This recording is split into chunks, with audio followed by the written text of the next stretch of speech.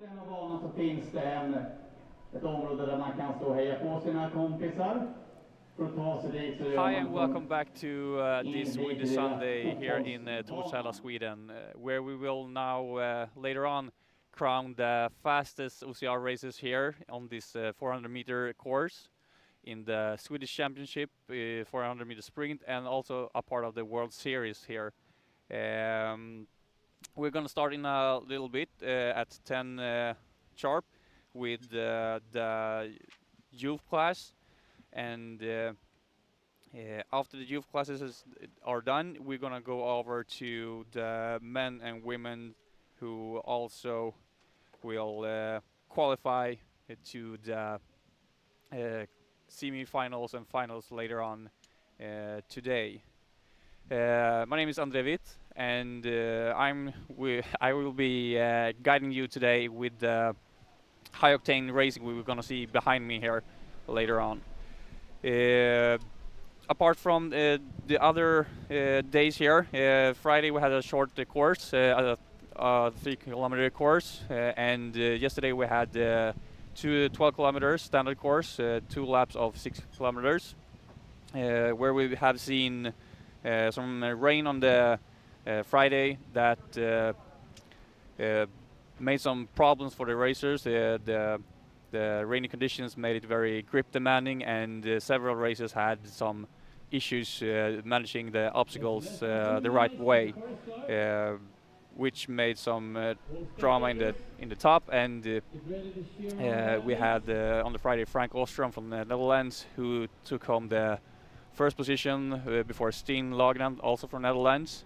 Apart from yesterday, where it was the opposite, where Steen Lagran came up on top before Jesper Drecher from Jonas Drecher from Denmark, and Frank Ostrom in third because of a penalty round that day. It's almost time to go for the boys in the 14 to 15 year class, where we will see Simon Ringdell, Cesar Schilman, Thomas Farshaw, and Vladimir Wolf. So we have Sweden, Denmark, and the Czech in the first round here. You can see them at the orange starting gate there, getting ready. So this course now is about 400 meters. It's all out from the start. It's going to be explosive and high octane racing here. We're going to see there is no room for error, and all the athletes must manage the course perfectly to get a good position at the finish line. There's a lot of upper body obstacles here now, and it's a really fast course this year. Eskilstuna Athletics Association has made some changes to this course from last year, and in my opinion it's a little bit more flow in the course. Well, the guys are off, and we see Cesar Schilman from Sportsklubb Vallentuna taking first here, with Thomas behind him and Vladimir Wolf in third here. Looks like Cesar is just about a little more, about a second before everyone else here, but the guys from Denmark and Czech are not leaving him behind.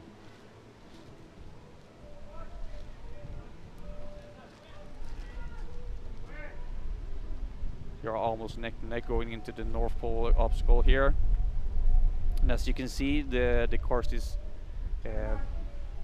very upper body demanding here, and as soon as the athlete lands on the ground, they're gonna go at it at 110% again running.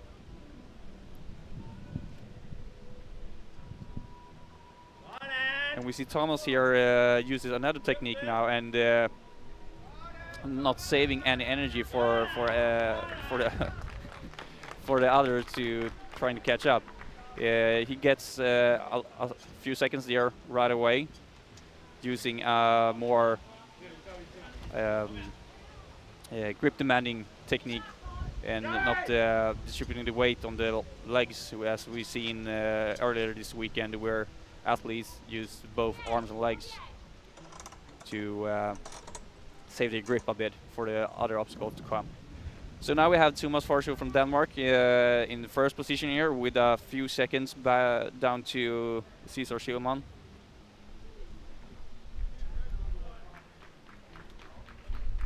And Cesar also has a few seconds back to Vladimir Bol from the Czech Republic.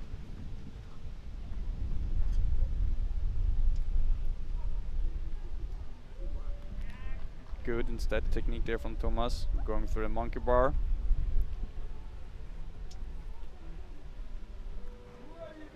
And this Weaver obstacle here is an obstacle that could take a lot of time for the athletes to finish, as it is a very physical, demanding obstacle. But it seems that Thomas manages it fine. It still has the same lead back to Cesar. Maybe even got a little more ground between them. And here he's going at the last line here before the finish line. So he's got 2 obstacles left now. The last multi-rig and then the ramp after this one. He pulls through steady here, trying to keep his feet up, not to make any easy errors here. Swings over easy. Solid run so far for Thomas Forshaw from Denmark, and I'm pretty sure now that he will take the win here in his class. He just has their about 50-meter run left up to the finish line here.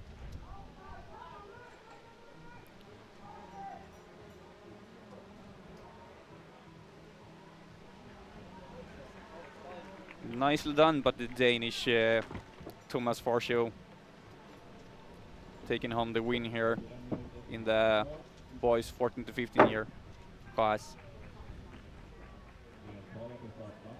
So here's Cesar Schillmann from Sportsklubb Vallentuna in the blue vest, heading up to the finish line.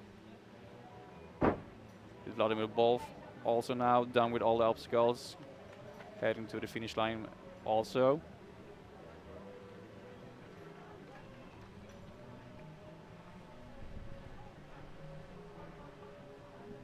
So this was a pretty short class. These are the only 3 guys showing up to this year's event. In a minute we will see the same class but girls going at it at the course. Not so much drama in this heat, as Thomas took lead and charge from the last obstacles on the first lane. Here we can see how he uses the upper body much more than the other guys, and in that way he got a few seconds where which he could contain the rest of the heat here, making a pretty easy win for him. Good job by Thomas Forshaw.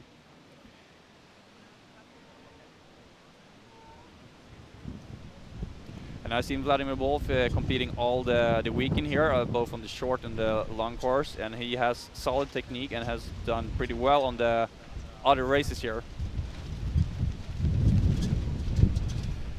Now at the starting gate we should see Anna Erlandsson from Sweden, Tyra Petersen from Sweden, and Maja Englund from Sweden, all competing in the female 14 to 15 year class here.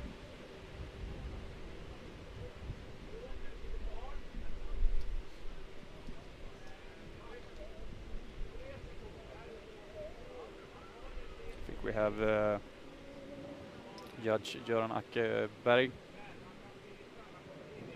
clarifying some things for the girls here.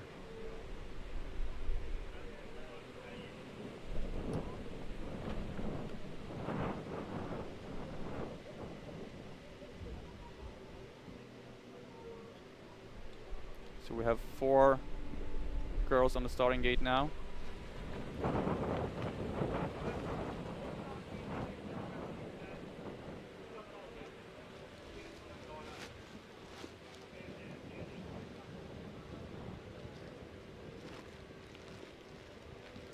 They're supposed to start in just a minute.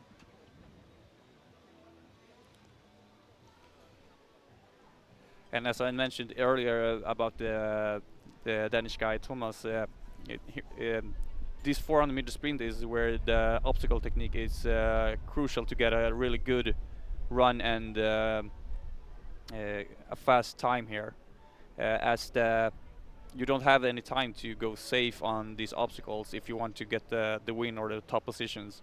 You really need to use the faster techniques that are more energy craving and grip demanding to get this kind of lead that Thomas had. So we'll see how the girls will manage this.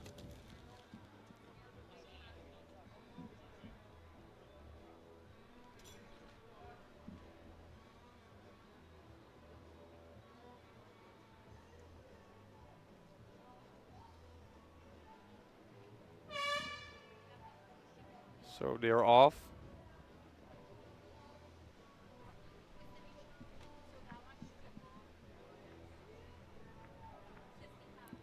And it looks like we have Maja Unglund from Team Kroppslabbet Lidköping, Sweden, in first here with the number 2 on her chest, with the Tira Petersen in second, and Anna Ellensson and the girl from Eskilstuna here neck to neck.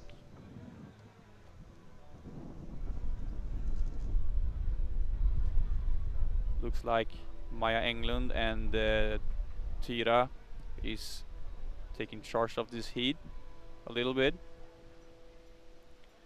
Maja still in first, but with Tira is really chasing her. Maybe we'll see some other techniques here as well as in the first heat with the boys. If we do, we will have some changes here in the positions for sure.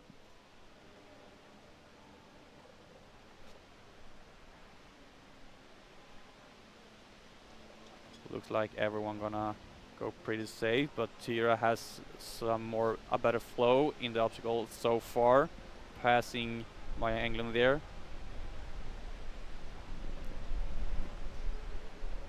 But it's better to go safe than sorry.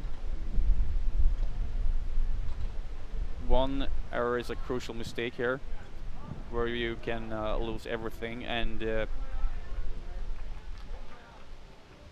not nice for anybody. So Tira Petersen now in first, runs over the balance board here, going into the second lane with Maja Englund about a second behind her. We'll see if they try to jump this. We have Maja Englund jumps over, passing Tira Petersen.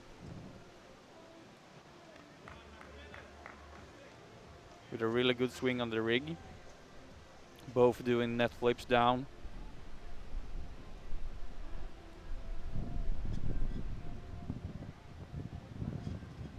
Still Maja Englund now in the first place. Tira Petersen made a little mistake with going in the wrong lane here.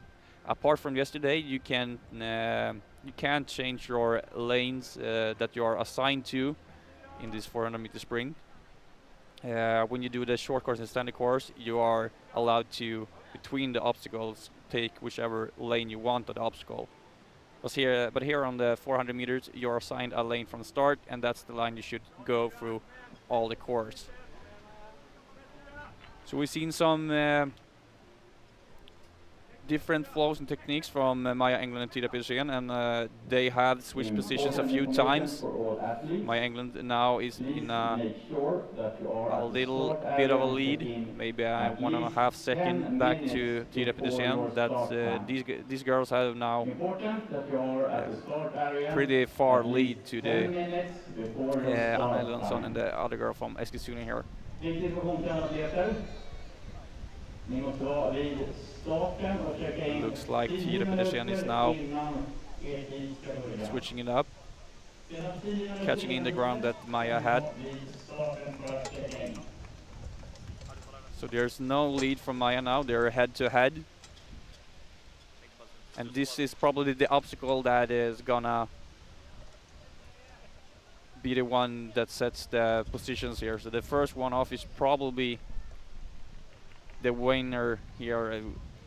So if Maya just don't slips on the ramp, I think this is the positions that we will see in the finish line in a short period of time here. Tira Petersen has a better flow though, and does the ramp really quick, and she will be the winner in the female 14 to 15-year-old class here.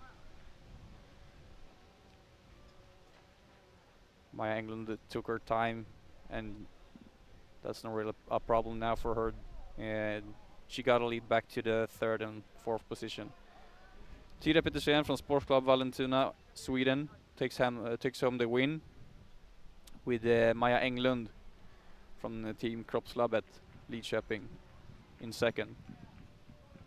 We still has Anna Elensson and I'm sorry, the other girl here from Eskilstuna also.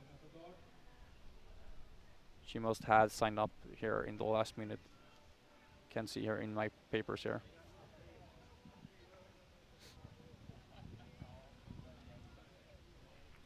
So we see her at the start. They keep together pretty well, but on the last obstacle on the first lane here, the North Pole obstacle,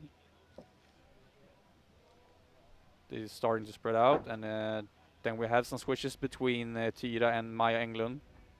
We are fought here on the last rig that Maya Englund could keep it, but Tira Petersen made a really good, strong finish there on this this heat, and managed to pass Maya on the last ramp, holding that lead to the finish line.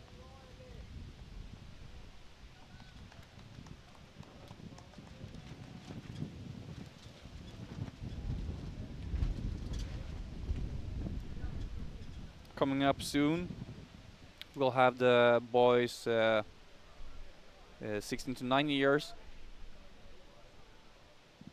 so the late teens here, where we can see Folke Eriksson from Eskilstuna, Sweden, Nils Zetterberg from Lidköping, Sweden, Ludvig Stensson from Vallentuna, Sweden, and Alex Elansson from Gripen OCR, Sweden. Here we have Anna Erlandsson also in over the finish line. So from the left there you can see Nils Zetterberg, Folke Eriksson in the blue shirt, Alex Erlandsson in the white shirt, and should be Ludvig Stensson in the light blue one on the right.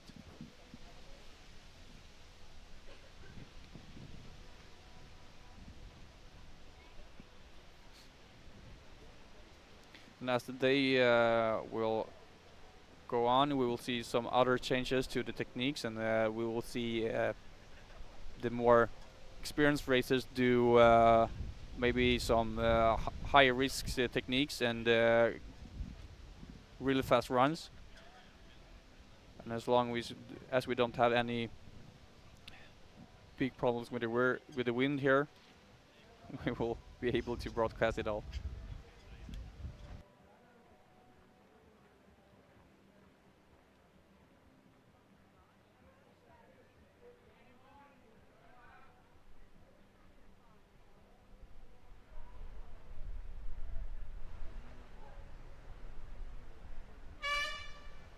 So there's the guy. They're off now. A really explosive start here for Folke Eriksson and Alex Erlandsson, where Alex is first up and down the first net, almost going too fast into the Roman rings here. This is a jump technique to pass through the rings faster. getting a little grip of the lead here with Folke Eriksson right behind him.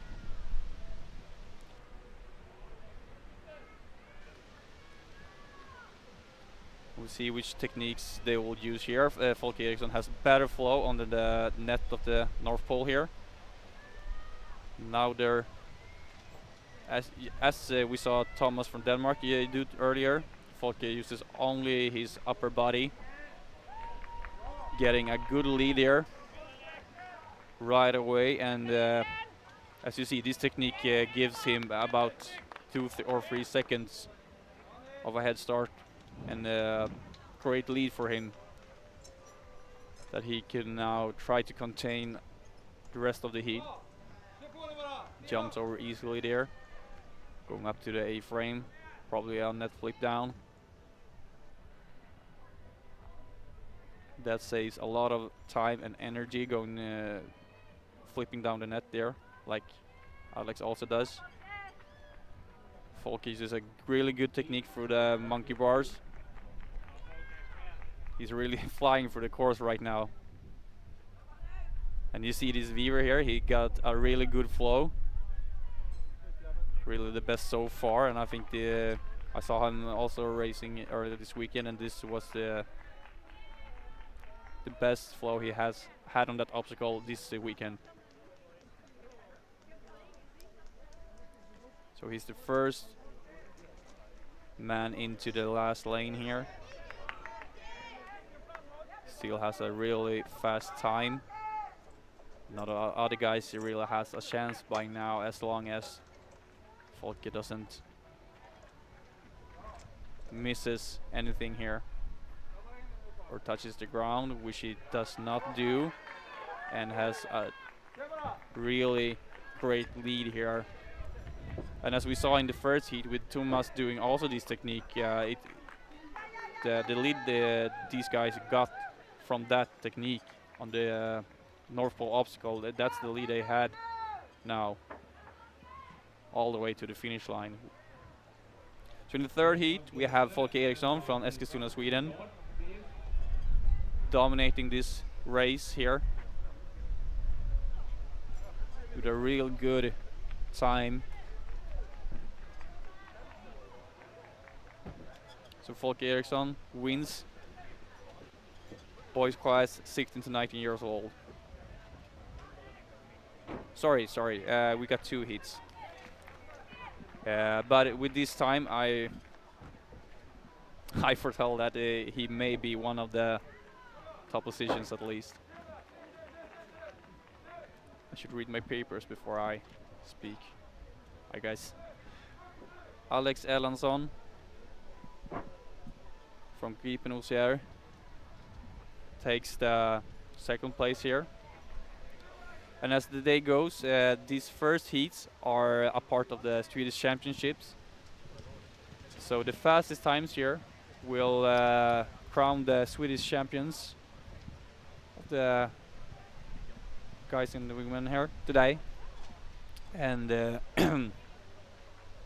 World Series will continue with the total of all the heats we will see later on.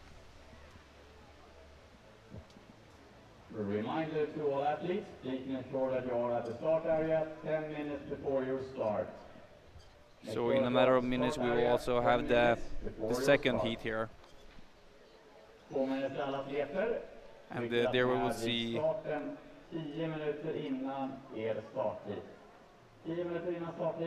2nd, the other guys going at it, and the fastest time in the total here will be the winners, where Folke did a really solid run, a really fast run, and I think he may be the fastest guy in this class.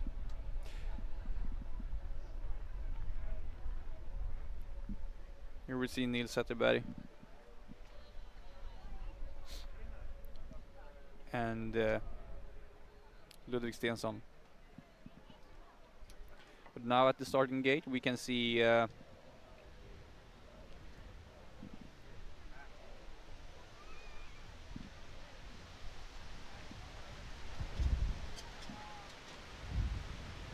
we will have Ella Jakobsson, Alex Engdahl, Daisy Thompson, Adam Toft Pedersen. Here it's a mixed heat, as we maybe don't have any. We have just 2 girls in this class. That's why we're mixing it up.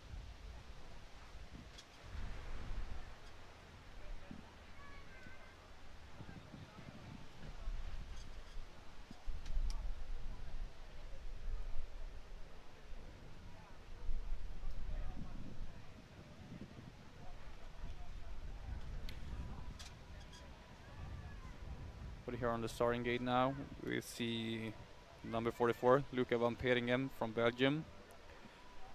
We see number 45, Hannes van Holbusch, also from Belgium. And number 31, Gustav Gesse from Denmark, on the right side.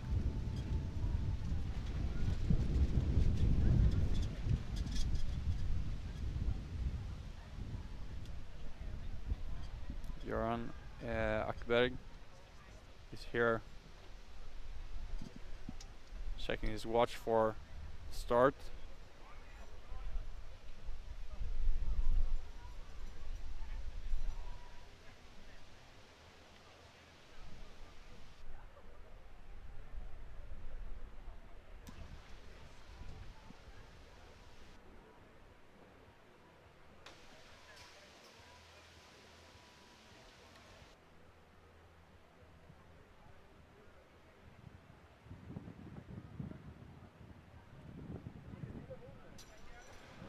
So it's just a matter of seconds now before these guys will go at it.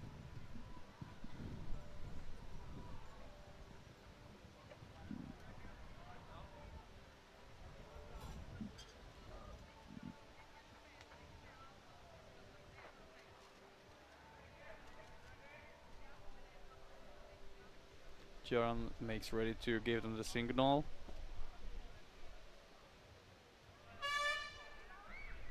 And these guys also goes out the gate blasting. And I guess it's Gustav Gesse there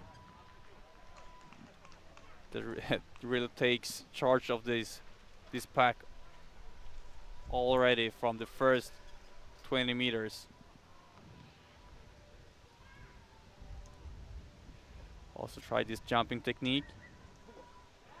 Does it very well and has a confident lead now right away.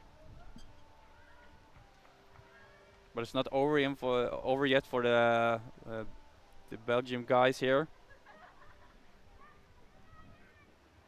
If they manage the North Pole obstacle here in a good way, they can take back the lead that Gustav has, and a bit more. Could switch it up, but Gustav uses almost the same technique as we see in Folke and Thomas do. So he manages to keep the Belgian guys behind still. Still in a pretty confident lead, but no room for errors here. Gustav swings and jumps over there quite easy, making his way through the A-frame, flipping down net with I think it is Hannes van Holbusch we saw in the Belgian shirt. Hannes jumps into the monkey bar trying to catch up Gustav here. Gustav has already done half the weaver, but Hannes is switching it up, trying to catch up. And I think he has a better flow than Gustav. Maybe takes in a little bit of ground there. Gustav still in the lead, but he has now he has to focus really hard now not to let Hannes catch up all the way.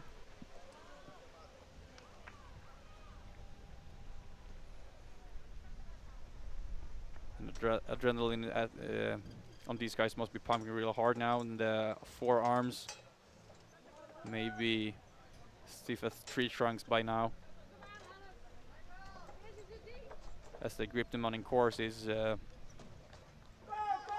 really hard to manage in these fast times as these guys are going at it. Gustav has the lead still and will be able to keep Hannes behind him. Gustav Gesse from Denmark is the first guy in this heat up the last 20 meters. And there we have Gustav Gesse from Denmark in over the finish line here.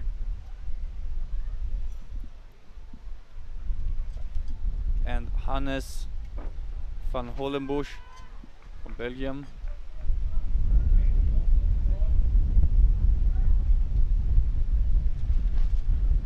Really solid runs from these guys, and times here could compete with Alex Erlandsson and maybe also Folke Eriksson, but I think still Folke Eriksson in the last heat had a little better run, a little faster run.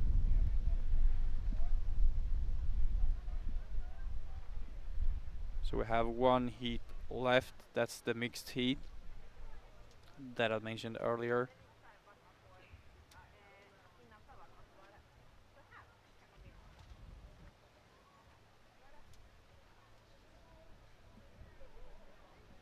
But these guys made a very solid run here.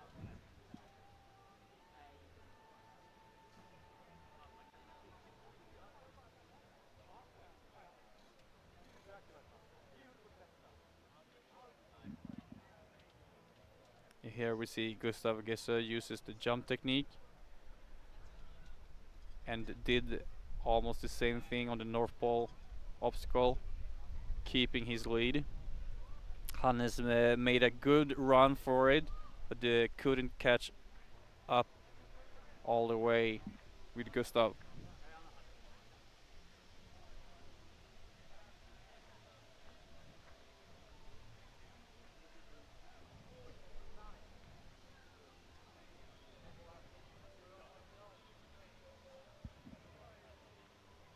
So here we have Gustav Gesse, Hannes van Hollenbusch from Belgium, and also Luca van Petegem from Belgium. Now on the starting gate we can see in the screen here on the left we have Ella Jakobsson. In the middle we have Adam Toft Pedersen from Denmark, and on the right it's Alex Rengdell. So this is a mixed heat with the two last guys for the boys 16 to 19 years old, and Ella may be competing by herself in the female 16 to 19 years old class.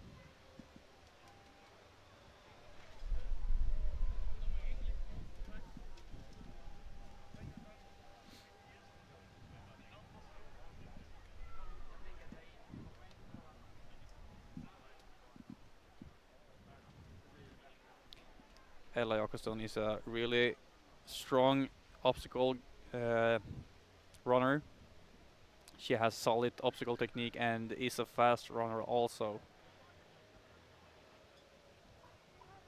And in other events she competes with all the big names that we had here yesterday, and they will also compete today.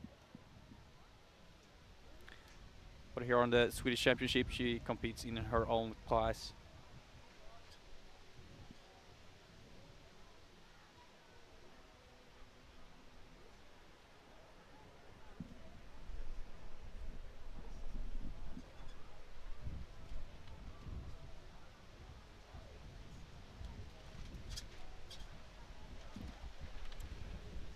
So after these first heats, we will be able to crown the Swedish champions, and the World Series continues with the semifinals and finals in the classes that has more runners.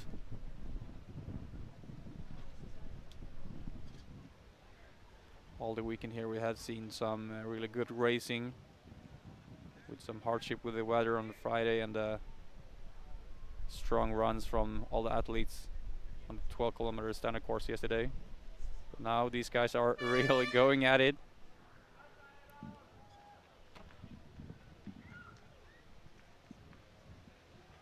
So we have Adam Toft Pedersen from Denmark taking charge there right away, followed by Ella Jakobsson and Alex Ringdal.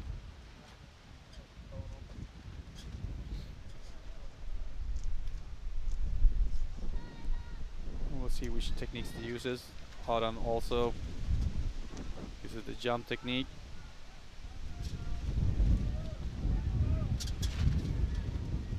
We're getting pretty much problem here with the wind though. So I hope we will be able to live send it all for everyone looking at from their homes. They're not able to join us here. A little mistake from Alex Ringdal. Needs to start over. But Adam from Denmark has a solid run on this obstacle. Struggling a little bit with the upper body technique there. But still has the lead and has taken maybe a second or two more. Swings over.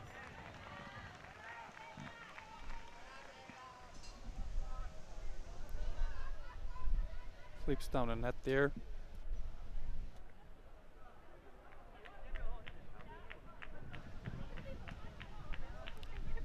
On the back of the screen we can see Ella and Alex going into the first multi-rig on that lane with Adam Toft Pedersen making his way through the Weaver. Last obstacle on the second lane.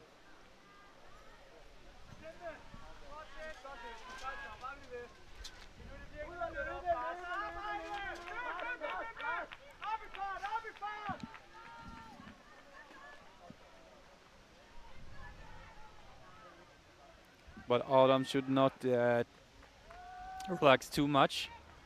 If he manages a really good time, he will have a better position later on this day.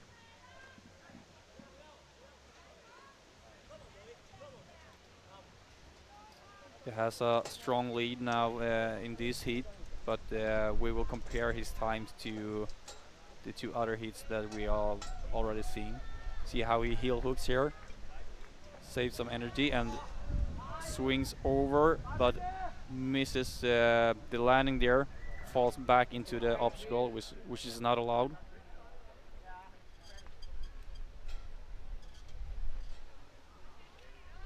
Looked like he had a real good technique there, but came a little short there and fell backwards. Now makes it a more safe technique there and still has the lead. Going up the ramp. And then the last 20-30 meters to the finish line here.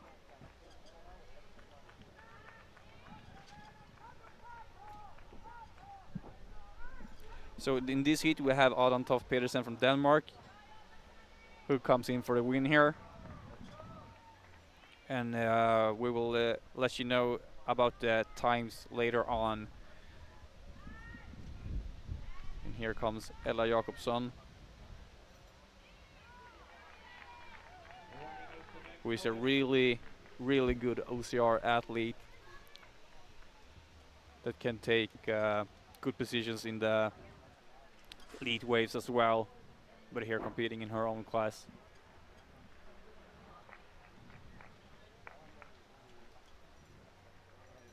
And Alex Ringdal from Eskilstuna, Sweden here. And that sums up this heat here with Adam Toft Pedersen from Løberen, Denmark, in for the win,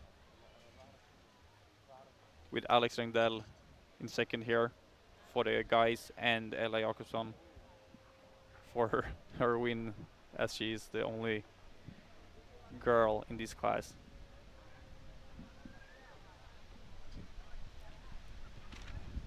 We will shortly continue this day with I'm gonna check in my papers. The men, the elite men here, where we have 8 heats for the men, and then followed by, I think it's 5 heats for the women.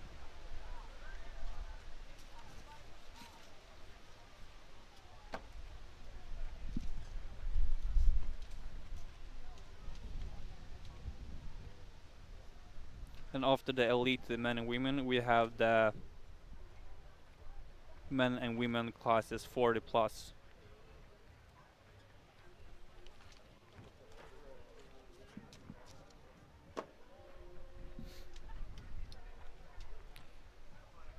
So for the World Series here, we will have some semifinals and finals later on today, after the first results. But for the Swedish Championship, these first heats and the fastest times there will crown the Swedish Championship.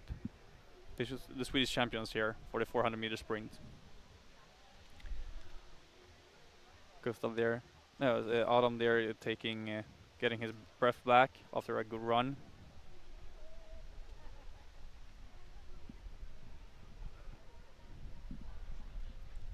So in the first heat we have 2 runners.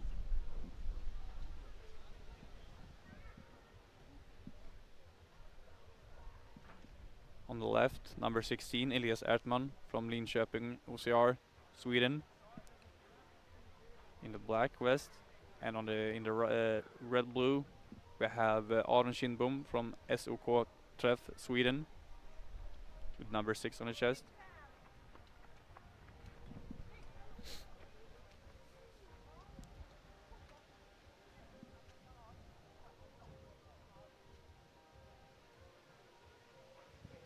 So in this elite way, so I think we're gonna see real fast times now, and more different techniques going through the obstacles here.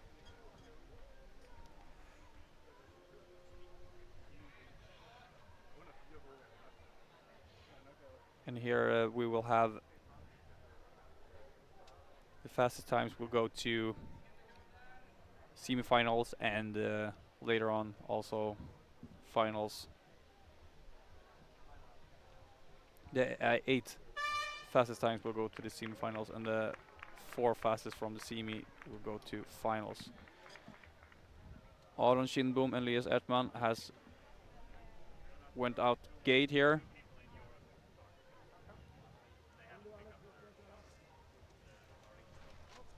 They're head to head right now. Elias Ertman jumps into the Roman rings here and uses the jump technique and get a little bit of ground back to Aron Kindbom, who also uses the jump technique on the last ring there to try to chase back Elias Ertman here.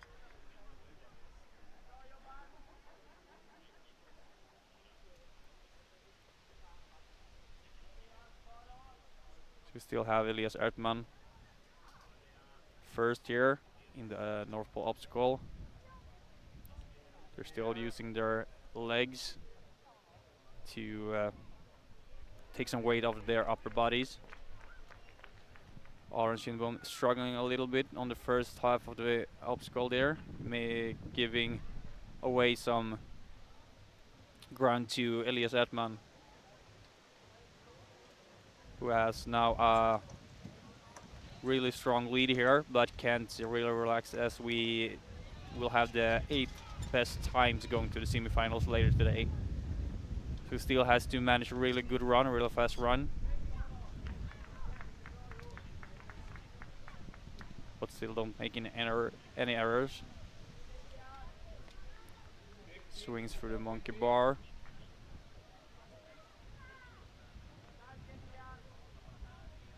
Jumps out of it and flies into the weaver here.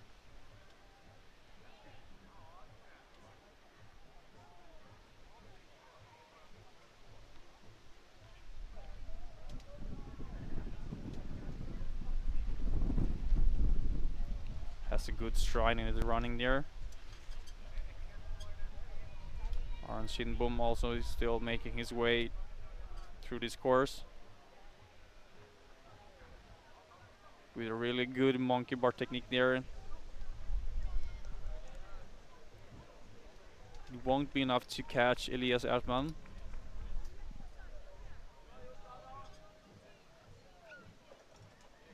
As Elias Ertman's lead is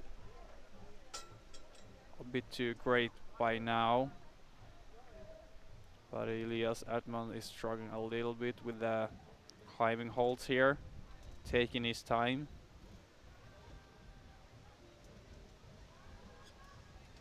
Makes it over the obstacle safely. Has only the ramp left. 10 minutes before your start.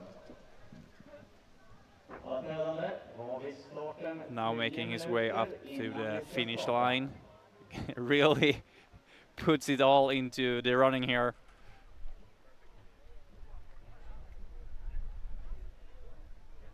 Putting everything he got into it and managed a really strong finish here for Elias Ertman from Linköping, Sweden.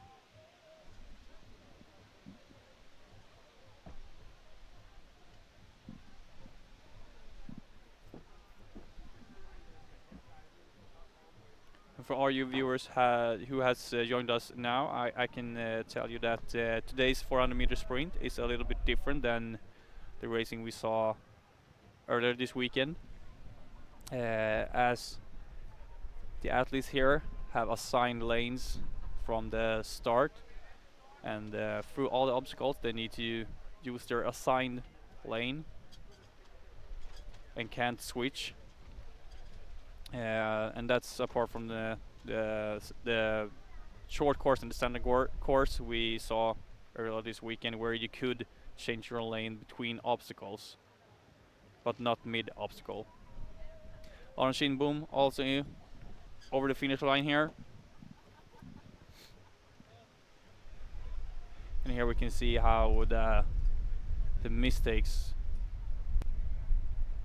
are costing them much time and also energy. And Aron didn't really manage to catch up to Elias Ertman here,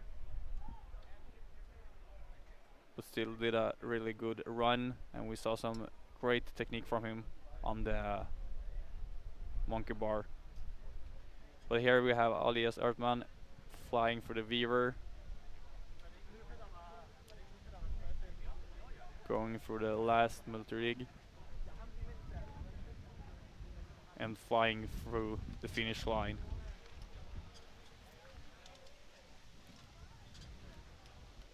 And we're starting to see a bit of a weather change now. The sun is coming out. We have more people joining us here. That will probably stay here the rest of the day, cheering everyone on.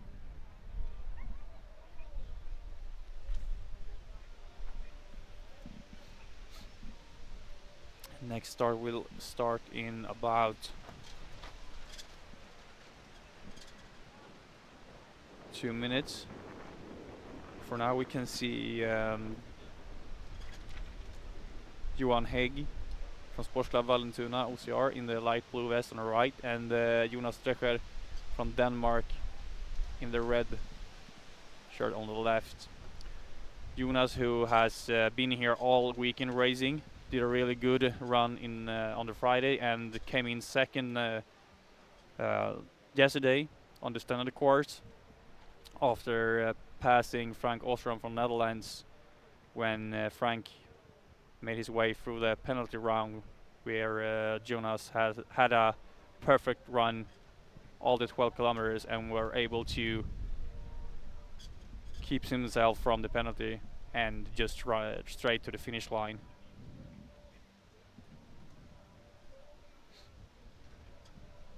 And even though the penalty runs yesterday were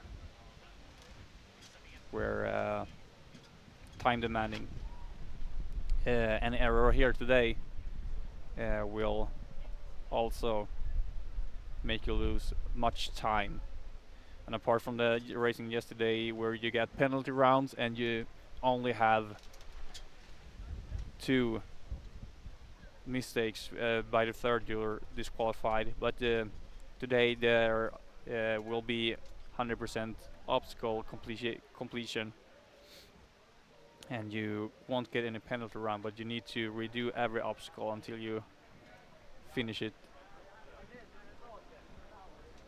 So Jonas Strecher on the left and Johan Hägg on the right here.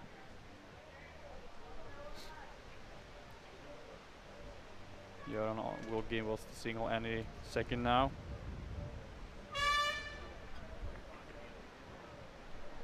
And we see Jonas is really focusing on giving a good time. Blasting through the starting gate there, and is already in a strong lead, flipping down the first net.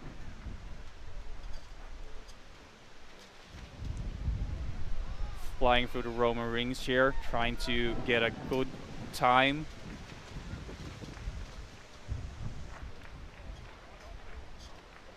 And he used a technique on the Roman rings that he almost jumped everyone.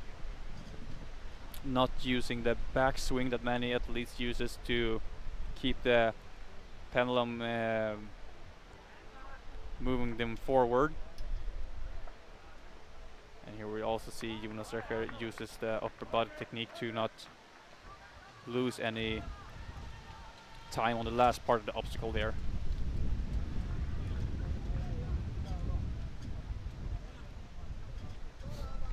Getting some great distance now between Jonas Strecher from Denmark and Johan Hägg from Sportclub Vallentuna. And I should say that Jonas Strecher is one of the top athletes internationally, who has made good positions in the European Championships.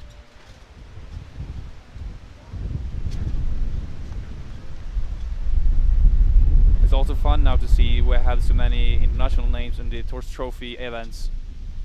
There are more and more internationally good athletes coming here every year. Jonas Strecher flies through the Weaver easy. Has a fast pace in the running here. And he will probably, as long as he don't make any mistake now, have a really good time.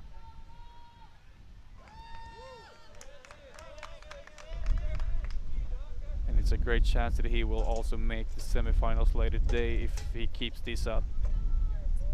Just at the heel hook to ease off the grip there a bit. Swings over.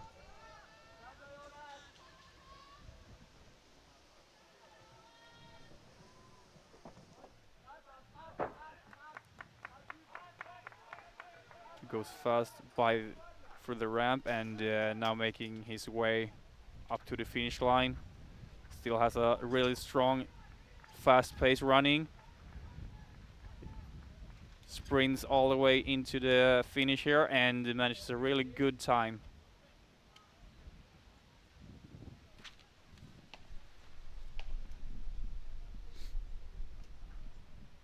Impressive run there by Jonas Strecher from Denmark.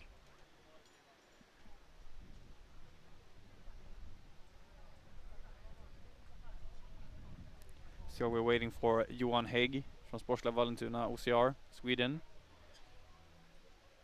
who's now done by the second lane. We're going to the last obstacles here.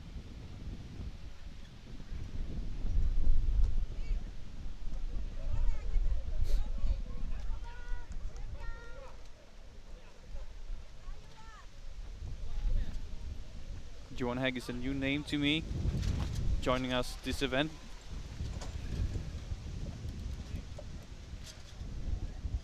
He still manages a pretty good run here, but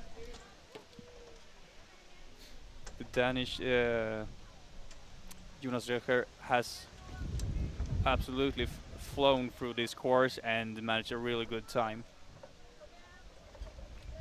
Johan Hägg has some trouble here.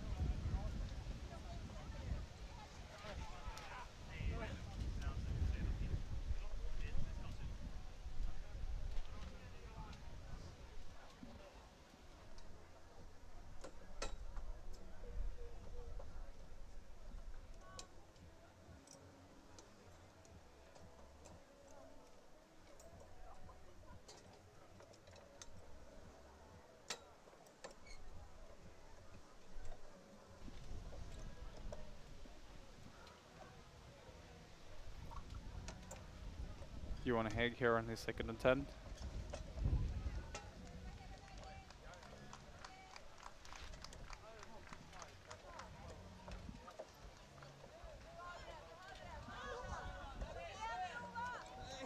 Yeah, he really struggles here, but as these cores are really grip demanding and upper body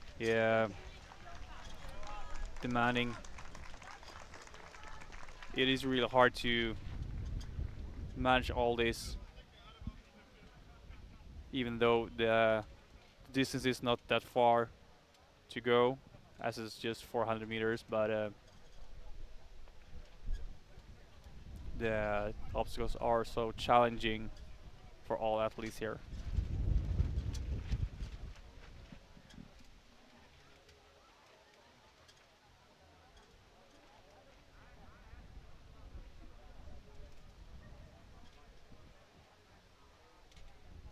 And here we see Jonas Drecher from Denmark in his great lead. A strong finish there. Coming up next, we should have the men heat 3 with Tobias Jäger, Dylan van Onsem from Belgium. Fredrik Stenbeck is injured, I think. He will not be joining us today, and Daniel Ekström from Erla.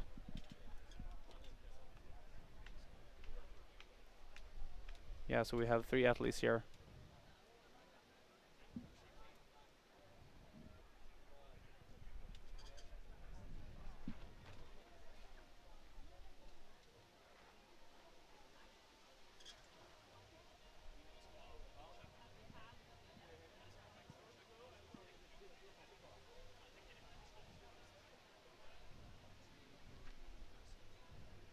Looks like we have a stand-in for Fredrik Stenbeck here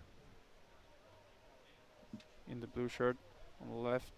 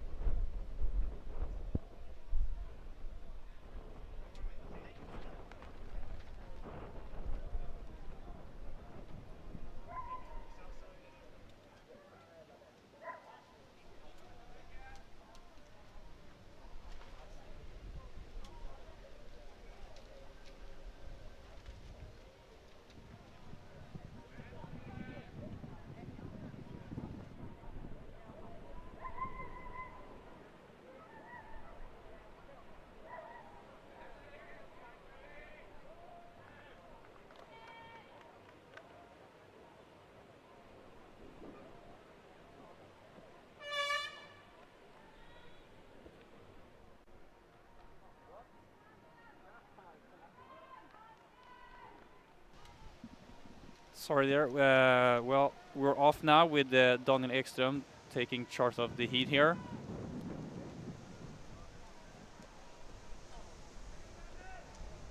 He jumps into the Roman rings.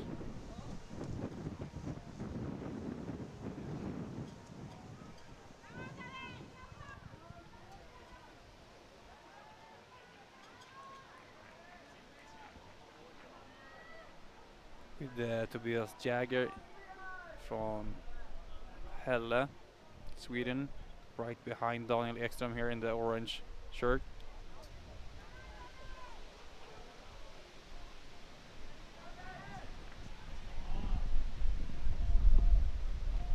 Daniel Ekström in the orange still in the lead now, but with Tobias Jäger now taking charge, managing to finish it up faster than Daniel Ekström. Get a little bit of a distance back to the other guys.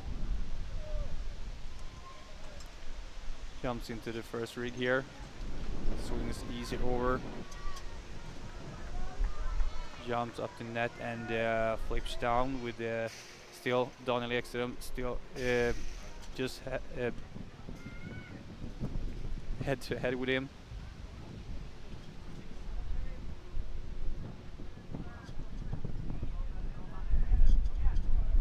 Here we see Tobias Jäger uses a different, safer technique than Daniel Ekström, who then managed to catch up a little bit. They're head to head here in the Weaver with Daniel Ekström now switching it up and goes out of the Weaver just past Tobias, who still manages to take back the lead from Daniel Ekström there.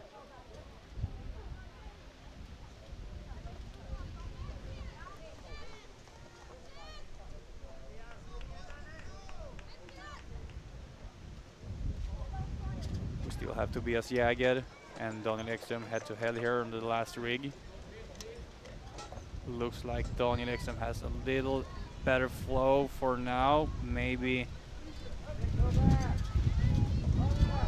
yeah, gets out of the last rig a little bit faster. And it's, yeah, it's not a matter of seconds, but it's enough to keep Tobias Jäger behind Daniel Ekström. Really punches it through the finish line here and ends up in a really good time with Tobias Jäger here in second.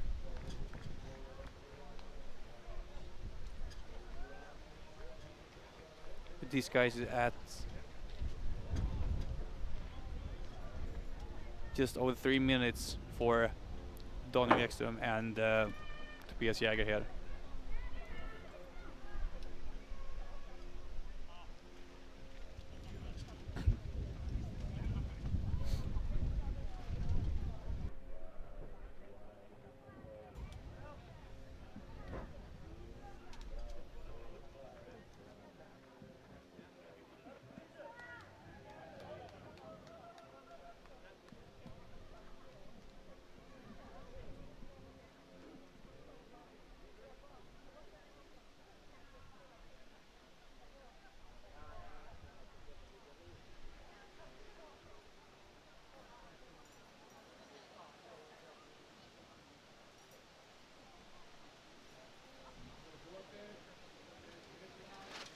So now we have all the guys from the third hit over the finish line, where Daniel Ekström from Erla, Sweden, got the heat win, and Tobias Jäger here in the second.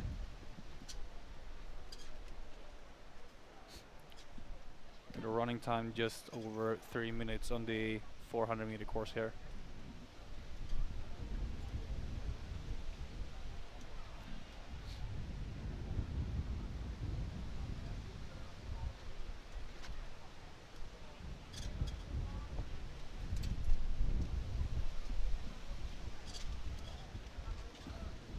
Starting to get some trouble here with the wind at the finish line here, but here we can see how Tobias Jäger is managing to push through and pass Daniel Ekström, and these guys changed up the top position here a few times before Daniel Ekström finally took the win.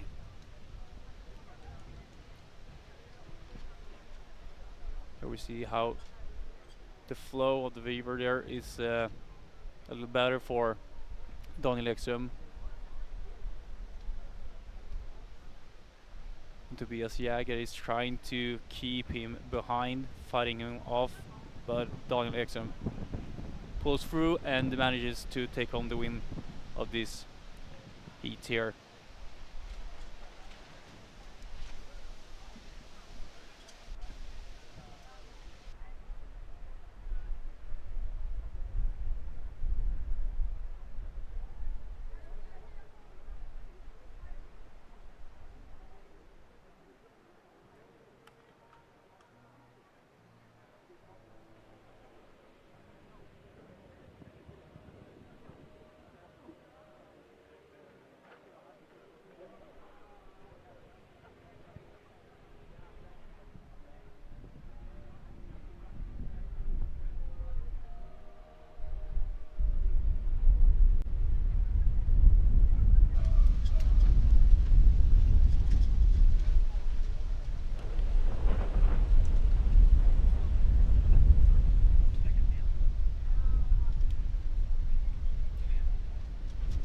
It's just about a minute to the next start here now, where we will see Alvaro Puerma Martinez from Spain, Ruben Garcia Gomez from Spain, Pavel Yashov from Poland, and I'm sorry if I pronounce this the wrong way, Przemysław Mikulovic from Poland.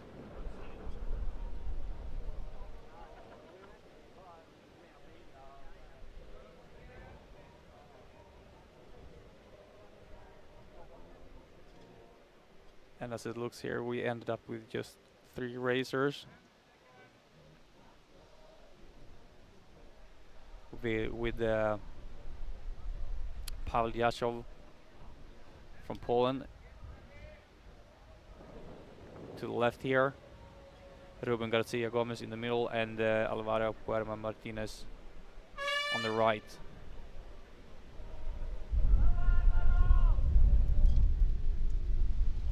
Looks like Martinez is taking charge of this heat now. He jumps up the net.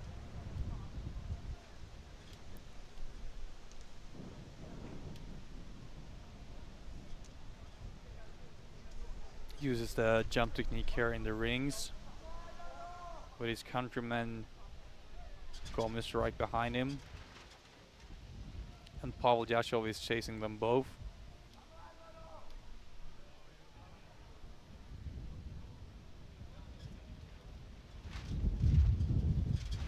Looks like Pavel there is catching up Gomez.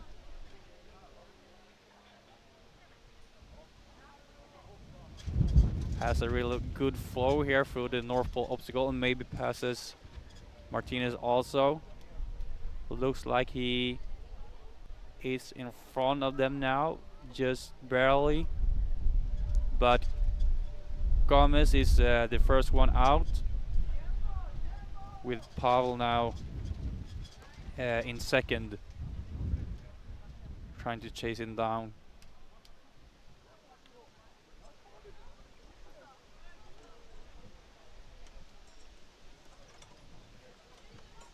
So Pavel here jumps through and passes Gomez on the first rig there. Goes up the A-frame, flips down the net. Now is Martinez closing the distance to Pavel and Ruben here.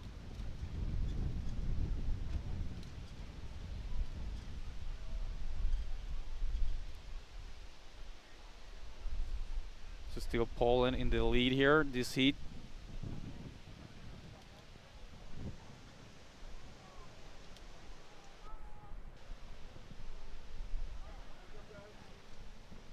He's first off the Weaver also, still with Gomez chasing him.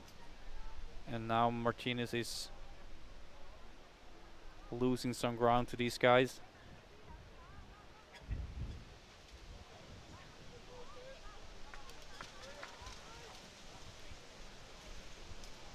Looks like Gomez is trying to catch up now. He has closed the distance a bit, but so far it has looked like Pavel Yashov has a better obstacle technique and a better flow so far, but Ruben Garcia is really challenging him, and he manages to pass Pavel Yashov there, who also made a small error that could make an opening for Martinez to come in second now. We will see later. But we will have Ruben Garcia Gomez from Spain coming in now for the win in the fourth heat.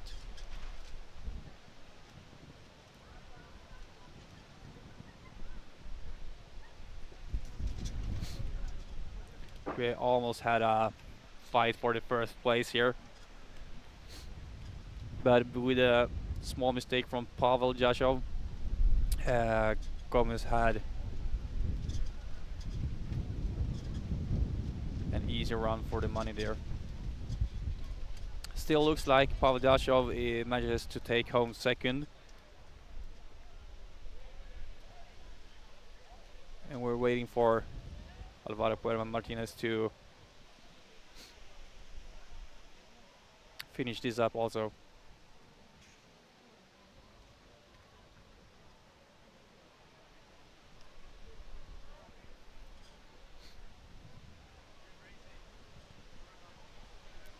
Pavel gets some congratulations here from Elias Ertman, who did a good run earlier this day.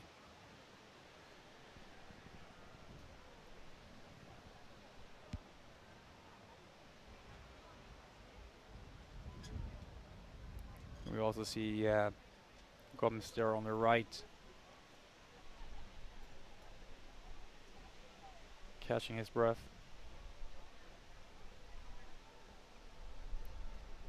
So right from the start, we had Martinez taking control through the first line here, but by the North Pole obstacle, Pavel Yashov really came through and passed Gomez.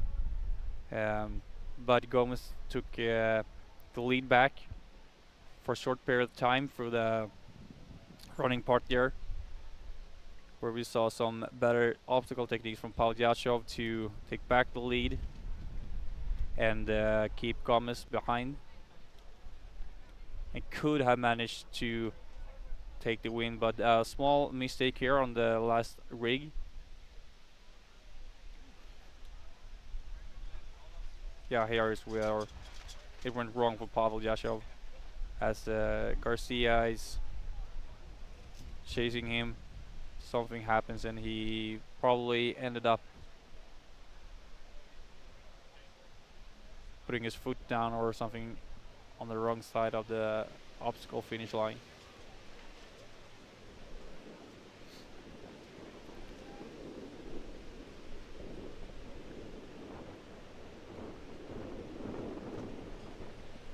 Next heat up,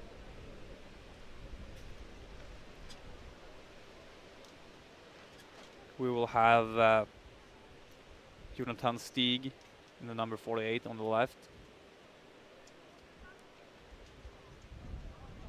Joel Åstrand from Finland, number 57 in the middle there, and number 47 Victor Johansson on the right.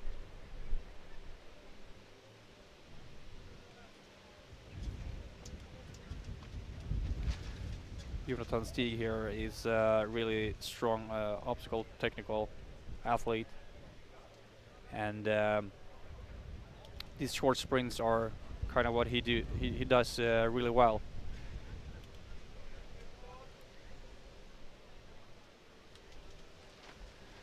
So we will see how the other guys keep up to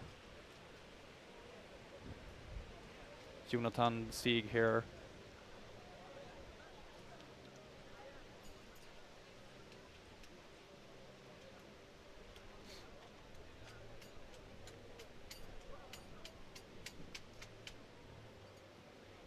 As these guys have been here all week, and their bodies are pretty sore by now, but if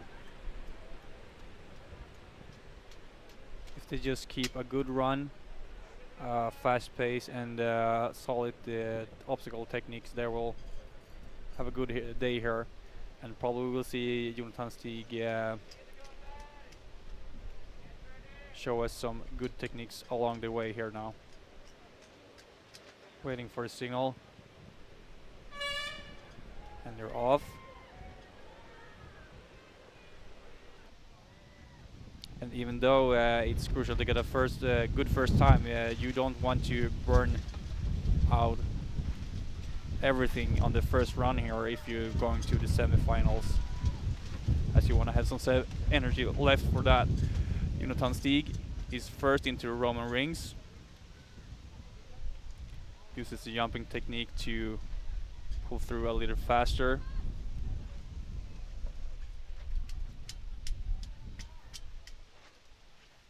Getting a lead back to the other guys here with Victor Johansson chasing him, and Joel Åstrand is right behind Victor there.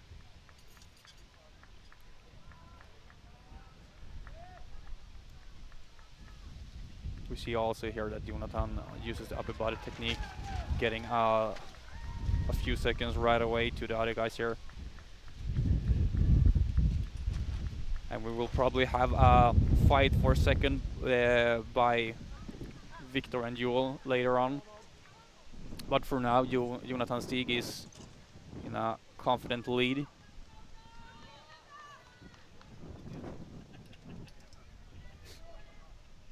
Flipping down the A-frame here.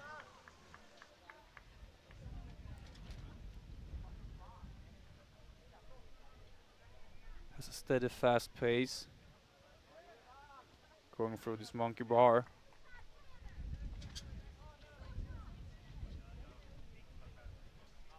Uses a good flow here. Goes fast but smoothly through the weaver.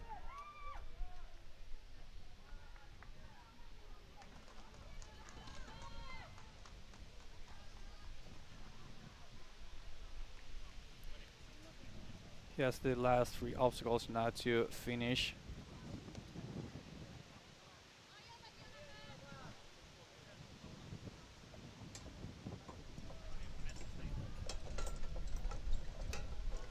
So the last rig here for Jonathan Stig. Swings through. Manages it safely, going up the ramp.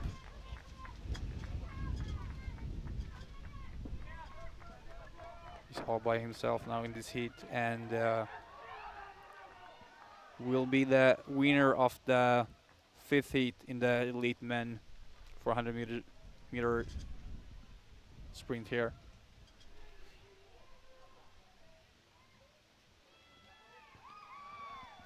Strong finish by Jonathan Stig. I will now try to look where we have Victor and Joel. Where it looks like we have Joel Åstrand trying to take back some distance from Victor Johansson, who is now done with the last rig there, going up the ramp, and will take second here in this heat.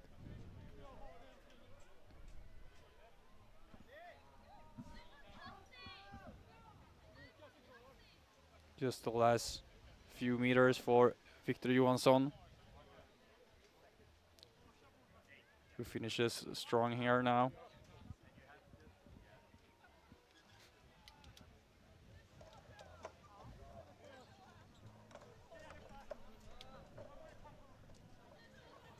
We have see Joel Åstrand clears the last rig, making his way up the ramp.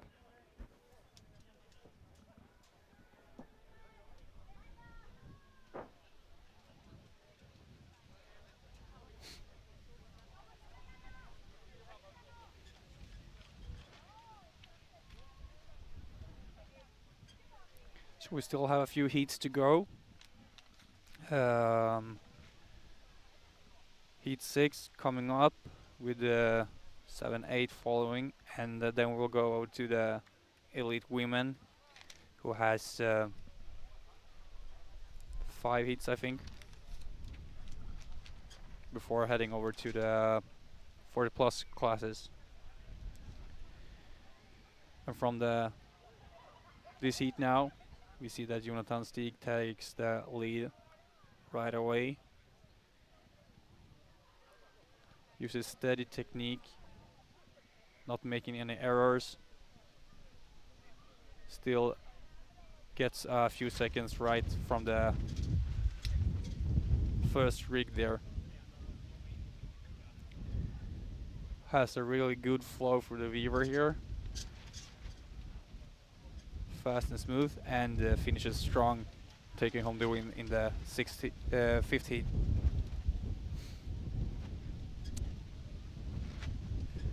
Followed by Victor Johansson and Joel Åstrand.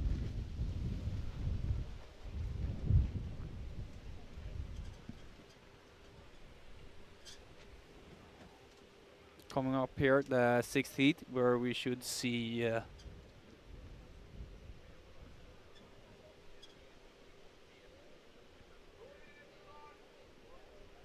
I have trouble seeing which numbers they are, but it should be Lucas Hagström in the 66, Kalle Eklund in the 59, and Jonas Alsson in number 60.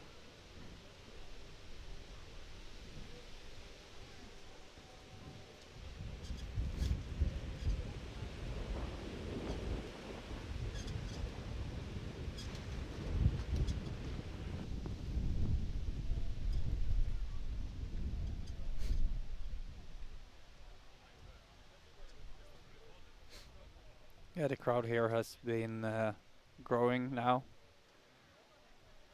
Starting to get a lot of people cheering these athletes on.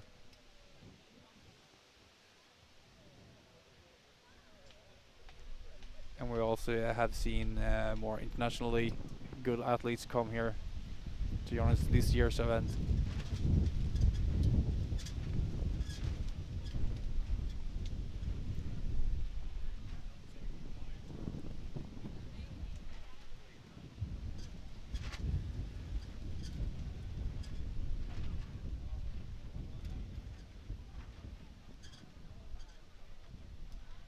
Should not be more than a minute now to the 6th start.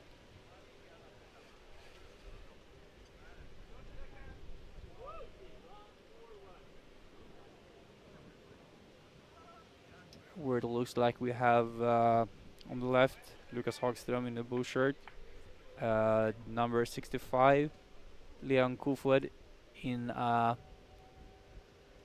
beige shirt, number 60 Jonas Alsson, and on the far right number 59 Kalle Eklund.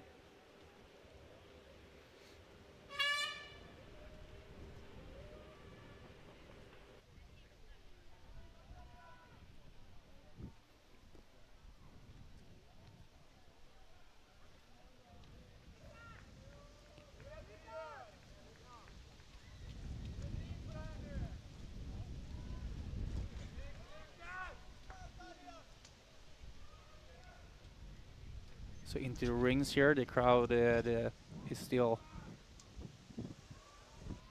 quite intact. We have Lucas Hagström taking the lead for now. Has a really strong start here for Lucas Hagström, who has home turf here on his home course. Uses the upper body technique and jumps really far, getting a lot of distance right away.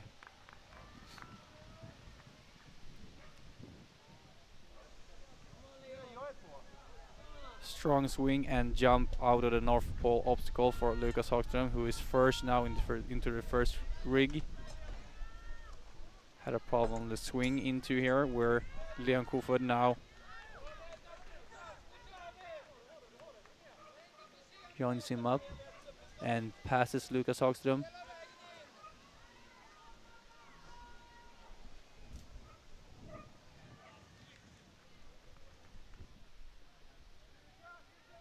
So now Leon and Lucas is head to head going down the monkey bar.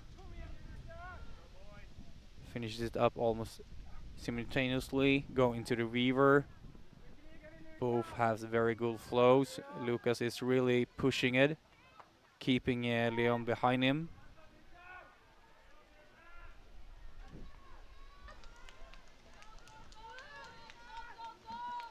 And now Leon manages to run past Lucas. Lucas hasn't given up yet. Still pushing it all to try to challenge Leon now for the money here. And they're really head to head with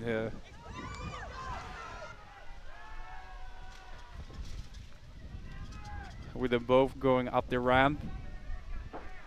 And now Lucas still manages to keep Leon behind for the run up to the finish line. Leon doesn't seem really to be able to catch this up, but Lucas has a really strong finish here and takes home the win for the 6th heat here.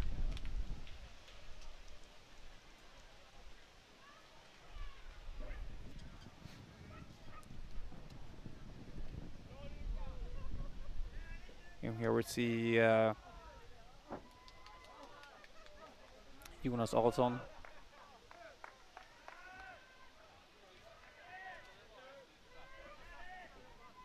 making his way up to the finish line, coming in for third here.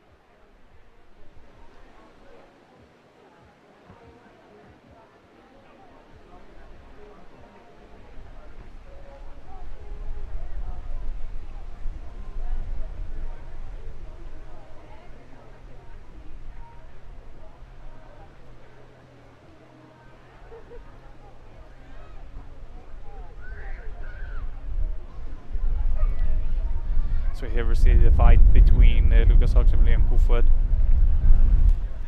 Lucas with the home turf here, and Leon who come all the way from Denmark, challenging Lucas here.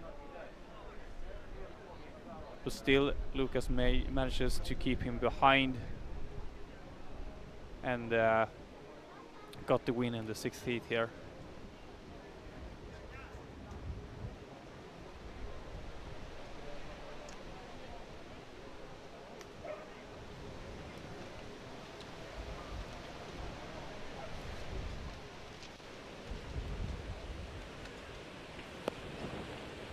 The 7th heat.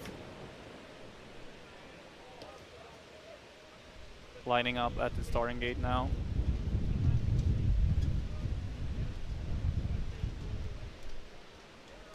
Getting some clarifications by the judges.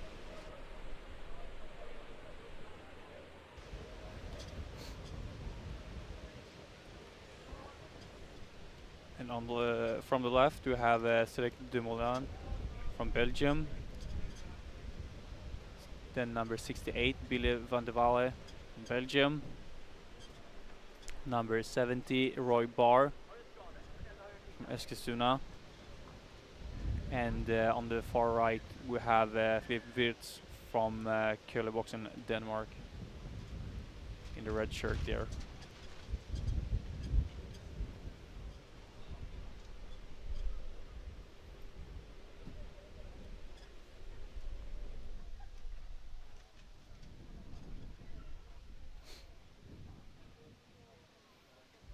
Johnny Ekström, who took the win in his heat, get some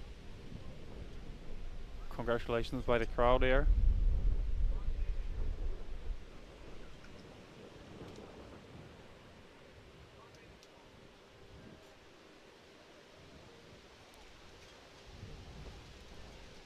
Less than a minute to start.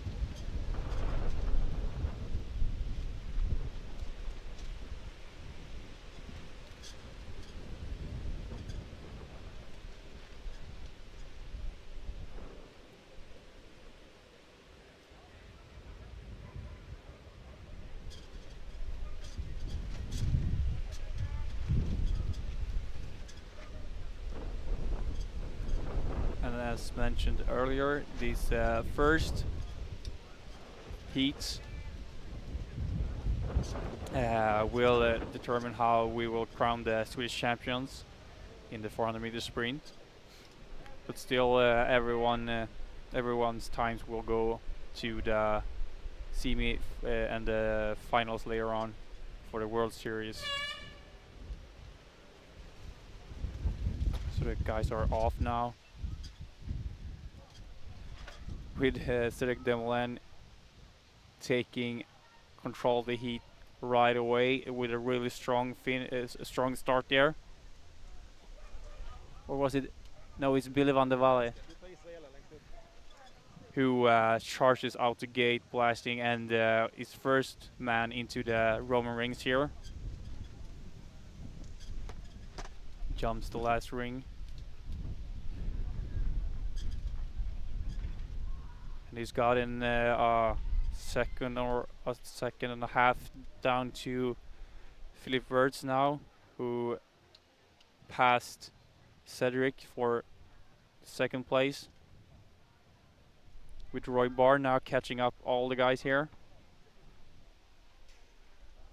Still Billy van der Walle is in the strong lead now.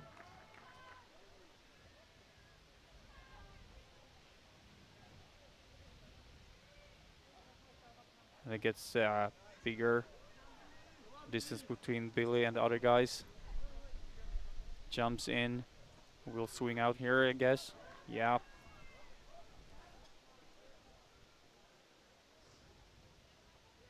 I wouldn't say that he lost some momentum in his runs, but he has maybe taken it down a notch not to make any mistakes when he sees he has a great lead to the other guys.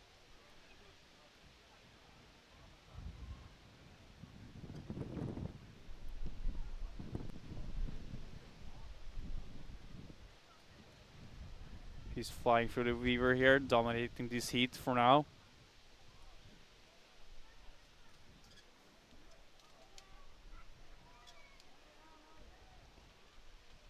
And we can see how the other guys is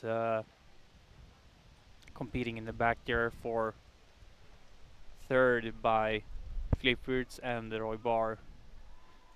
Now that Cedric Demoulin has already finished the monkey bar going to the Weaver.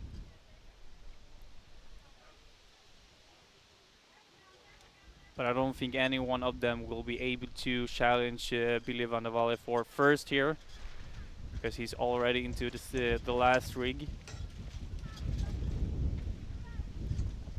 Uses the heel hook to save his grip. Uses figure 4 and makes a mistake there, trying to reach for the last grip. Still has time to take home the lead, but now maybe his time won't be able to make it for the semis. We'll see that later on. And now he tries to swing this way instead of using the heel hook. Uses the momentum. Passes over nicely. Yeah, as you saw, he had no problem completing that obstacle, but somehow he made an easy mistake on his first attempt. Now looking back, seeing everyone is still a bit behind.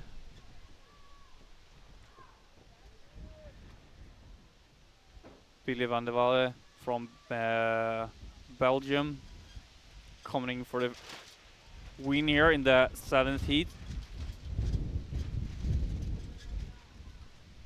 Makes his way up the little hill we have here before the finish line. And he's followed by his countryman Cedric Demoulin for second. And we could have a fight here somewhere between Philip Wirtz from Denmark and Roy Barr from Eskilstuna. Looks like we see Philip here finishing up the ramp. And Roy is still in the last rig.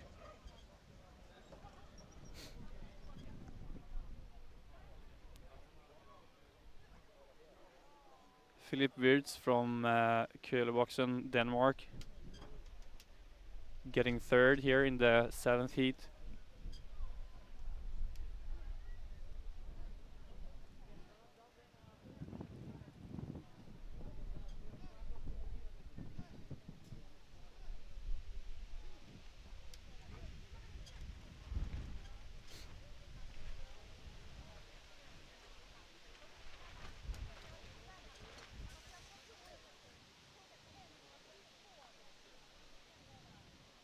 Here we see the second attempt for Roy. He tries to get through the last part of the multi-rig here.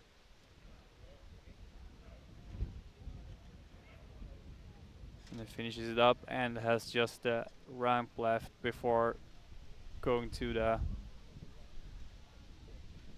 finish line here.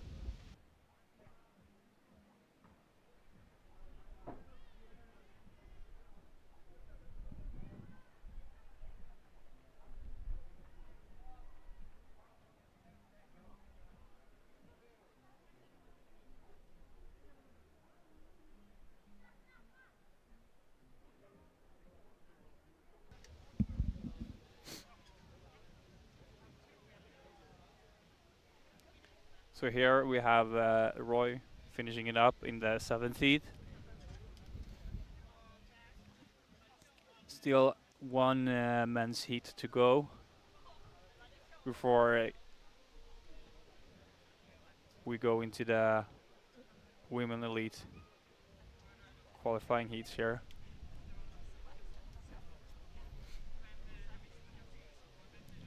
Here we see Billy van der Walle jumps in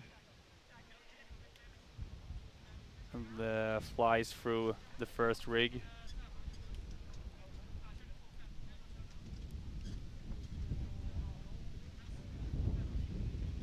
Here with Cedric Demoulin.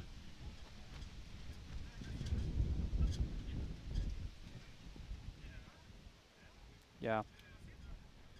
As you saw there, Billy van der Walle just barely misses the last grip on the rig and touches the ground, which makes him have to do the obstacle over again.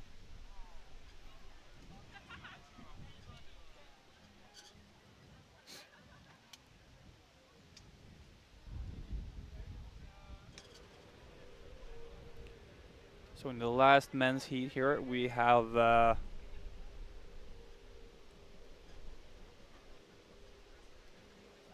on the right Magnus Rugnes. We have Fred Almen in the blue shirt, Andreas Marshall in the white-red striped shirt, and R.C. Joels from the Netherlands in the orange vest there. Looks like Andreas Marshall is taking the lead there with R.C. Joels following it up. And gets out the net a little faster than Andreas, passing him there. But Andreas Marshall is not letting him go and uses the jumping technique to pass him, to getting the first place once again. And we have now Andreas Marshall, R.C. Joels and Fred Almen up through the net here in the North Pole obstacle, where also Jules really has a good flow for now.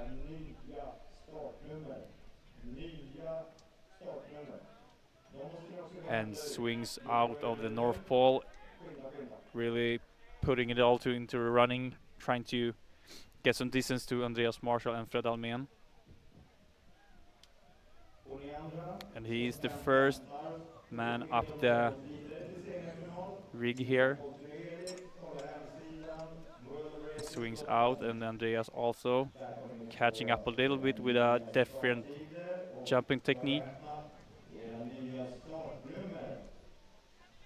He flips down, net.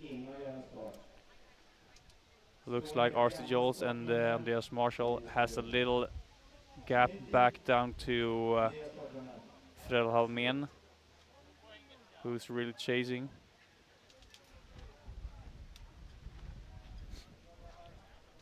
Okay, unfortunately, I need to take this in English as well.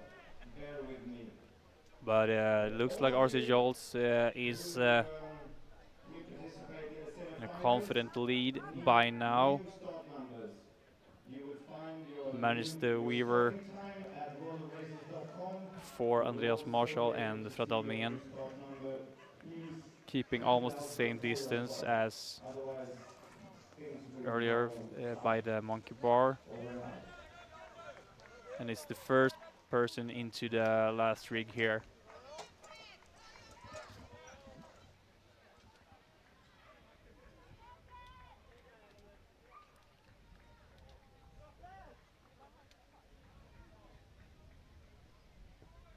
Uses bent arm to get by the climbing parts. He's the first person up the ramp here. Getting a bit of a distance back to Andreas Marshall and Fred Almen, who's now neck and neck up the ramp here. And Fred Almen manages it a little bit faster, but Andreas Marshall will not give in, and will try to charge sprint up. But it's not enough to get the win here from RC Jules, who is the first person in, and followed by Fred Almen, and in third, Andreas Marshall.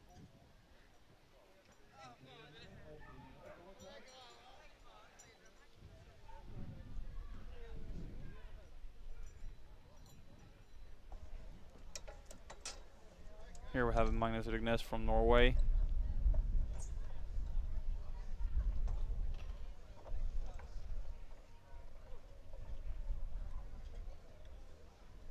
Going through the last part of the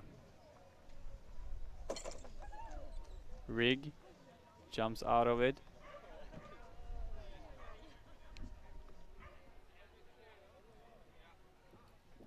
Makes his way up the ramp to get to the last 30-meter sprint up the hill here to the finish line.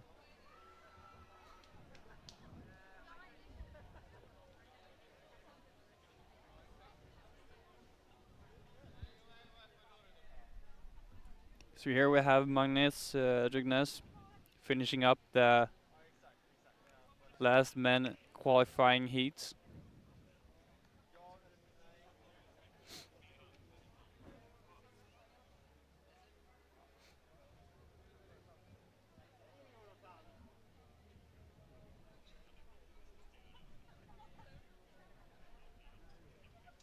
From the start here, we saw Andreas Marshall first taking the lead, with RC Jules right behind him, and in this first few obstacles we had Andreas Marshall keeping the guys behind him until RC Jules stepped it up, and with a really good flow through the last part of the North Pole, jumped out in first, and after that kept everyone behind him.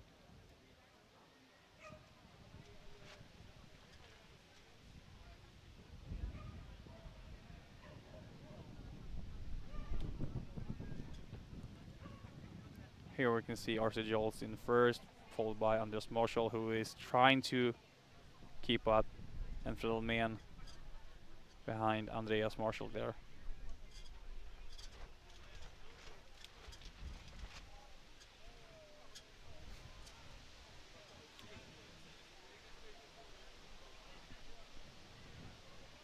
So to sum things up now, the elite men are now down with Arthur Joel taking home the win in the last qualifying heats for the men, followed by Fred Almen, then Andreas Marshall and Magnus Rugnes. So we will now go over to the women's qualifying heats. In the first heat here we will see Siri England on the left, Malin Dahlbeck, followed by Linnea Stensson in the light blue, and to the far right we have Katrina Holland Leveras from Norway.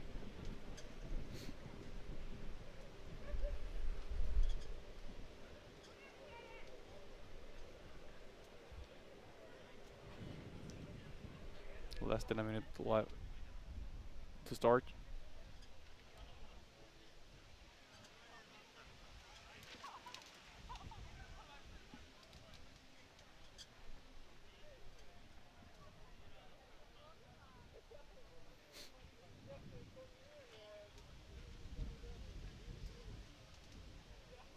Siri's jumping, trying to get her legs going.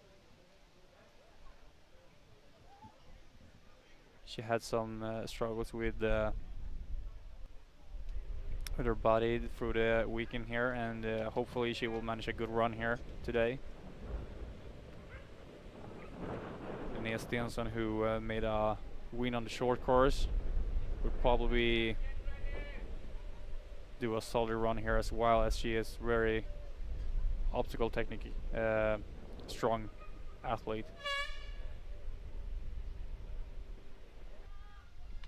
Malin Dahlbeck took the win on the standard course yesterday.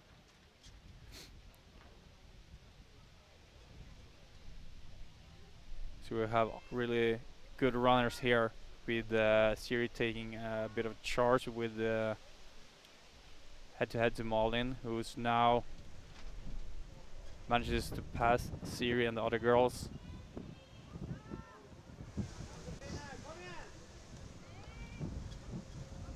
I think we will have some changes here before this heat is over. Siri is now in the first once again. Now with Linnea Stensson making her way through the field here.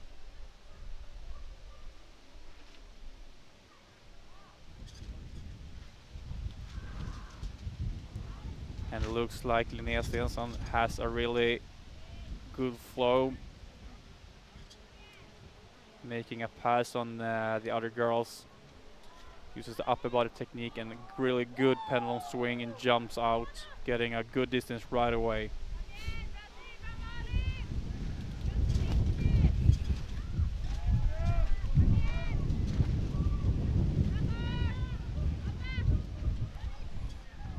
Malin Dahlbeck and Siri England there finished up with leaving Linnea Stensson with a pretty confident lead here for now. And where I would say that Malin Dahlbeck and Siri England is maybe better runners, but Linnea Stensson is maybe the best woman here through the obstacles in this heat. So now we have Linnea Stensson in first, followed by Katrine Haaland Leveras from Norway, but she's chased by both Siri England and Malin Dahlbeck. New start numbers for semifinals.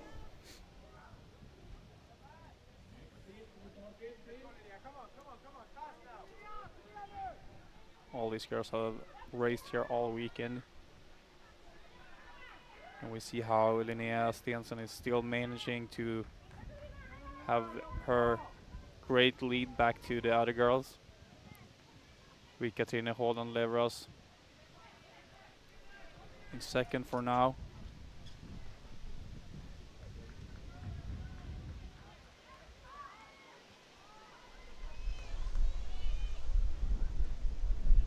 And as we have several heats here also for the women, the best times will go to the semifinals, and the 4 best times there will go to the finals.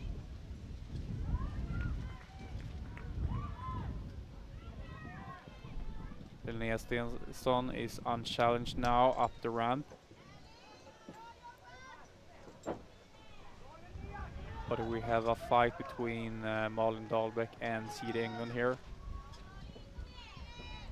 With Katrina Holland Leveros should be still in second. Linnea looks back. Sees that she's still in unchallenged first place here. Takes home the first win of the heat here.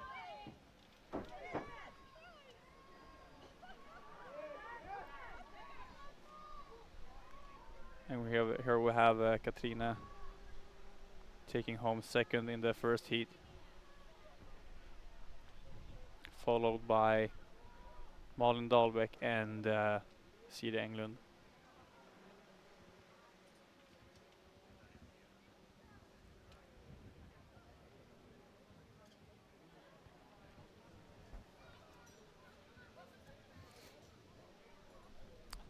So here we can see how crucial the obstacle technique is. The other girls may be faster runners than Linnea, but she had the better obstacle technique this time, and managed to get a good lead just from that and to keep it all the way to the finish line. Here where she swings past everyone, and she later on keeps this lead all through the course to claim the first spot and the first win here for the women elite.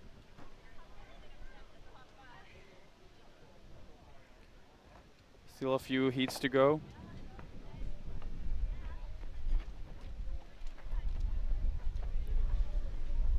So later on we will have after the qualifications rounds are done, we will crown the Swedish champion of the 400 meter sprints, and continue after that with the World Series semifinals and finals. Second heat here. We see in the yellow we have Beatriz Rubio Iastra from Spain on the left, and on the right we have a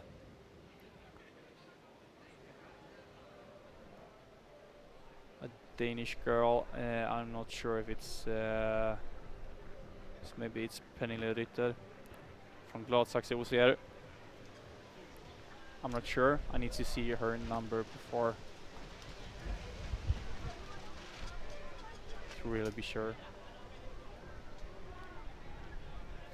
Getting some comments from Göran here about how the lanes work.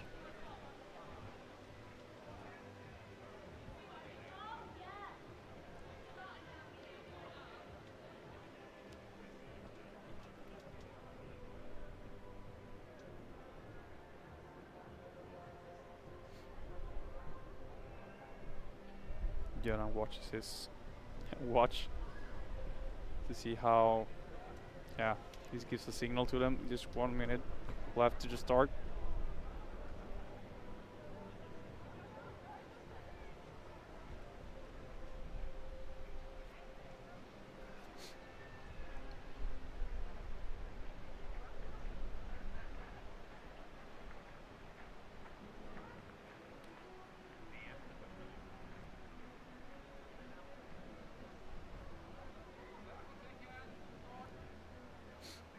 Looks like we have some competition on between the guys in the crowd here also.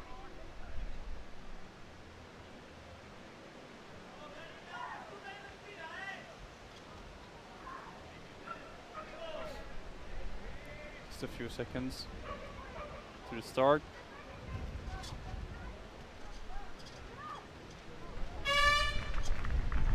And here we have the second heat for the league women going out.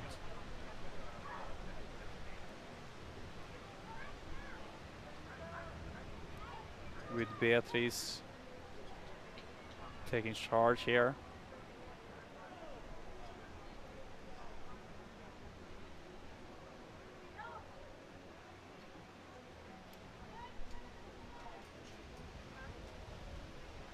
She struggles to reach the Roman rings, but has no problem swinging through it now.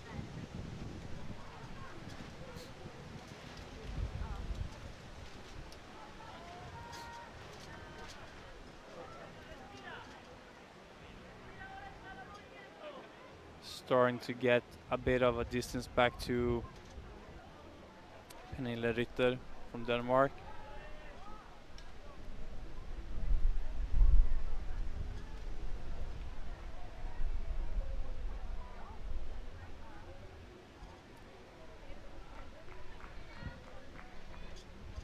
Even though maybe she's struggling a little bit with the net on the North Pole, she's still in the lead before Pernille.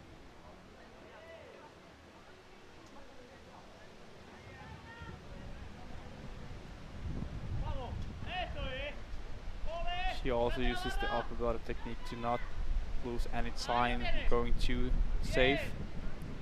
Swings out the North Pole.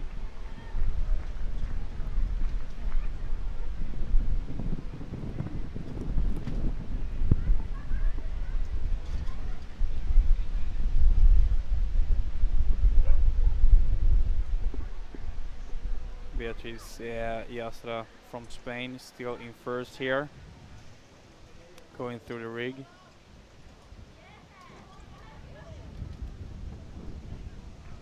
Managed to jump out the rig safely with a good swing there. Flips down the net in the E-frame.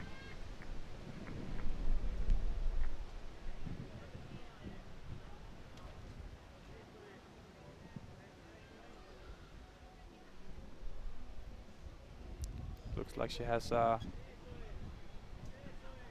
wide stance there with a monkey bar, reaching far with every swing she goes through.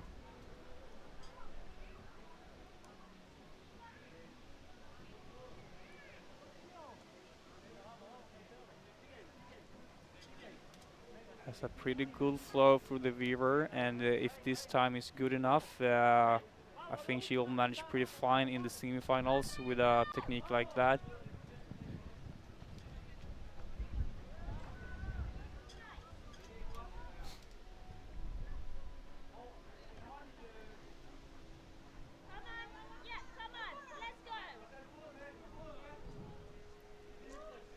Still looking pretty fast through the course.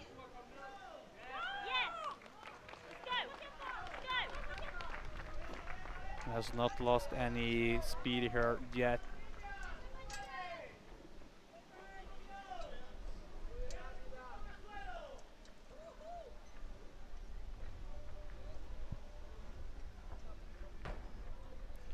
Goes back to get a little of a pendulum swing to help her go forward through the last part of the rig. And slips off the ramp here, but has still time to get a good finish here. And as long as she really gives it all here, the time will be pretty good for Beatriz Rubio Iastra from Spain.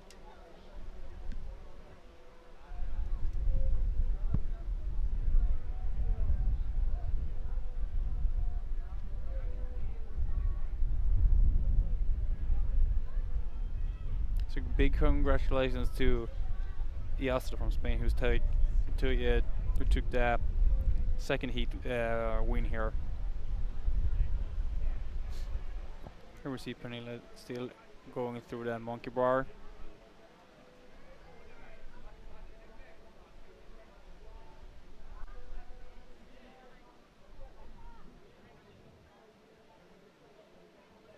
has a bit of a way still to the finish line.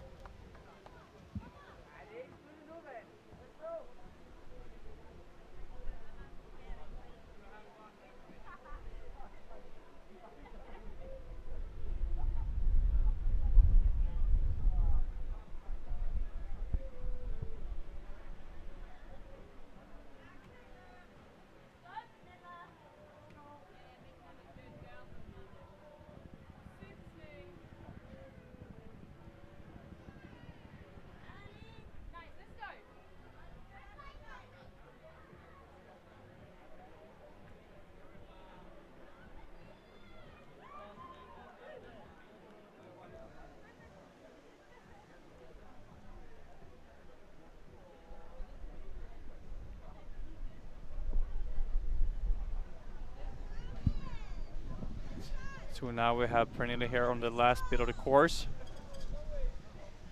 Puts through the over-under obstacle here.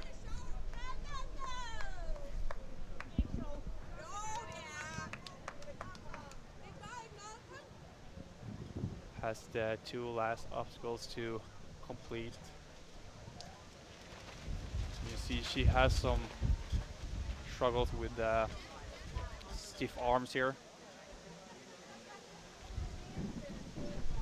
And it's really easy to get that on the short and explosive course like the 400 meter sprint we have here today.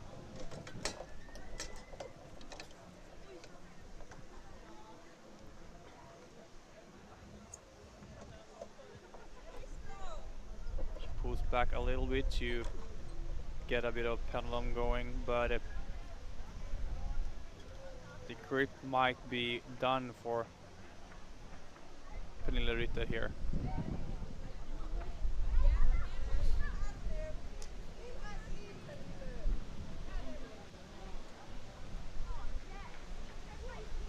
After this, there's still 3 women heat to go.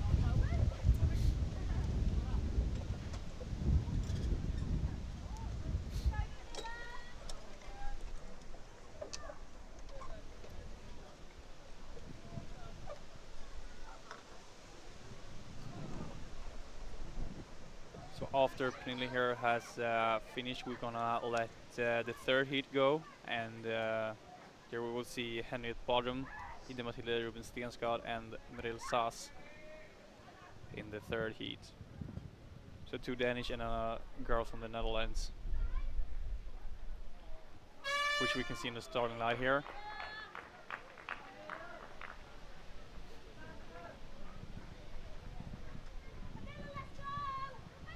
It looks like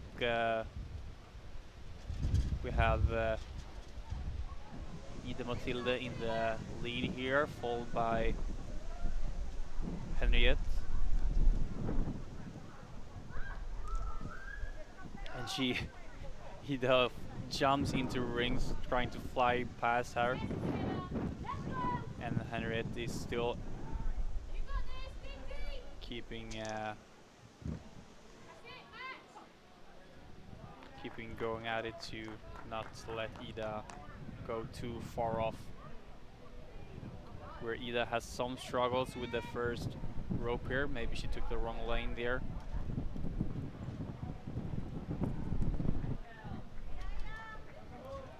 And that gave Henriette some space to now take over the first place from Ida, and gives a chance to Merel Saas from Netherlands also to join the top positions here.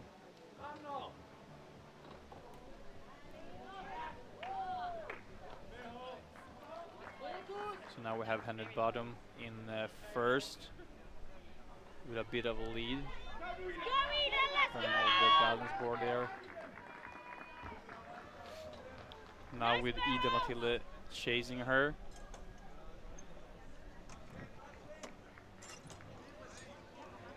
It looked like Henriette tried to go for a long swing but couldn't really manage through all, but saves it by using another grip.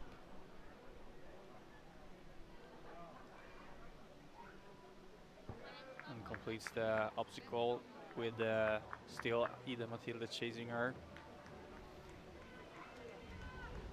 Henriette jumps up but slips off, which makes Ida now head to head with Henriette here.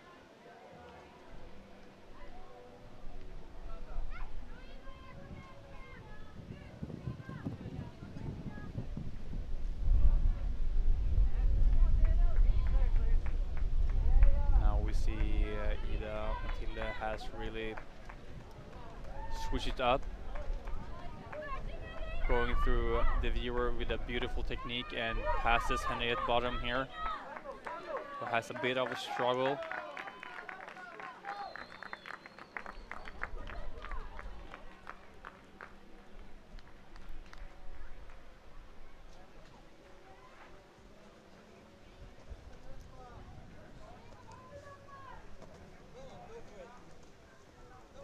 So we see Ida Matilda going through the over-under into the last rig here. Still with Henriette behind her, chasing.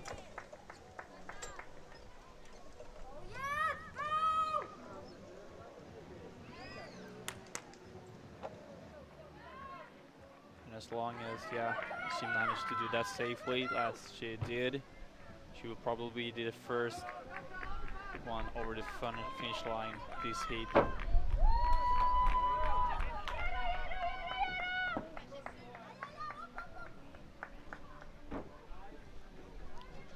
Here we see Ida Matilda going for the finish line in full speed here.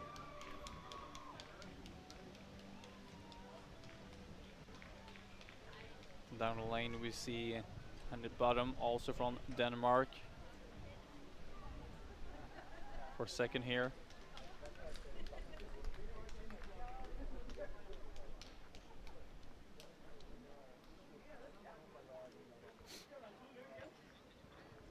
And I can see Meryl Suss now finishing up the last rig and will be joining us on the finish line shortly.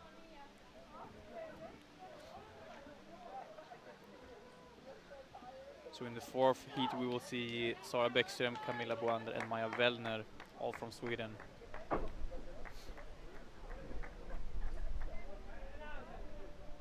But before that we will see Meryl Suss here make her way through the hill and over the finish line.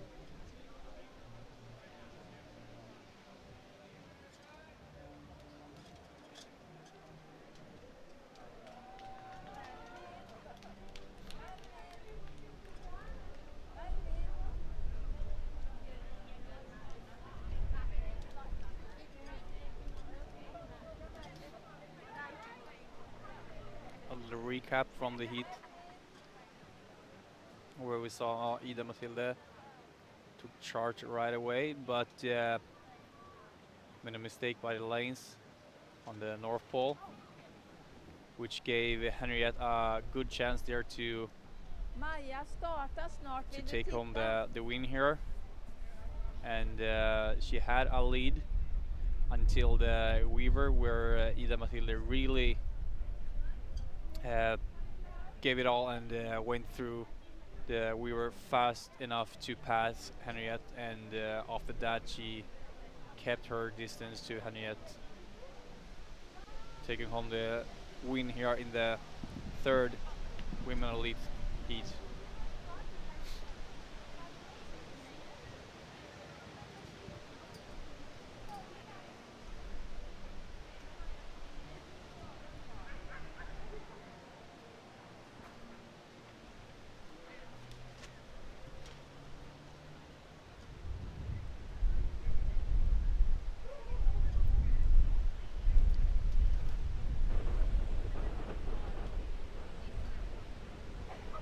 Less than a minute to start.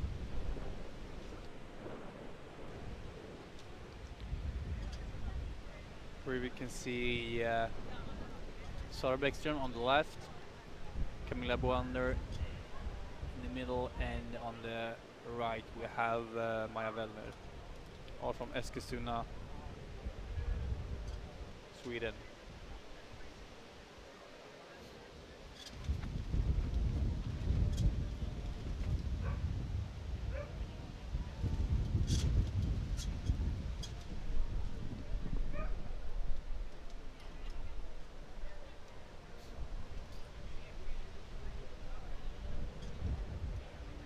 Trying to keep their blood pumping through the arms. Getting ready to go.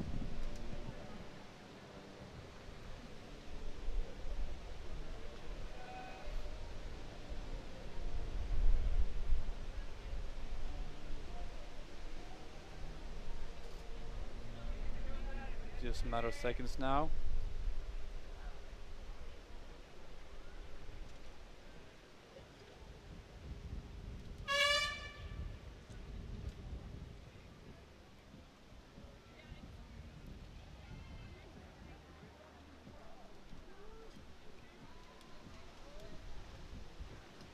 Looks like Camilla Boander is the first girl up the net here.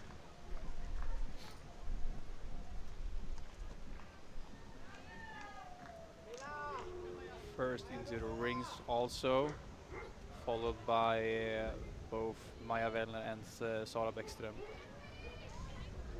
Uses a jumping technique over the finish of the obstacle, as does Maja and Sara.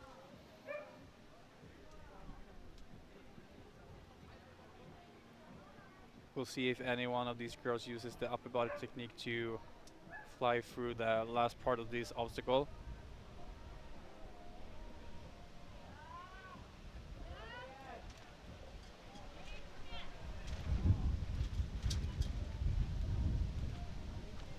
Looks like Camilla Boander still has the lead, but Sara Bäckström is really charging up now. Maybe going for a swing, yeah. Gets out of it simultaneously with Camilla Boander.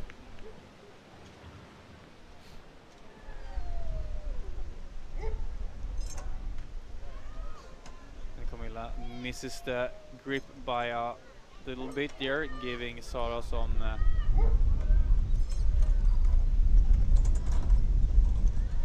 time to pass her, and they're now going down the A-frame by net flip here, and we have Sara Bäckström now in first, followed by Camilla Boander and Maja Wellner. Maja is now catching up these girls a little bit.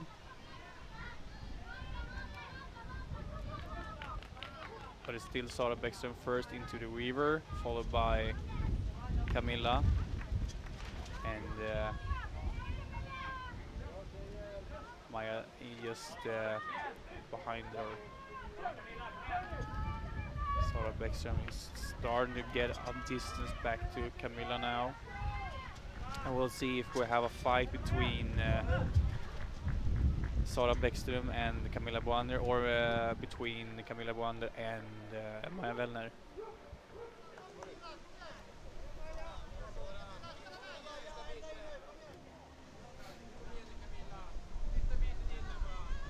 Sara Bäckström is first women into the last ring here, at least.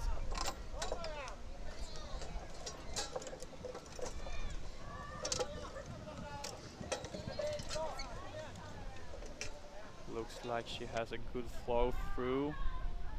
Pulls safely out of the last rig and is the first woman up the ramp, where we now can see Camilla Boander is done also, but not in time to challenge Sara Bäckström, who will take the win in this heat.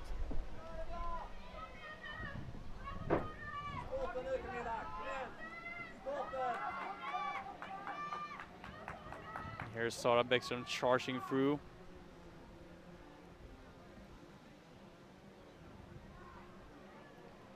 Followed by Camilla Boander here.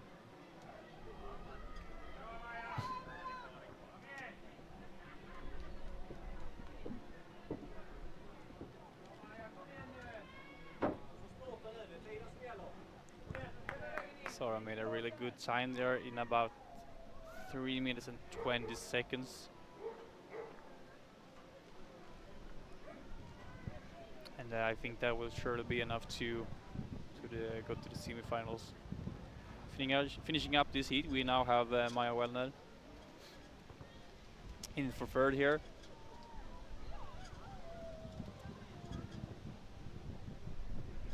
Which means we only have one elite qualifying round left before going into the 40 plus section of the day here.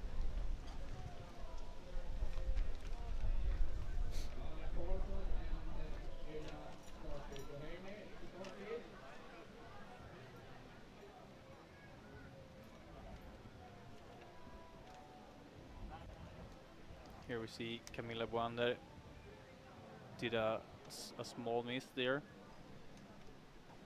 giving a chance for Sara Bäckström to pass her, which she did, and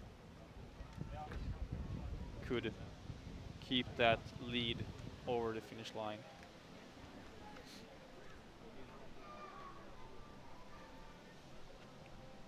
Still one women heat to go.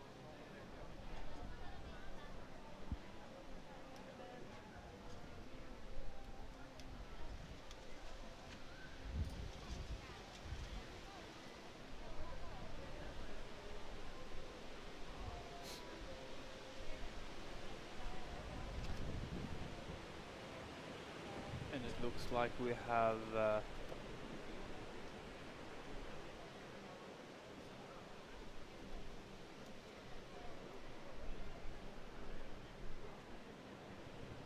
Linda Digby on the right in the black vest, and Karin Abrahamsson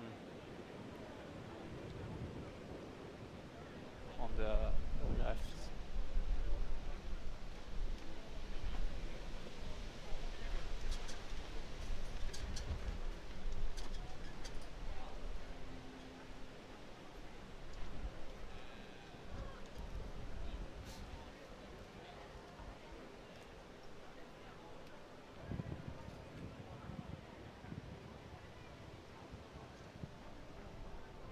Karin Abrahamsson is a former world champion in the I think it was 2019 that she won the standard course.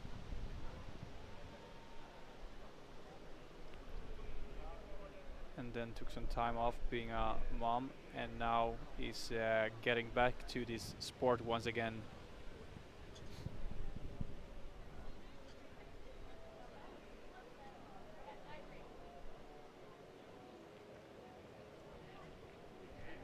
Now we see that Shaila Carter-Dunne has joined Linda Digby and Karin Abrahamsson. So we have on the left Karin Abrahamsson on Helle EF, Sweden. In the middle we have Shaila Carter-Dunne from Great Britain, and on the right we have Linda Digby from Gripen OCR, Sweden.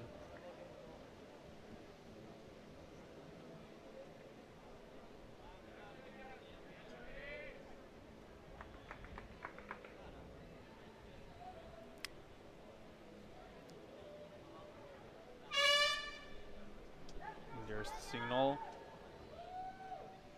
The girls are off. Going pretty fast here in this last women elite heat. In the first glance we have Linda Digby first up in net, followed by the other girls now.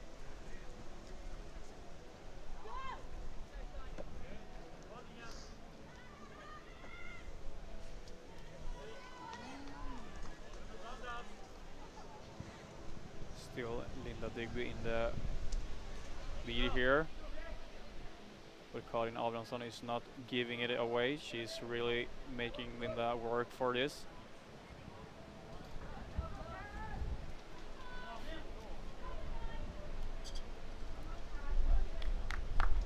Shaila hasn't given up yet. She's also not far behind.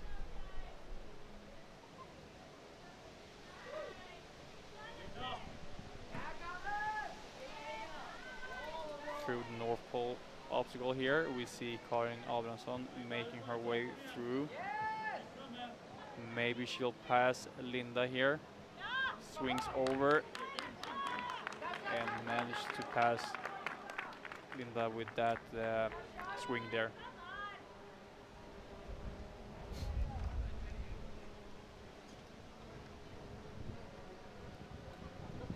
So now in first we have Karin Abrahamsson. Where we see Linda Digby gets a good jump and swing to pass Karin again now. So she's the first one flipping down the net there, followed by Karin Abrahamsson, and Shyla is now making her way through the rig.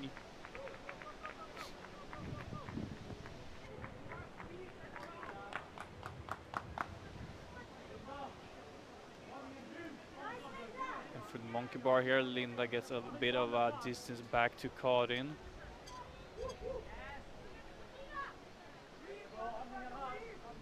Who now has to charge up a little more to get back to Linda and maybe be able to take home the win in the last heat here.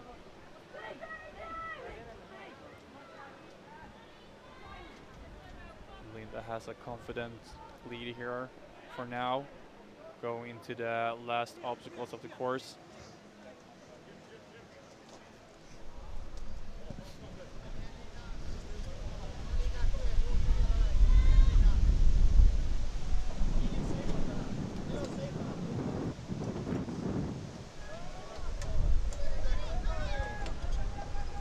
Has some time back to Karin, but who's now chasing up, closing the distance between her and Linda, and maybe able to. No, I don't really think she is able to challenge Linda here. They are close, but Linda manages to keep Karin behind and will probably give it all up the hill here, getting a pretty good time.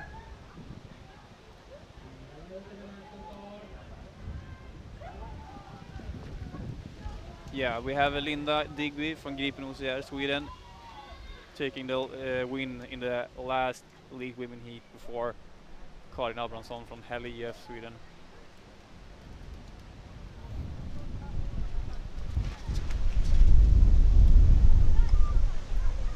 Shyla on the last rig.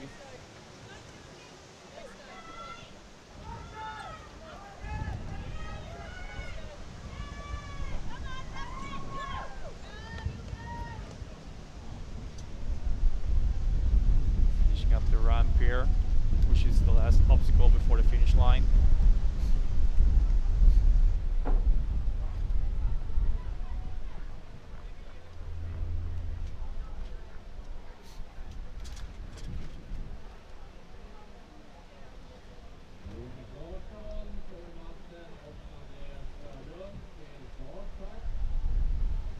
Here we see Shyla finishing up the last Elite Women Heat here on this 400 meter sprint.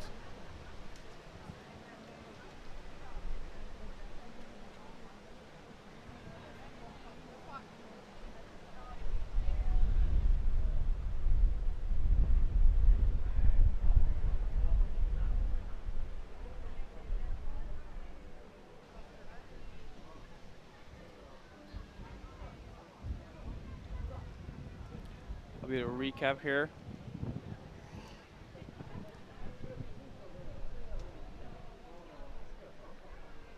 Where we saw Linda Digby take the lead. Karin Abrahamsson making a faster North Pole obstacle. Went past Linda, who later on managed to take back the lead from Karin and got the win in the last Elite Women Heat here.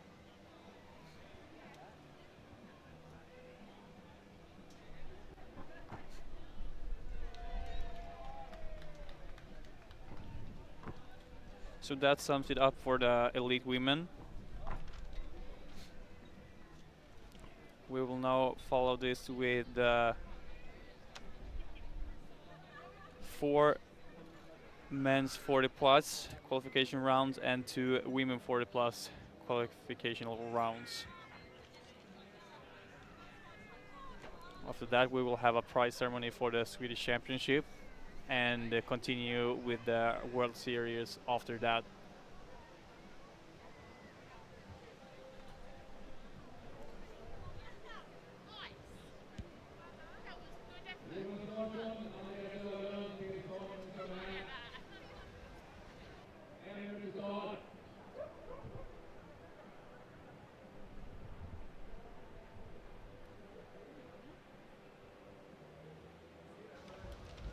So in this first 40 plus heat, we have Johan Liljenberg in the green vest, number 1 on his chest, and Tommy Madsen from Gripen OCR in the white vest on the left.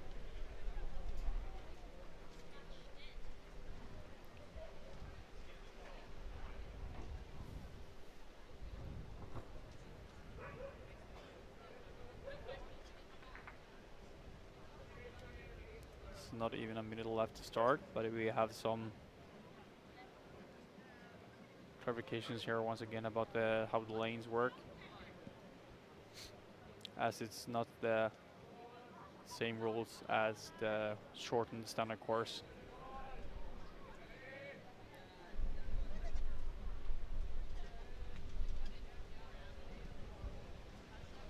You guys are ready.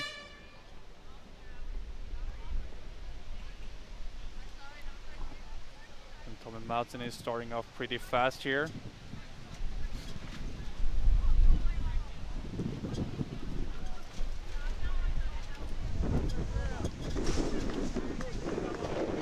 You can see he's first man up the net, flipping down here. But Johan Liljenberg is not far behind.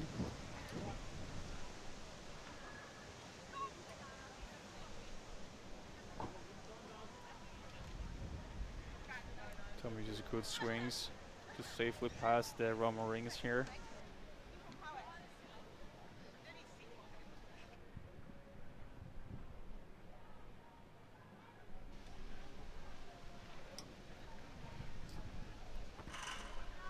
Madsen still in the first here with Johan Liljenberg following him up the North Pole obstacle.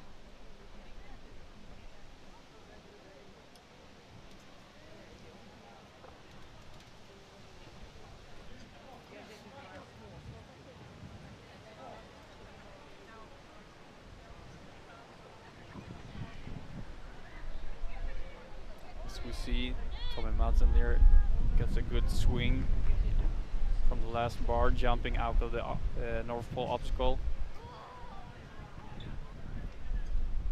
getting a good distance just from that alone.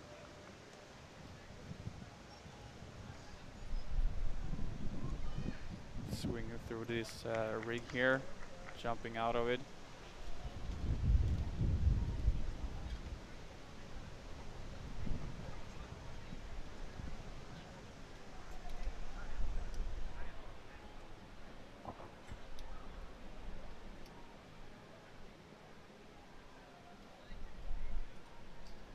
And we see here how Tommy Madsen keeps going through the monkey bar with Johan Liljenberg a little bit behind him, thanks to Tommy's technique in the North Pole obstacle earlier.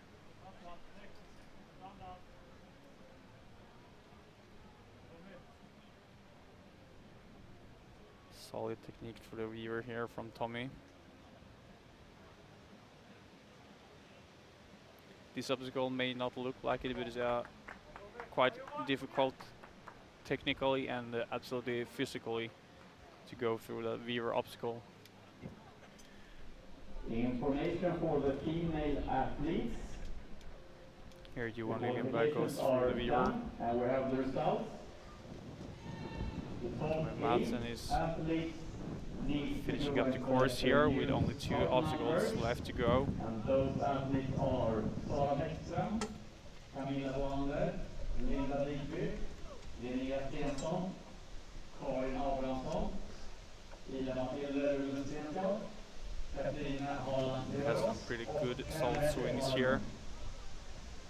Can safely finish up that obstacle also, and has just a ramp left to go before running uphill into the finish line here.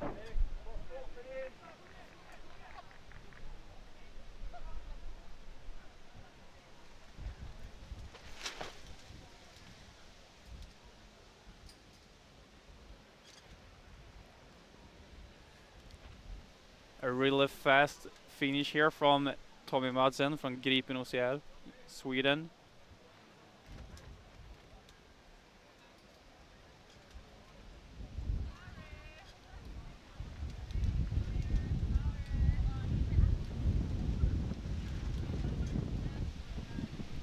And we will have Johan Liljenberg finishing up this heat before going to the second one with where we can see shortly Magnus Marklund, Joakim Lieder, Rickard Hansson and Ronny Kielman.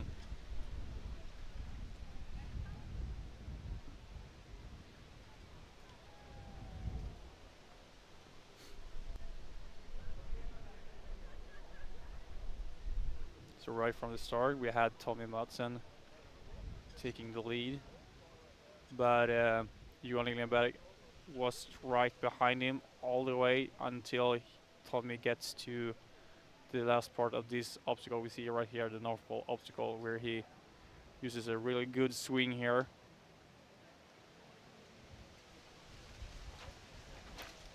And that lead he held all the way through the rest of the course, taking home the win in the first men 40 plus heat here.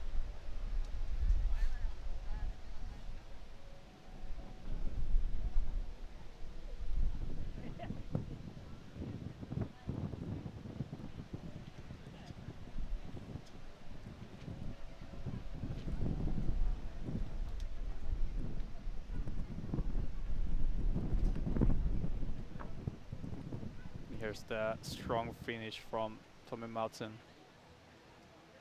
who probably gets a good time to go to the semifinals with that. Now on the starting gate we see from the left we have Joakim Lieder from Åkersberga. In the white we have Rickard Hansson from Gripen OCR. In the light blue we have Ronny Kielman from Sportsklubb Vallentuna, and on the far right we have Magnus Marklund from Fysisk Svettis Mälaröarna.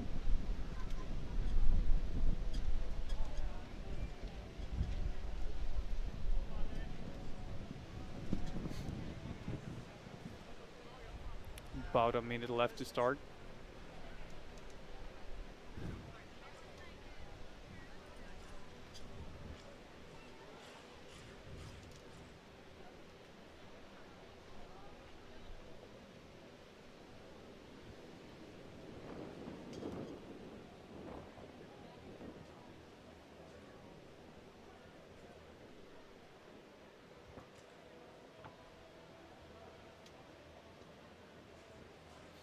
Joakim Lieder swings his shoulders around to keep warm.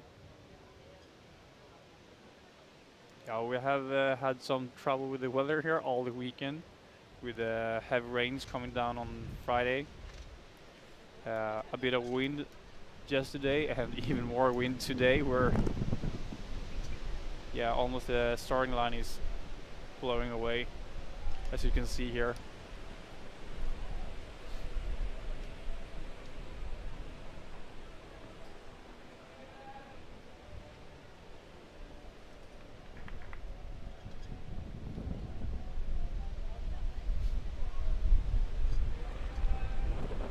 Getting close to start here.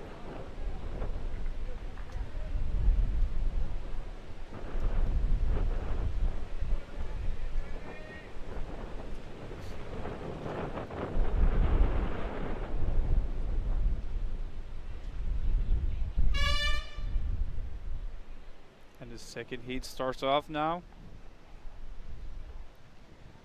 with Magnus Marklund going hard at it from the start, getting a quite big lead for that short time.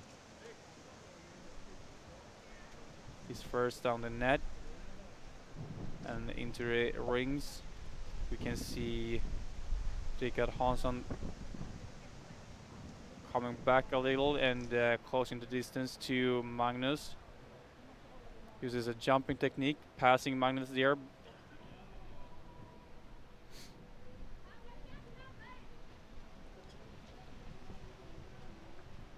Now we have Rickard Hansson and Magnus Marklund head to head here for the first place, with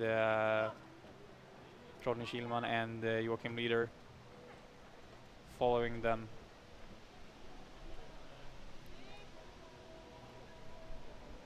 We'll see if we can see another type of technique here, but Rickard Hansson uses the upper body weight to pull through the last part of the obstacle. Magnus Marklund also, but doesn't really have the same flow as Rickard, who then gets a little bit of distance, which Magnus Marklund is trying to chase down right away. Magnus jumps in but misses the grip just enough to Rickard Hansson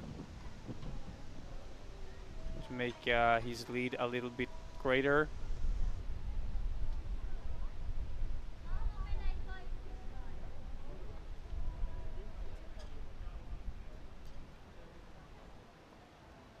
Rickard Hansson is a good technically obstacle athlete and could make this work through the rest of the course, now that he has a bit of a lead back to Magnus Marklund, who is a fast runner here, but the mistakes earlier may be enough for Rickard to take the win in the second men heat here.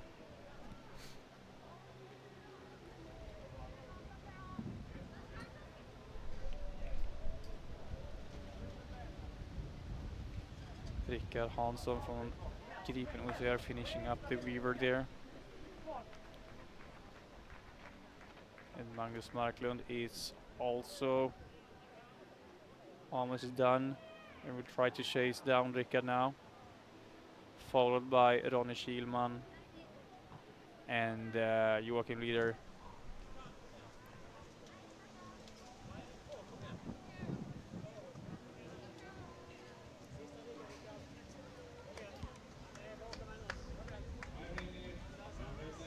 We now have Rickard Hansson on the last rig.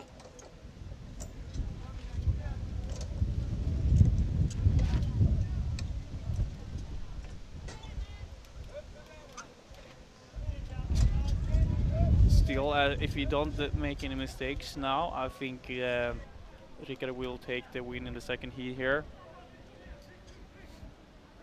Magnus Marklund has maybe closing the distance a bit, but not enough to challenge Rickard Hansson for the win in the second men 40 plus heat.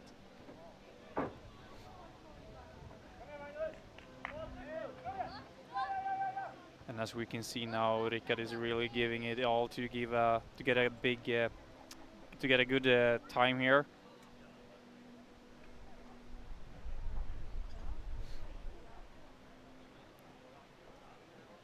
So now we have Rickard Hansson in first, followed by Magnus Marklund in second here. And to finish up this heat, we will have Ronny Kielman here to follow us soon in the finish line, followed by Joachim Lieder.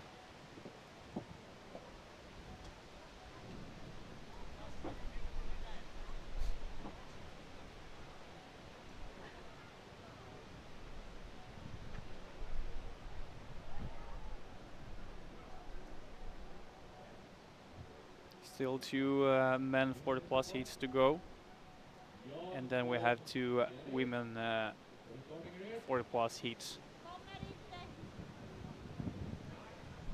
After that, the best times will go to semifinals in the World Series, and the four top runners from that will go to the finals.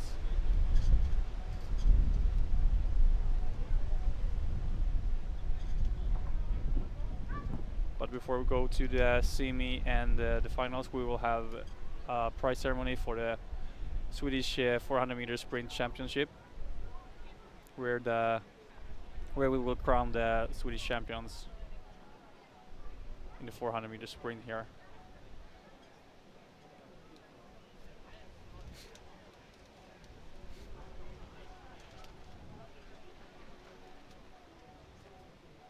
So coming up now, the third men 40 plus heat.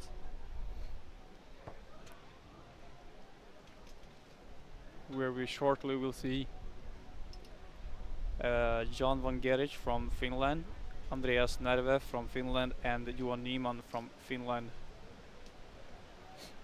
taking on this 400 meter sprint course.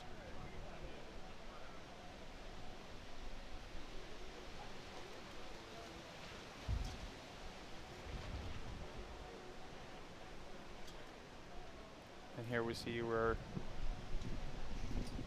Rickard Hansson and Magnus Marklund fought about the first place here.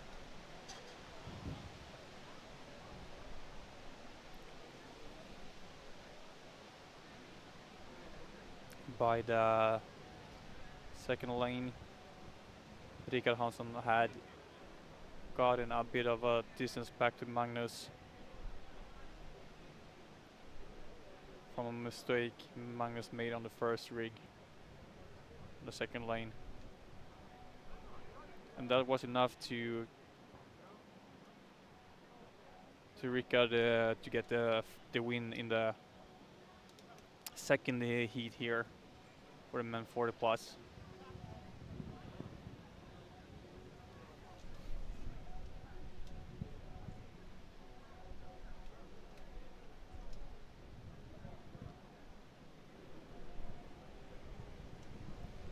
At the starting line now. All Finns on the starting line, and from the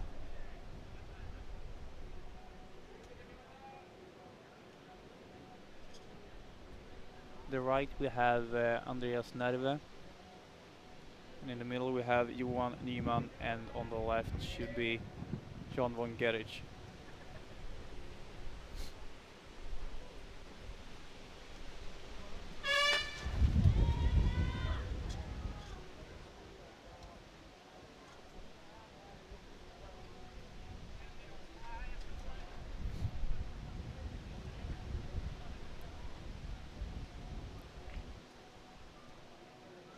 The third heat is now off, and looks like we have Johan Nyman from Finland here taking the lead.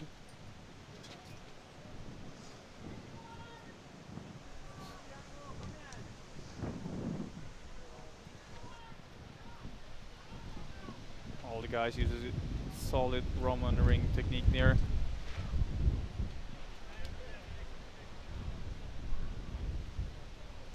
Go safely through the Roman rings, and then now up in the North Pole obstacle we can see that John von Gerich is challenging Johan Nyman for first position here.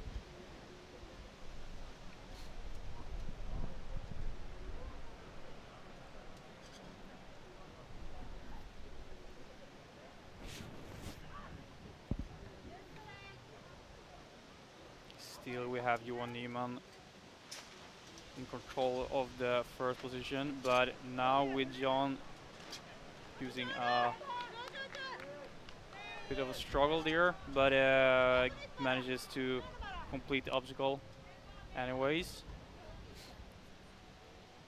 Where we now saw Johan Nyman must have landed on the wrong side of the finish line for that obstacle, needing to redo the North Pole obstacle, which gives John von Gerich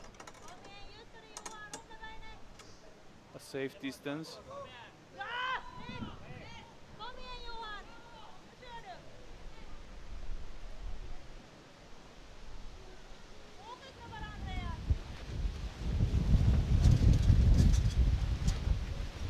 Yeah, and the wind is coming pretty hard now on the track and on the finish line.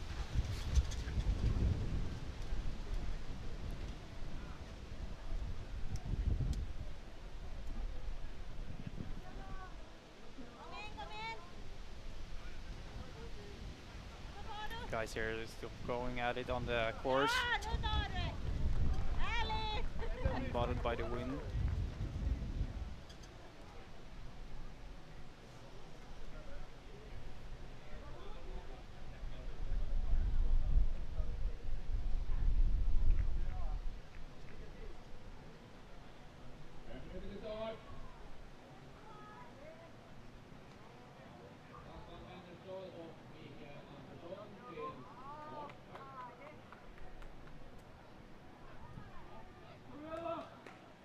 See John here is having a great distance now back to Johan Nyman and Andreas Nerve.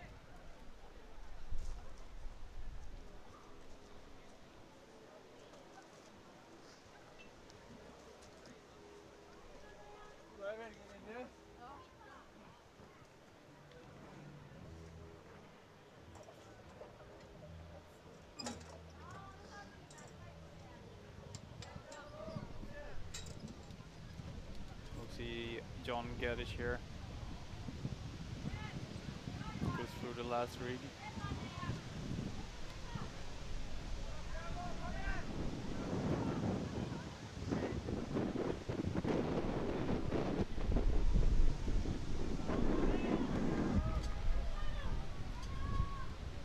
Completes the last rig and just has to run for the finish line.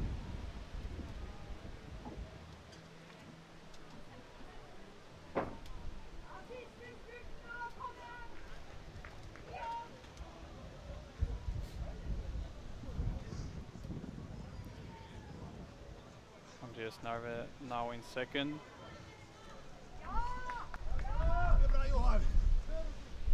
I'm sorry, I messed those numbers up. We have Johan Nyman in second and Andreas Narve chasing here. So it's Andreas Narve in blue here.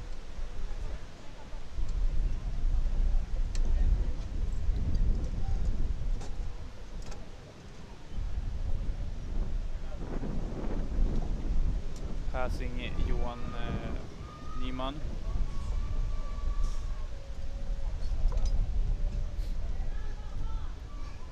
Andreas needs to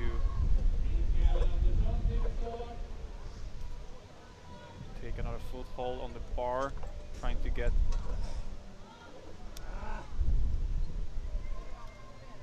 a grip farther out.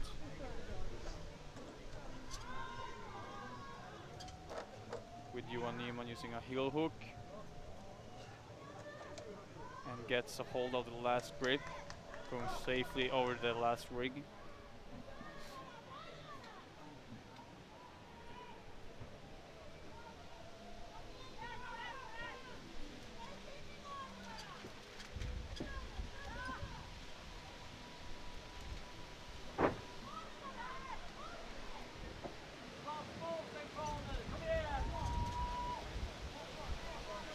In this heat, we had Jan van Gerich in the take home the win before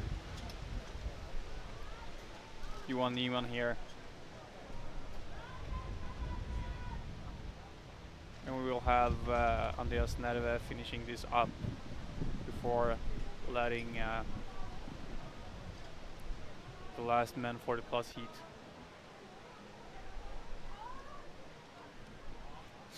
go.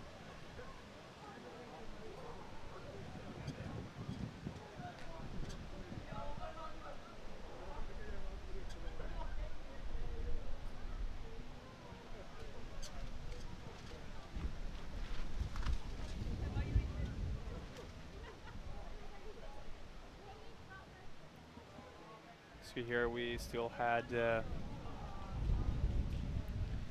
Andreas Nerve in the first place. But the mistake there lost him a lot of time. lot of energy as he needs to do the obstacle once more.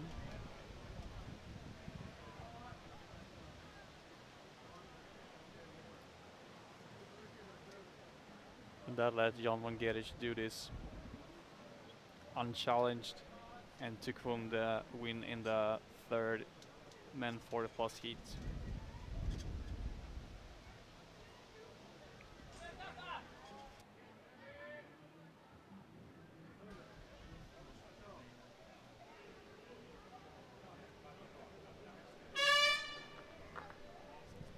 The last for men 40 plus heat is now on our way, where we can see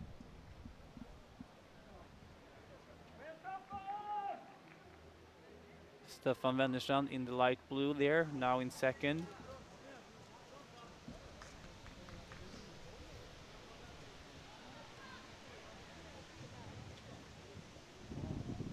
First here we have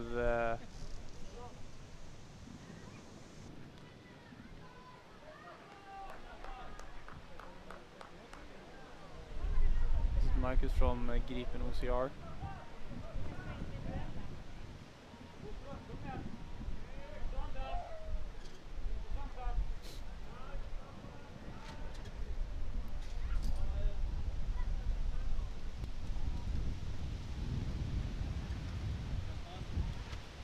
And they're all followed by Rickard Reuto in third by now.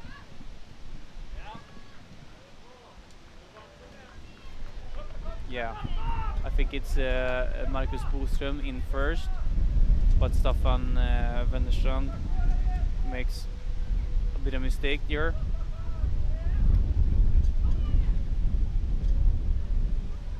So now we have Rickard Reuto in second.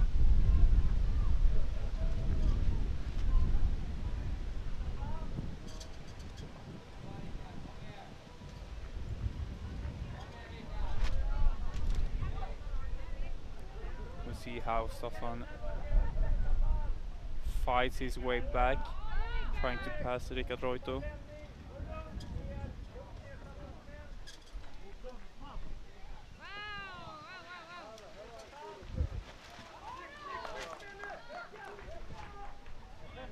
Marcus Boström from Gripen OCR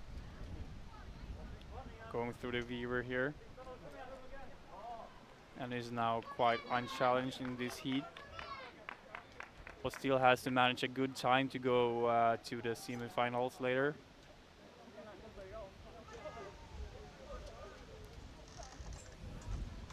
Stefan Wennerstrand and Rickard Reuto.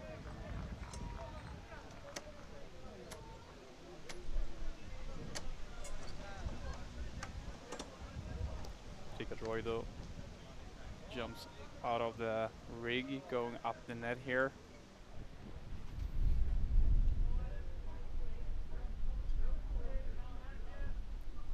Marcus from Gripen OCR still having a good run and still a quite fast time here.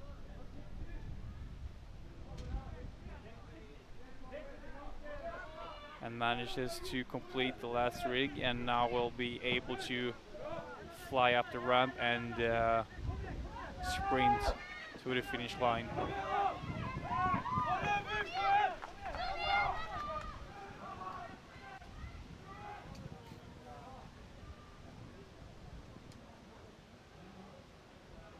So we'll have now Marcus Boström take home the win in the last man 40 plus heat here.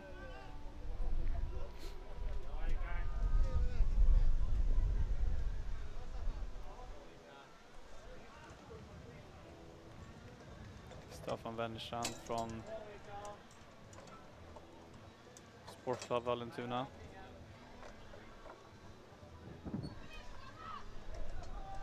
Making his way through the last rig. Lost the grid there and needs to redo this obstacle once more.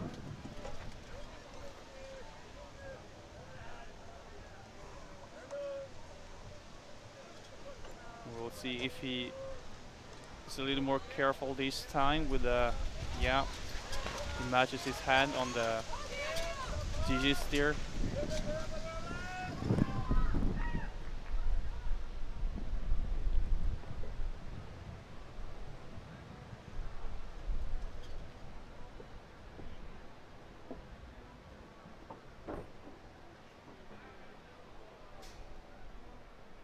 And we will have Staffan Wennerstrand from Sports Club Vallentuna in for the second place in the last man for the plus heat.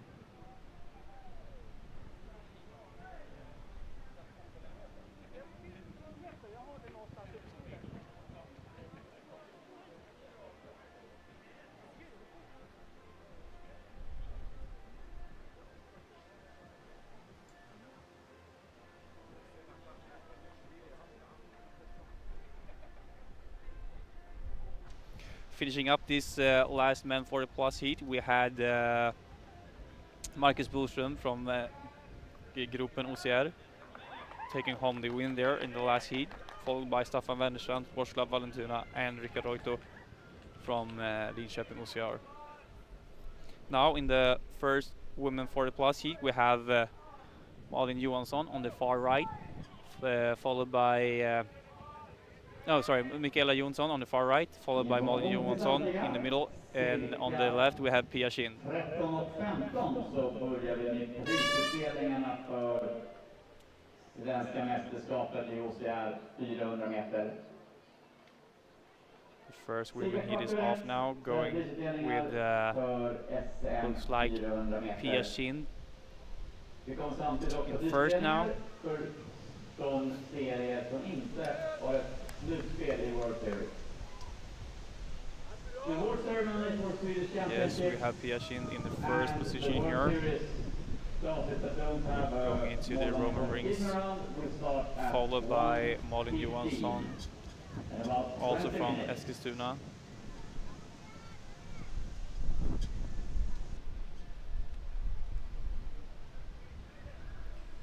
Pia is making her way pretty fast through the course.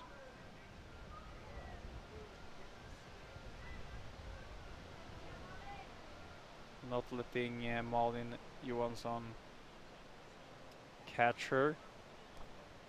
Has a little bit of a distance back to Malin, but those two has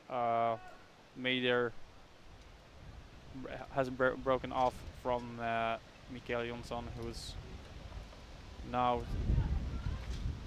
starting the North Pole when Pia Shin and Malin is almost done with it.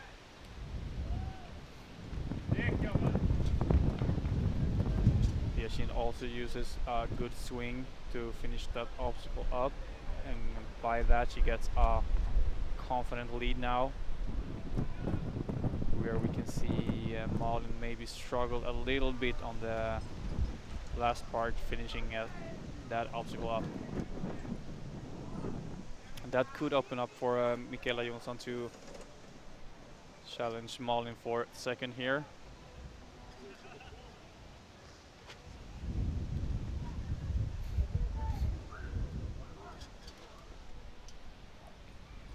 Still, we have Pia Shin in first, going into the monkey bar here.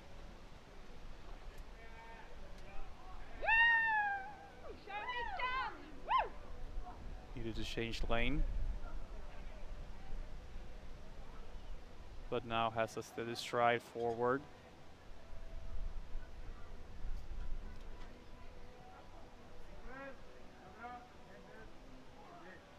And with good swings, she managed to finish that up easy, going into the weaver.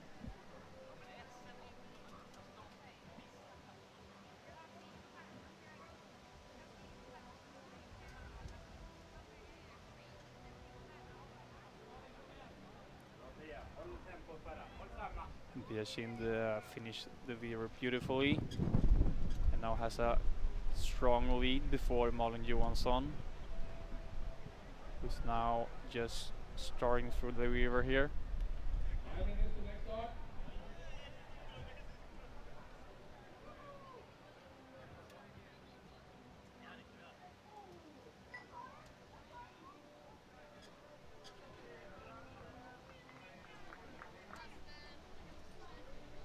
And there's Malin done with the weaver, going to the last part of the course, where now can see Pia Shin has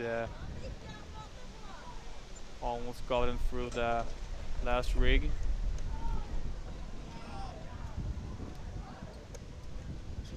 And swings over, finishing that up, with now just the ramp left to complete before going to the finish line in a matter of seconds here now.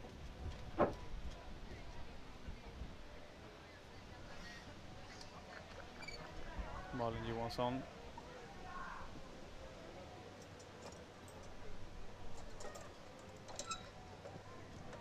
uses legs here to distribute the weight a bit better, to ease off the grip on the upper body. Pia Shin is now over the finish line, taking home the win in the first women heat here. First women 40+ heat. And she'll be followed by Malin Johansson, also from Eskilstuna. And we will see later on in third, Michaela Jonsson from Sports Club Vallentuna OCR.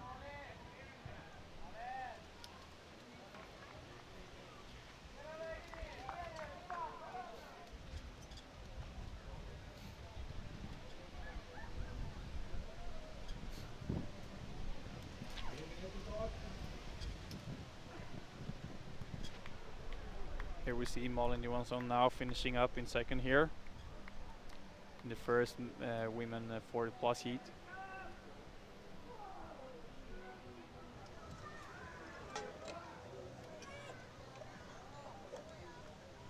Still one women heat to go. Here Michaela Jonsson makes her way through the last rig.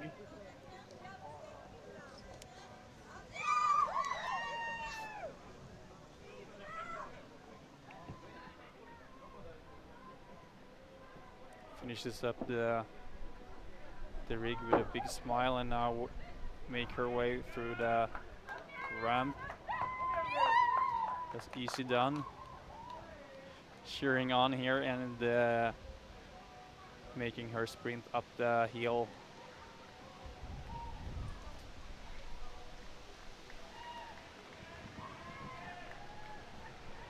Finishing up the third women 40+ heat here with a big smile.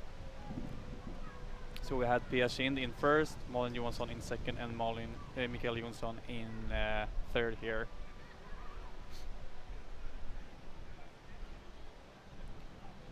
Now we just have one women 40 plus heat left.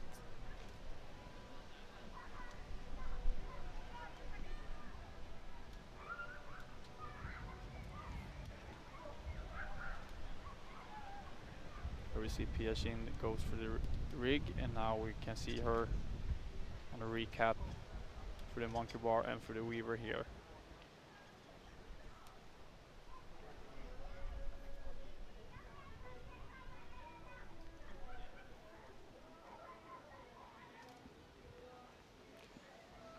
We will shortly let the girls in the last heat here go.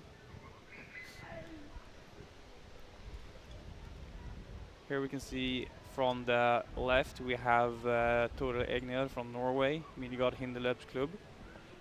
In the middle we have Alena Bolfova from the Czech Republic, and on the right we have Benedikt Stam from Denmark.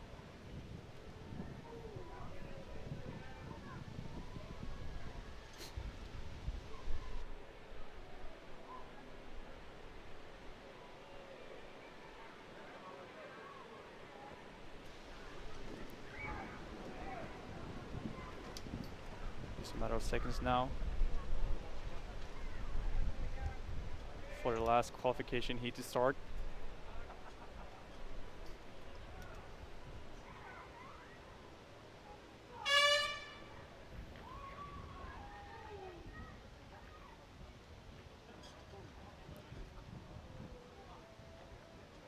It looks like we have Norway and Denmark there in the lead.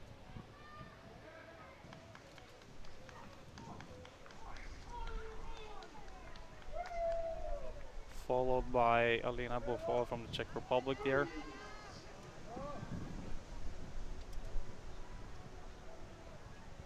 Tore Egner is first woman into the Roman rings, closely followed by Benedikt Stam from Denmark.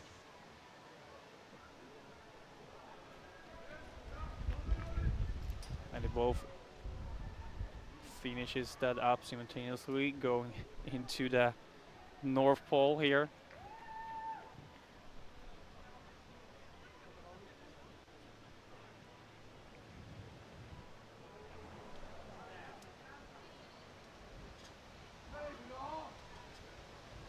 Where Toril maybe struggled a little bit with the net there. That gives Benedikt a little bit of a breather to get through this obstacle.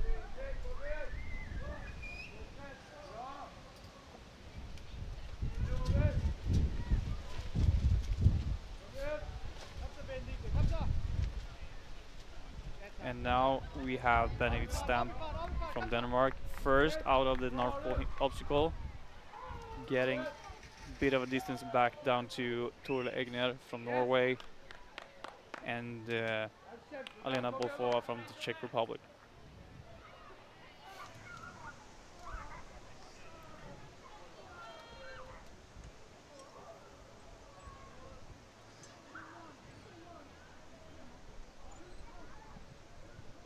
Benedikt uses good swings here.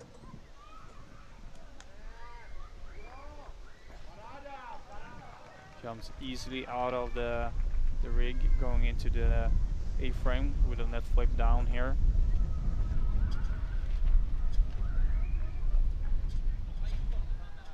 Manages her way to the monkey bar, followed by Tore Egner a little bit down the field.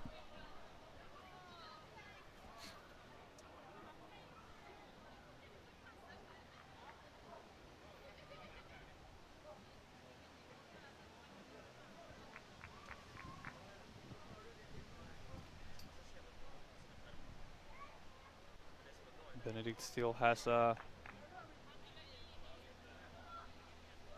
confident lead now.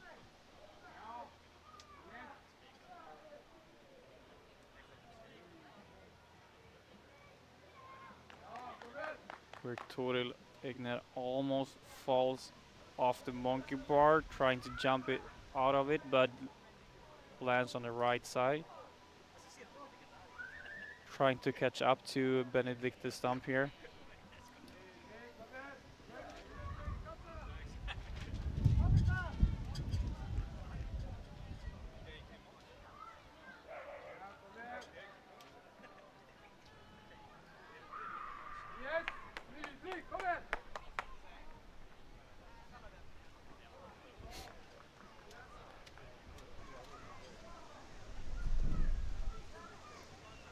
now Benedict Stamp is on the last part of the course.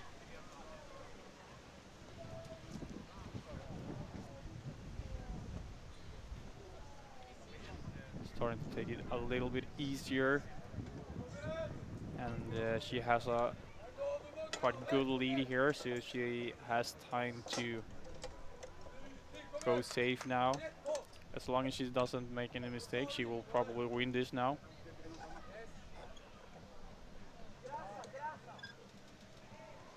Good swing and matches her grips on the dishes.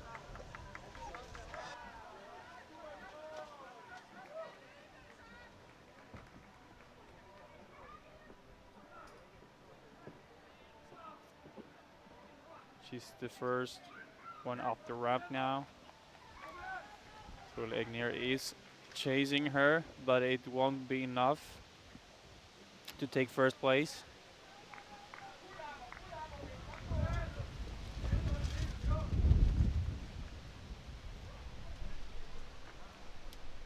So now we can see Benedict Stamp from Denmark now taking the win in the last women 40 plus heat.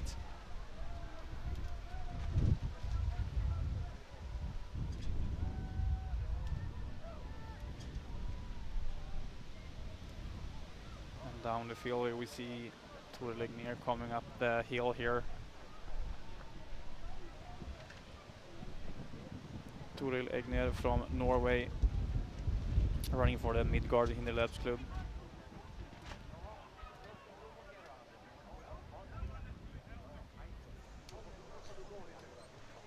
And the things that will happen now is when we have Alena Bofova here from Czech Republic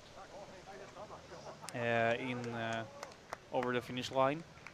We will shortly have a prize ceremony for the Swedish championship in the 400 meter sprint, where we use the fastest time of the qualification rounds. And after that we will continue with the World Series in the 400 meter sprint here. So I will take a short break here and just let you enjoy the prize ceremony, and join you once again when we continue the 400 meter sprint in the World Series, and be accompanied by Steen Lagerland, who won yesterday and came second in the Friday's short event. So then we will have some experts here helping me to comment on the semifinals. And a strong finish there from Alena Bofova from the Czech Republic, finishing up this heat. So I say thanks for me for now, and we will let you enjoy the prize ceremony in a minute or two.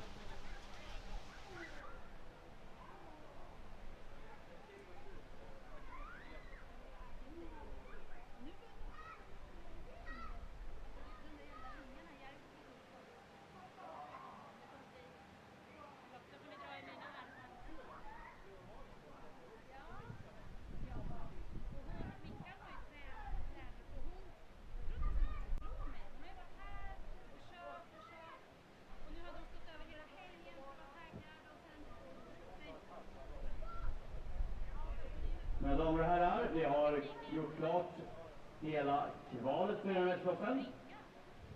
Vi ska nu förbereda oss att ha prisutdelningar i SM och även i de World Series som har haft färre än 4 deltagare.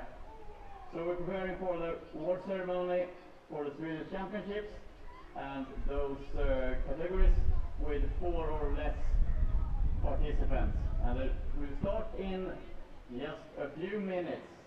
So please make your way to the finish area.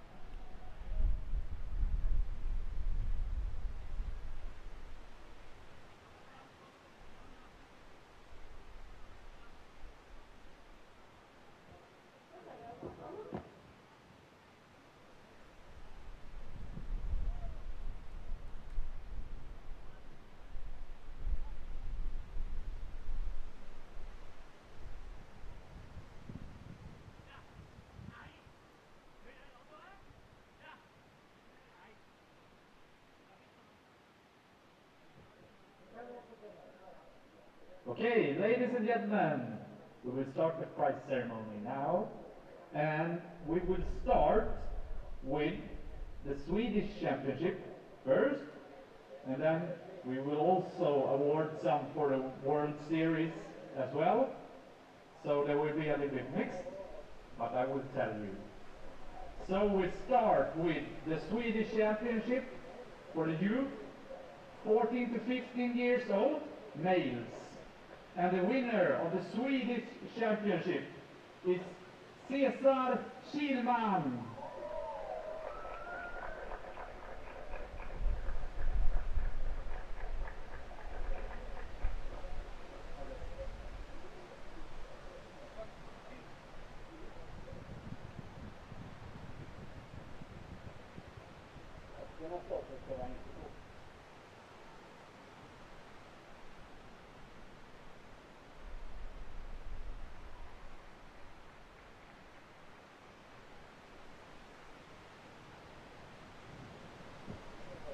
Okay, so we move forward to the World Series 14 to 15 years old. So here we also include the international athletes. Taking the third place with a time of 4:39, Vladimir Wolf.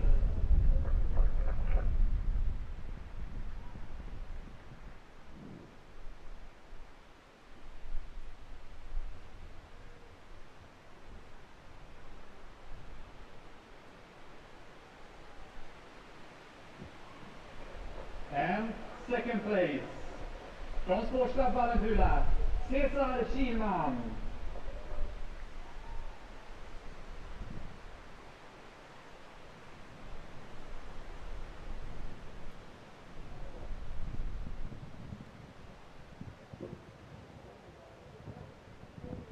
And the winner of the 14 to 15 years old, from Kölleboxen, Thomas Falsko Poulsen.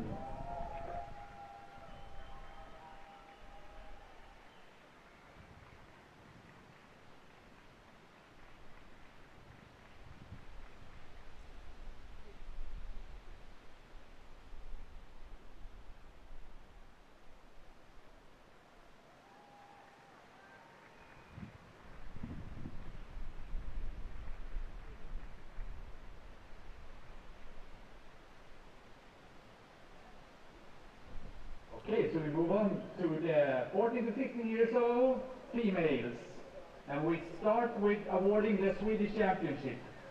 So, taking the third place in the Swedish Championship is Ellie Holm.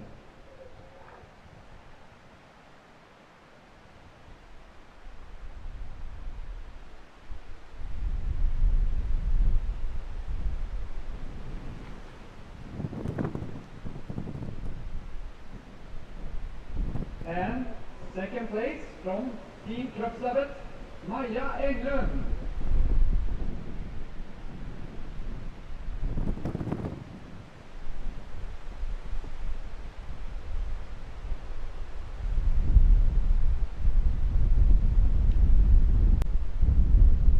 And taking home the first place in the Swedish Championship, 14 to 15 years old, from Sportstad Bolsiar, Tyra Petersen.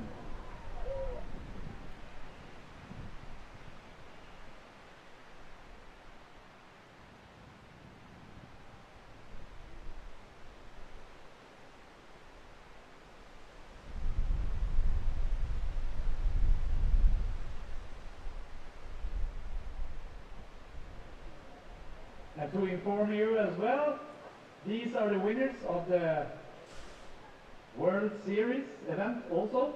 So it's the same podium spots. So it's Ellie, third place, Maja, second place, and Tyra, the first place of the World Series event as well.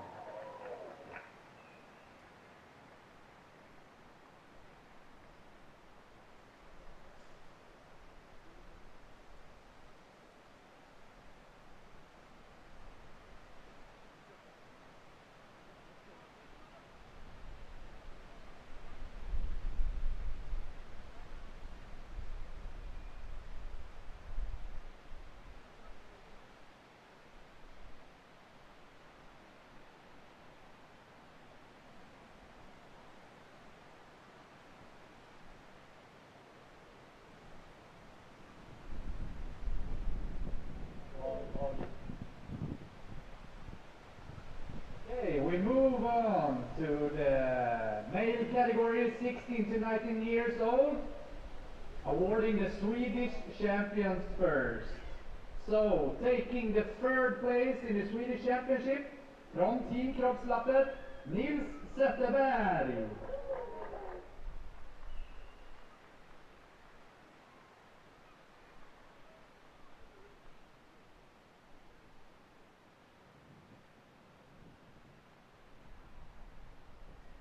Nice sprint from Jari. Second place from Gripen OCR, Alex Erlandsson.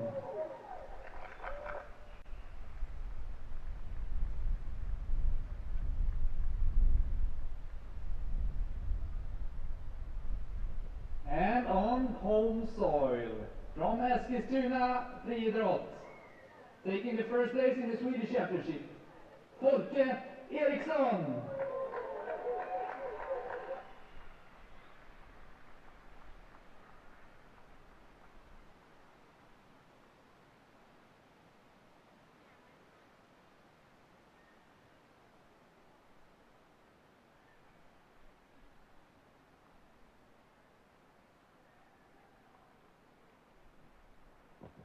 And for the 16 to 19 years old, the World Series event continues and will be awarded later.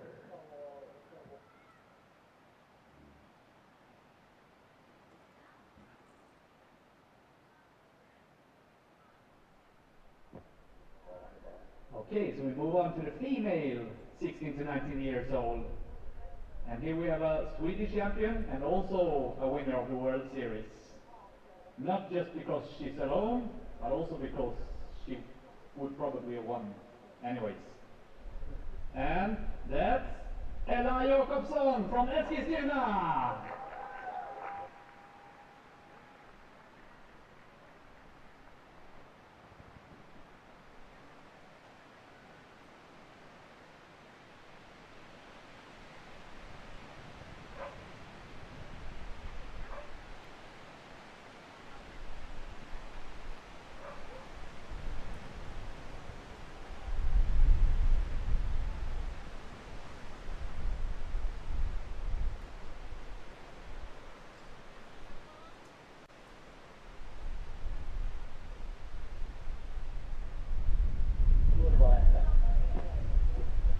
Okay, so we move on to the Swedish Championship in the elite category. And taking home the third place, also on home soil, representing Erla Sports Club, Daniel Ekström.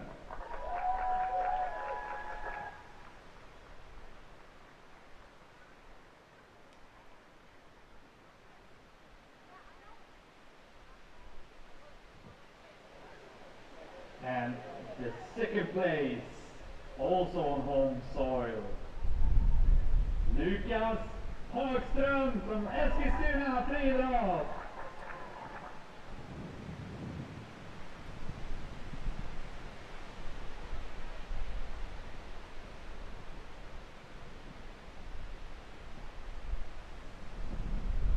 Okay, taking home the first place in the Swedish Championship, really well earned, from Sports Club OCR, Jonathan Stig.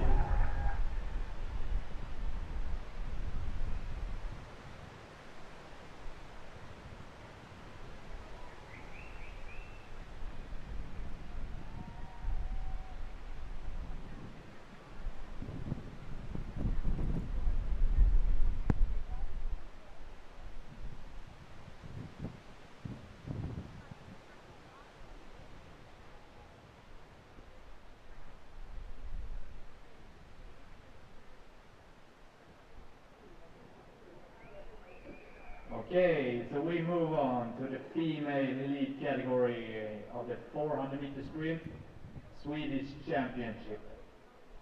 Taking the third place with a time of 3:52 from Gripen OCR, Linda Digby.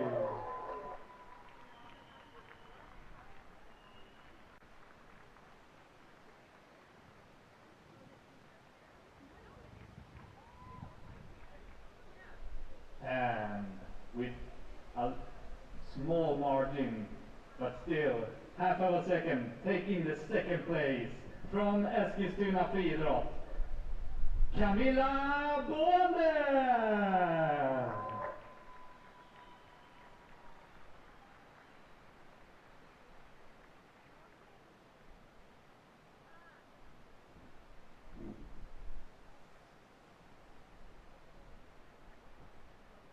And it's appropriate that I present this one, I think.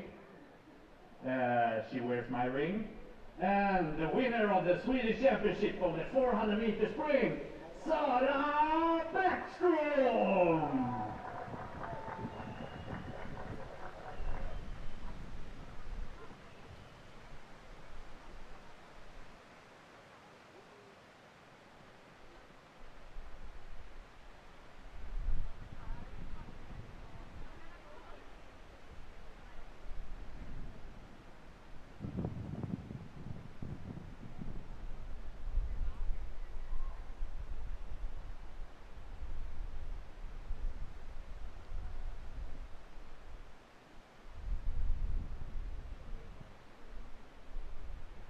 Thank you. So we move on to the male category 40 years plus, the veterans, and the Swedish Championship. And here we have third place from Ripen OCR, Rickard Hansson.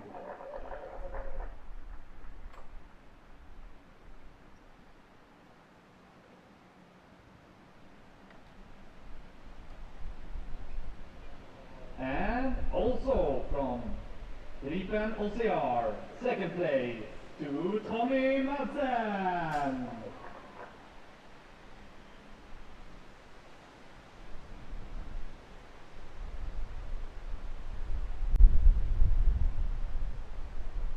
And Ripen OCR is really taking a grand slam here, because the winner of the 40 plus 400 meter sprint Swedish Championship is Marcus Boström!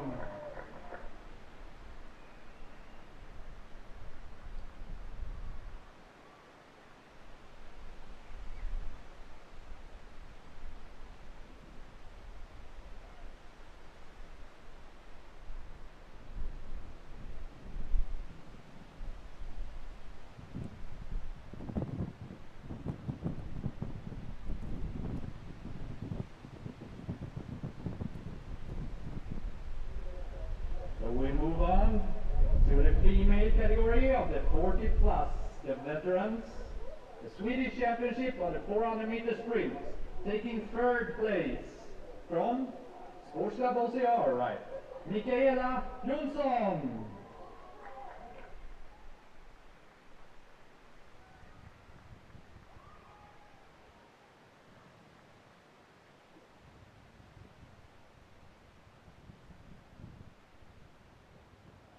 Yeah, she really looks like she could need one more sprint or two. Taking second place, Malin Johansson from Eskilstuna.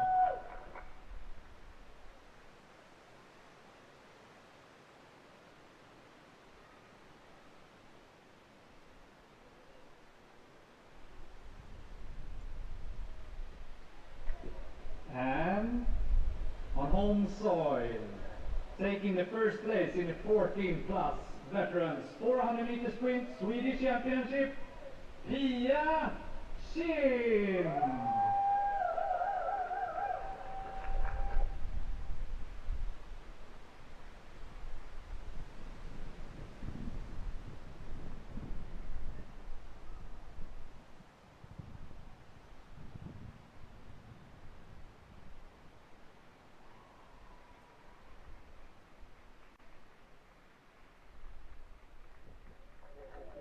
Okay, that's it for now.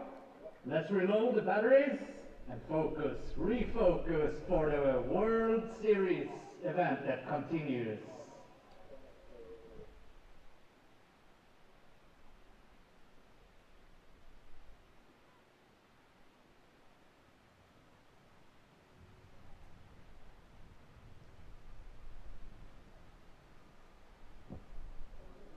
Okay, we are getting ready for the semifinals for the World Series. We will start with the youth in about 15 minutes. So we have the youth semifinals, and after that we have the semifinals for the male and the females, and after that we have the semifinals for the 40 plus categories.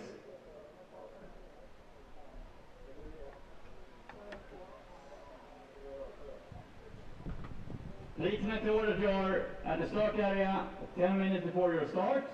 If you have any questions on which time you start, the staff at the start area can assist you.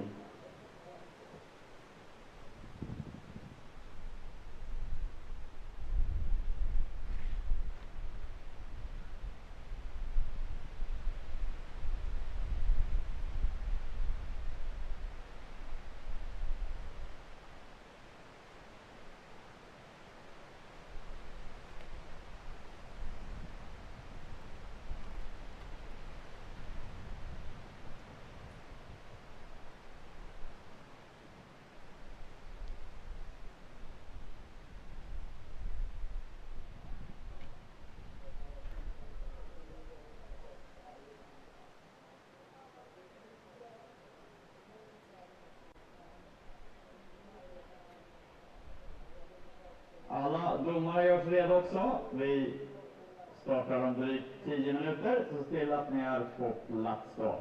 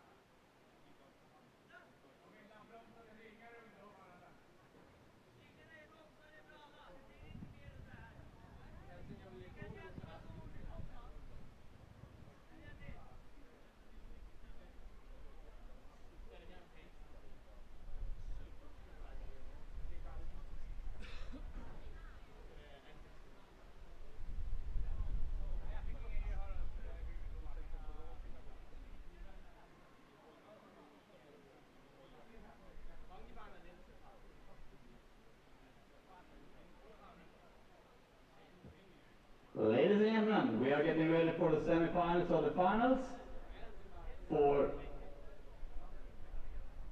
World Series. We will start with younger athletes and then move on to the little bit older. If you haven't already collected your new start number, please do that ASAP. We collected your earlier start number. Then you can also check your start time and which heat you are in, and make sure that you are at the start area well ahead of the start of your heat.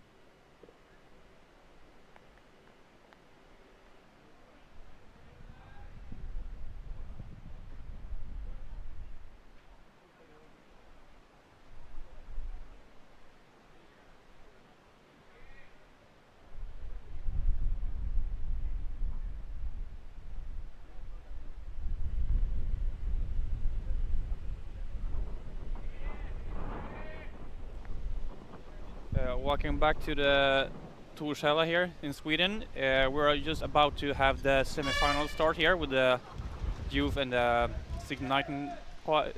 16 to 19 years old. Just went off here. And it looks like Alex Erlandsson is up first into the net here, followed by Folke Eriksson and Nils Zetterberg.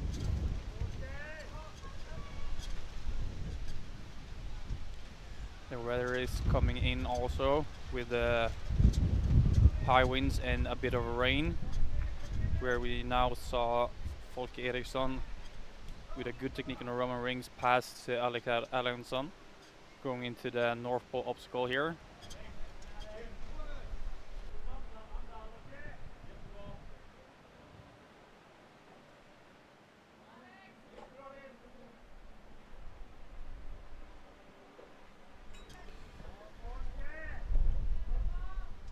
Folke Eriksson is now getting a grip of the lead here. Had a good swing over the finish line and getting a bit of a distance back to Alex Erlandsson.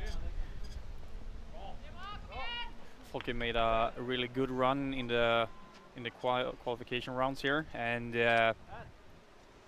with that fast time, I think he is going about the same this time around, and has a good swing now out of the rig, going up the A-frame, flipping down here, and managed to get some distance back to Alex Erlandsson and Nils Zetterberg.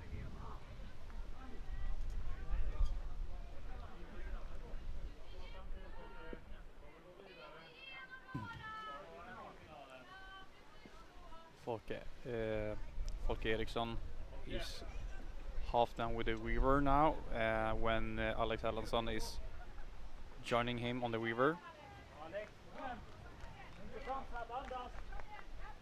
And we see now how Folke Eriksson is managing his way to the last part of the course,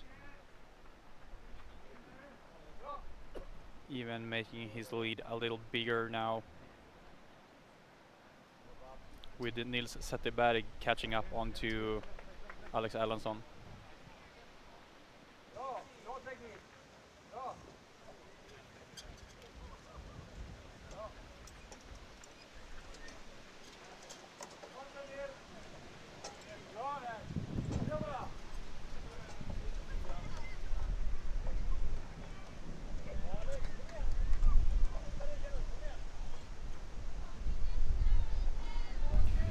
So now we see Folke Eriksson manages his way up for the last obstacle here through the ramp. And if the rain continues to go, we will see some difficulties with all the obstacles, and it will probably be a completely different course just due to the rain conditions. But now in the first youth semi-final, we have Folke Eriksson now taking his first win here, and he will be followed by Alex Erlandsson, who is now making his way up the hill into the finish line.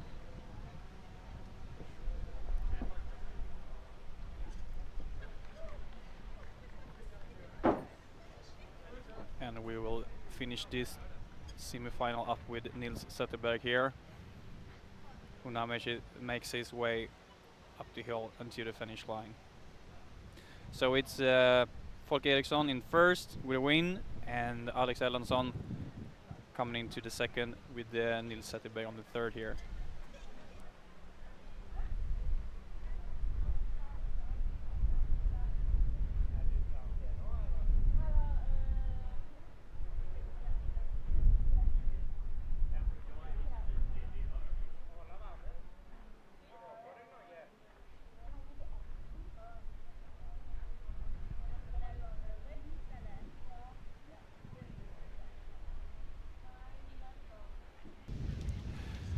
So with that semi-final down, I will now be accompanied by Stine Lagran here from the Netherlands, who have had an incredible weekend here. It's your first time here, Stine Lagran. Welcome to Torshälla Eskilstuna, Sweden. Yes, thank you. Thank you for having me. It has indeed been an incredible weekend. Last year I heard many good stories about the race. So this year I wanted to experience it myself. And it didn't disappoint. It was very nice. Yeah, we're glad to hear it. And on the Friday, you had a bit of a struggle there, but you came in second at least, with some retribution on the yesterday's longer course, where you took the top spot. Can you sum up that in a short way? Yes, us? of course. So the short course was a really tight battle. I was battling it out with Frank Oosterom, my teammate, who ended up winning. I had a small, very small lead getting into the second to last obstacle, the Atlas Stone. But because it was raining, the obstacle, the slam ball, sorry, it was wet. And I struggled to get it off the ground. And Frank, who is quite a lot stronger than me, he managed it quickly. And yesterday there was more running involved, and that suits my style a little bit better. So I was able to get a nice gap and managed to win. And it was dry, so I had no problems with the slam ball anymore.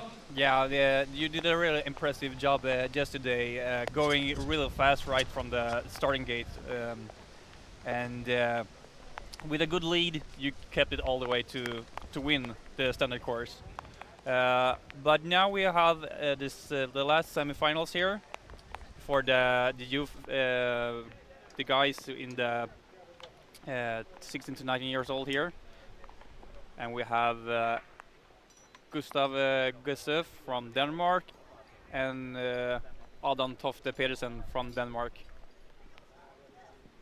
I think it is. So now we are getting a bit of a weather here. The rain came down a little bit at least, and it hasn't stopped all yet. So what can the athletes expect now when the weather conditions are getting a bit rainy? Yeah, well, most of the obstacles here they have some grips on them, so that's not too problematic with the rain. But there are some grips, the metal poles especially, they get slippery, and I expect some different techniques with the wind on the rings. That is the second obstacle, the first obstacle that they are using their upper body for. There we might see some changes, maybe some unfortunate mistakes, and people gaining or losing a lot of time. And for the rest, the grips are pretty good. So, and the sun is coming through. It will really depend on the athlete if they gain an advantage compared to the others in the rain. Yeah, but as you guys come from Netherlands, where survival is a different kind of obstacle race, and it's a quite grip-heavy, demanding, difficult technique kind of sport. You have some expertise and in how the upper body obstacles will be able to how the athletes will manage to these obstacles. Yes. Is there any technique that you would suggest is better when the weather conditions get wet like this? Yeah, you just have to take some more caution. When you take big swings, you cannot be as sure that you will stick. As you can see here, they're I don't think changing their techniques compared to the qualification round. So for these guys, it's still okay. There's just a risk of sliding off, and on ropes and wooden beams, usually the grip stays fine. But especially metal, it gets very slippery, of course. So we will see it here in the middle of this rig. There is a metal bar. Perhaps that one can get slippery later on if it starts to if it continues to rain. Yeah, as we saw on the Friday, there were a lot of rain where many races had some difficulties. But these two guys now from Denmark are in the last obstacle here on the first lane of obstacles.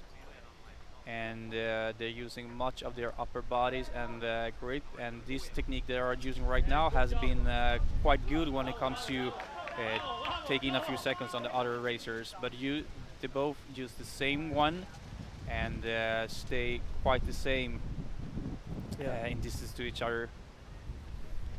Yeah, it's a tough technique, but for the 400 meter, of course, everything is about speed. You don't need to preserve any strength. You can see how explosively they're trying to fly through the obstacles. It's a lot of time made up there. Yeah, and we just saw Adam Tofte Pedersen make his pass on Gustav Gesse, flipping down this net and going into the monkey bars here. We have Gustav will chase down Adam. The monkey bars are, I think, the obstacle that will be impacted most if it gets wet. This obstacle can get very slippery. We might see some slower times or obstacle executions. So it will be interesting to see who is able to cope with that best. And as we can see, we have one athlete with gloves on, and we have one athlete without. And do you, Stein, have any experience on where to use gloves or not? Yes, I use it sometimes, only in the championship races because I don't know those obstacles so well, and there are a lot of challenging holds and grips. And generally speaking, gloves have a better grip than just your bare hands. But normally, I prefer to use my hands. It just gives me slightly more control. And from my personal experience, if there are wet conditions, they also get more slippery, and your hands can move in them a little bit. So it has pros and cons. On a course like this, I prefer to use my bare hands, but on this final part of the obstacles, the gloves, they have very nice grip, so I can also see why you would choose to use them here. Yeah, and that's my same mindset on using gloves or not. Here we can see Gustav is getting up the ramp here. Will shortly join us here up on the finish line, and he has now a bit of a lead over Adam that will not be able to catch up really. So to sum up this the second semi-final here for the youth, there will be Gustav Gesse taking home the win in the second semi-final, followed by Adam Toft Pedersen.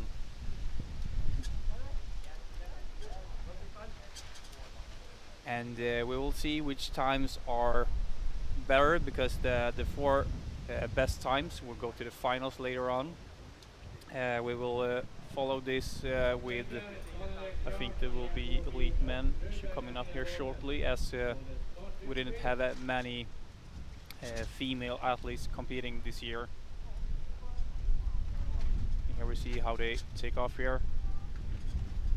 In the first part of the course, they're quite in the same place here. You just see a different technique leaving the rings, as one of the athletes makes a backswing and the other one is able to continue using the previous momentum, which is a bit riskier but a little bit faster as well. And we saw Adam there making sure he is on the right side of the finish line there.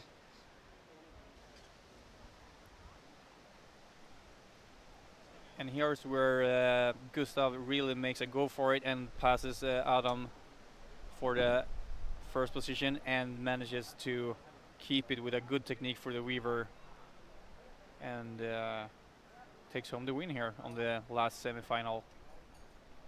Yeah, and the weaver is a really nice obstacle. It looks so quite simple when you see the structure, but it's very complex, and there are many different variations and techniques to do it. It can cost you a lot of strength and time if you do it wrong, and if you practice this obstacle, it's very trainable. You can gain a lot of time here, so it's nice how something that looks so simple can be such a game changer. Yeah, how do you think? How do you? Sorry. What techniques do you use on the weaver for an obstacle? We have seen some different techniques already. But when you usually go into the weaver, what is the first thing you come to mind and do? Yeah, I'm not personally the very best at the weaver. I try to stay close to the beams that I'm going underneath, so I don't have to pull myself up so much, and use my momentum that when I go over a beam, I really try to fall down hard, of course in a controlled way, but hard below the beam that I have to go under, so I can use my swing to pull myself up to the third beam again, and that is what I try to do, and then keep a flow so that there are no sudden breaks or stops in motion. But it's easier said than done, and it matters a lot how this works depending on the width of the beams and how far the beams are apart from each other. So yeah, it's difficult to execute it as you want to, as I think now the first heat of the elite men are lining up. Yeah, and we can see Daniel Ekström on the far left in the orange vest, followed by Jonas Strecher from Denmark, and Gomez from Spain. On the far right we have Leon Kofod in the red shirt there as well. Yesterday there were 2 laps of 6 kilometers. Coming into the second lap, was there anything that you could do differently? As we now have had some qualification rounds, they have tested the course, they will now get into it a second time. Is there anything that you can manage differently? I used the same techniques through all 3 races, but I don't have the explosive abilities that these guys have. I think they will today use techniques that they don't use in the longer races. And let's see, I think here they're about to start. There they go. Leon takes off very fast, but Jonas can do a big jump. He did this yesterday in the standard course as well. He has very strong legs, of course, so he can make the jump easily. It will be a tight battle. They probably have a lane in mind that they want to have. Yeah, and there you see. These guys are now assigned different lanes. They need to use the same lane when they go into the straight of the course. Yeah. And as we see there, we have Jonas Strecher still in first, followed by now Gomez. Leon is still catching up here, not leaving them behind. With Daniel Ekström also very closely to this pack. Yeah, it's a close battle here in this obstacle. There are 4 guys there on right next to each other. Some will use their legs. We see Ruben here, he's just using his arms. It costs some power up, and I think Leon there made a lot of time on the rest of the field. Yes, they do. Yeah, Leon uses a good exit on the North Pole day, getting a lot of time, but Ruben here is chasing him up, not letting him relax any bit. And it's very impressive, I think, that Ruben is doing so well. In Spain they have a very different style of obstacles, so it's nice to see that he came down here to try the Swedish OCR style. You see Jonas, I think he made a small mistake. He's trying to catch up. Yeah, Jonas has fallen down a bit and has a bit of way to catch up now to the other guys. But in the lead we still have Leon, followed now by Daniel Ekström in the Weaver here. Also followed by Ruben and Jonas Strecher. All guys is in the Weaver with Leon just finished up, and followed by Daniel Ekström going into the last bit of the course here. And now it's a balance between giving it your all and saving something for the obstacle, because you don't want to make a mistake and slide out. As we can see, they're jumping over the beams. It will be a very close battle. Still has Leon Kofod from Denmark in the first here, followed by Daniel Ekström. And Leon couldn't make the jump. I think some guys, yeah, you see there, Jonas making up a lot of time as he jumps over. And now it will be a sprint to the finish.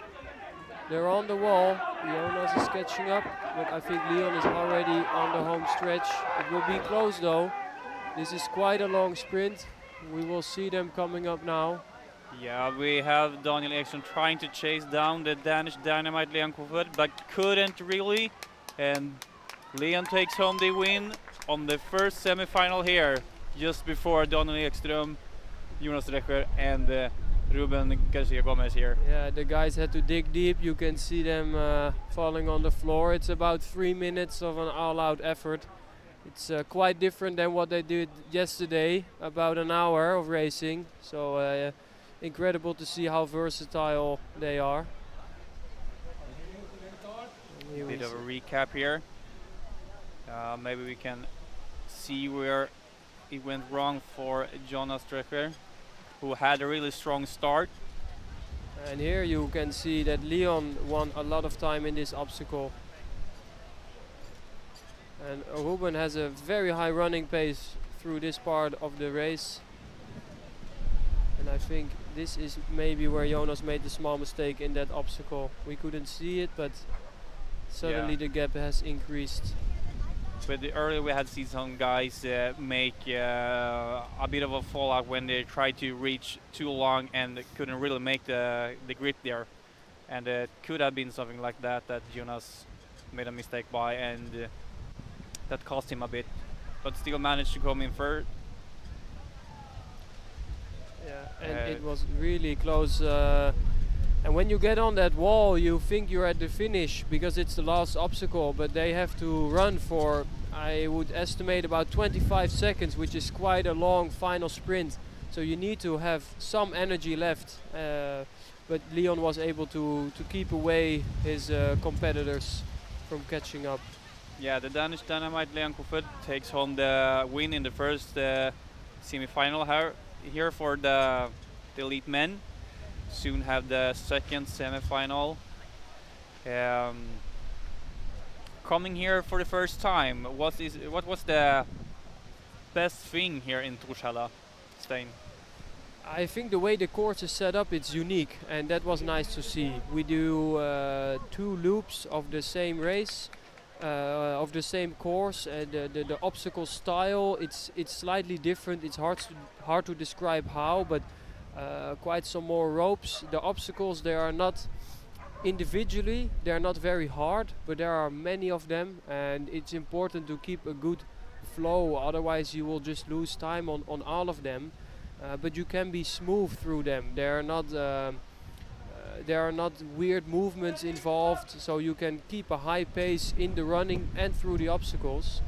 And I think also what surprised me is how hard the running terrain was. Here we see the second wave.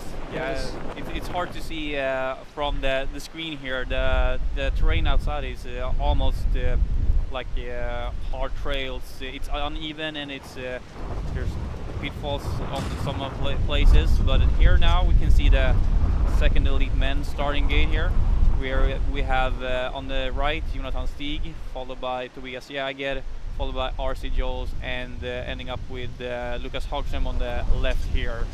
Yeah, and it will be interesting to see how Roel did it. He is a teammate of mine. In 2018 at the European Championships, he was awarded the most handsome male athlete.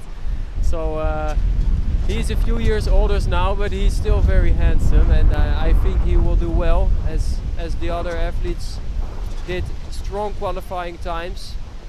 Unfortunately, we don't have a prize here for the most handsome racer, but I will talk to Jari, and maybe next year we will have something like that. Yeah. It's a matter of minute or so before they start. They kickstart the legs now to trying to still stay warm. And all these guys have run very strong qualifying times. The top 8 qualify, but the gaps are not that big. Jonas had a gap to the rest, but for the rest, small differences on the course like that, like this, only 400 meters. It's also what you expect. So it's not possible to point out a clear winner of this heat in advance. Yeah, and as to go some qualification rounds, it's also, if you give it all in the qualification, you may not have it to complete a good time in the semi-final, making your way to the finals like that. So you need to save some energy for the races to come. And you're about to go now. And there they are off. It's a big sprint, quick on the walls. Looks like Tobias is heading out in front. Yeah. So we have Tobias just now up front, first man into the net here. And you can see from the trees how hard the wind is blowing. This means the rings that they are heading into now, they are moving. As you can see that the men are indeed actually making some small mistakes. Tobias is struggling because the ring has been moved a lot by the wind. He might have touched it slightly, and there Roel playing it safe but heading out. Oh, there goes there it goes our live stream. Yeah. It's really windy here. Tobias and Roel heading into the obstacle at the same time. Yeah, the weather is not with us right now, but the races are still going at it into the North Pole obstacle here, where we still have Jolt made some kind of mistake. He made a technical mistake, I think. He has to redo it. Maybe he went into the wrong lane, and that's why he needed to change. That means we now have Tobias Jäger in first, followed by Lucas Hagström and Jonathan Stig for third. sprinting through the balance beam there. Yeah, quick through the balance beam, around the corner, and yeah. Yeah, we haven't seen it yet before this race, but now you could really see how much the wind is affecting the course, where the rings moved a lot, making small mistakes for everyone, and hard to keep up with where they were moving. But Yeah. now Tobias Jäger is in a little bit of a lead here, with Jonathan Stig catching up to him. Has already passed Lucas Hagström. Yeah, Jonathan is also, but Tobias is as well, but strong in the weaver, so he might make up a second or two here again. But will it be enough as the course is coming to an end? Yeah, Tobias is still the first man running through the last part of the course here, followed closely by Jonathan Stig. They have about a 10-meter difference between them. And we've seen several times that Jonathan Stig is a quite technically advanced optical racer and may have an advantage on this rig here now, as he closed the distance and passed Tobias Jäger, but just barely. Oh, and there one slides out. That might be because of the rain, it might be a mistake because he got tired. As they're heading up to the wall, it will be a sprint to the line. They're really next to each other. Yeah, the wall may be a bit slippery due to some rain that came in earlier, but Jonathan Stig has a confident lead, and it looks like I think they're taking it easy because they know both other athletes have made a mistake in the previous obstacle, so that they are on to the next round. Jonathan enjoying the moment, taking it in, and we can really see the wind blowing. yeah, we have a hard time keeping our equipment on the right place right now. But Jonathan Stig makes the win here in the second semi-final, putting me all through to the final now, together with Tobias Jäger in second here. Lucas Hagström fell a little bit short this time. Still managed a real good run, but didn't make the cut this year. And RC Joels had also some struggles along the course this time, but he had made some impressive moves all weekend. He Started out very strong, made an unfortunate mistake, and yeah, mistakes are something you cannot afford on a quick course like this. Catching their breath. Here we will see the short replay. We will soon follow this with the elite women semifinals, but here we can see how Lucas Hagström and RC Joels are in the lead here, and here's where the wind has affected the rings quite a lot. You could see it. I thought maybe Tobias would have touched the ring, but I think it was just a gust of wind that just moved the rings beyond, and they're already far from each other, so then you don't have the reach to take it. He was able to recover well from it, and continued in a good rhythm.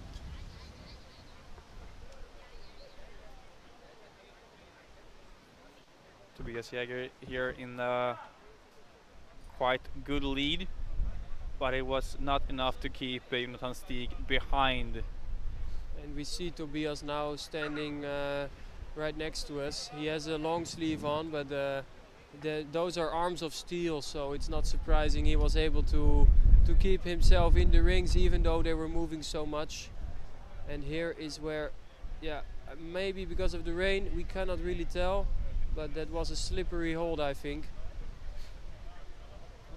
And here's Jonathan Stig finishing up the win here in the last semi-final for the elite men. Daniel Ekström cheering Lucas Hagström on. So we will shortly be followed by the elite women's semifinals here.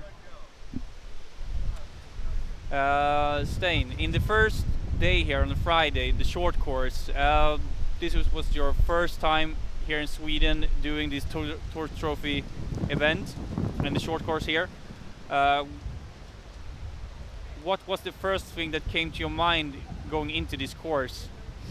Yeah, that it was different than the races I've been doing the previous months, with the European Championships in a mountainous terrain, and last week I also did a mountainous race. I would be racing on the flats again, which normally should be suiting my style, coming from the Netherlands, which is yeah, of course, a flat country. But my training had been focused on uphills and downhills a lot, so I was curious to see how I would fare on a very quick course again. And on the short course I felt that I could keep this high leg speed, but on the longer course it was much more draining than I expected, because there are a lot of walls and things that you jump out of, and this on camera it's hard to see that every time you take an impact like this on your legs and you are running on soft grass, that it feels like you're running with a flat tire, and over time this really starts to creep up on you, that you get yeah, you cannot run as smoothly anymore, and then you have yet another jump to take, and it was a really hard course. I would say almost harder than running up a mountain, to do so many jumps and walls on soft ground. Yeah, the weather is really challenging for us, but we have had the elite women now. The first semi-final just took off, where we can see Karin Abrahamsson in the lead for now, followed by Sara Bäckström, Henriette Badum from Denmark, and followed by Linnea Stensson from Sportclub Vallentuna. And they're all right behind each other. It will be interesting to see how the rings are for the ladies here. Okay, it looks like they have made a judge call to remove the rings because they are so much impacted by the wind. Yeah. So they are side by side in the longest obstacle of the course. So they made a sudden change to the rules here, which could be a good call to make it an even race for everyone. Still, there is Karin Abrahamsson in the lead, barely to all the other girls that are now neck to neck heading down the North Pole obstacle here. And there we saw Henriette using her legs on the first pole. It will be interesting to see if that little bit of strength preservation will play off in the end, but she will have some time to catch up, as the first two runners are already making a gap. Yeah, we have Linnea Stensson now made a really good last part of the North Pole obstacle, passing everyone into first, but now Karin Abrahamsson takes back the lead from Linnea Stensson. Linnea Stensson made a win here in the short course. She is a really good, technically good athlete with a lot of grip strength, and that suited her for the rainy Friday that we had. And it's a good way to go through this course. She has a really good technique and strong grip to keep the maybe more running strength girls here behind her. And there we see Sara trying to catch up in the Weaver. She just became the Swedish champion, and it looks like she's making up a lot of ground on that obstacle. As we talked about before, there are many ways to do it, and if you train it well, you can win a lot of time, and we just saw a prime example of that. Sara Bäckström made a real good exit. She had a 15-minute lead heading into the walls. I think it will be very close in the last obstacle again. Looks like Karin is catching up slightly, but there is not a lot of course left. As long as Sara Bäckström don't make any mistakes now, she could be the first woman in here. Let's see if the holds are good or again slippery. She's going for the double-handed technique just to be safe. And there she is out of it. She needs to fly over that wall, as the first three ladies are almost side by side. Yeah, I think we will have Sara Bäckström maybe in the first place here, but there is a fight about second here between Karin Abrahamsson and Linnea Stensson, with Karin slightly before. And that will be a sprint to the finish. Sarah should be able to make it fine, although Karen is catching up quick. Yeah, but it's slight uphill and it's hard to keep the pace all through to the finish line. Well, we had Sara Bäckström in for the win here, followed by Karin Abrahamsson and Linnea Stensson. And we will finish up this semi-final with Henriette Bottom from Denmark in fourth here. We will now have Sara Bäckström and Karin Abrahamsson going to the finals here later on today. Yeah, and that uphill finish in the end, it is tough and painful after you put in such an effort on the first part of the course. Yeah, going down that ramp, you don't have much breath left, and it's really hard to keep the same pace going up that hill to the finish line. Yes, for sure. And here we see how Linnea Stensson is last into the North Pole obstacle, but with a really good technique here and a good flow. She keeps it up and passes everyone out that obstacle. But we ended up with Sara Bäckström in a real good mid-section on this course here, catching up to both Linnea Stensson and Karin Abrahamsson, taking the lead after the Weaver and kept that all the way to the finish line. Shortly we will have the second elite women elite semi-finals here. Sure. We'll thank Sten Lagerlund for joining us here a moment. He needs to go away, but we hope that you come back next year. So thank you for joining us and take care. Yes, thank you. Thank you for having me. I really enjoyed the race a lot. I wish the finalists a lot of luck, and yeah, I think it will be an epic battle to watch. So be sure to keep watching. Thank you, Sten.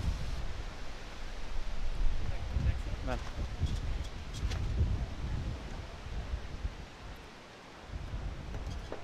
We thank Sten Lagerlund for helping me comment on these amazing athletes going through the course. The second semi-final here, we can see we have taken down the gate, which is has blown quite heavily. On the left we see Ida Mathilde Stensgaard, followed by Siri Englund, Linda Digby and Katrine Håland Levras on the far right.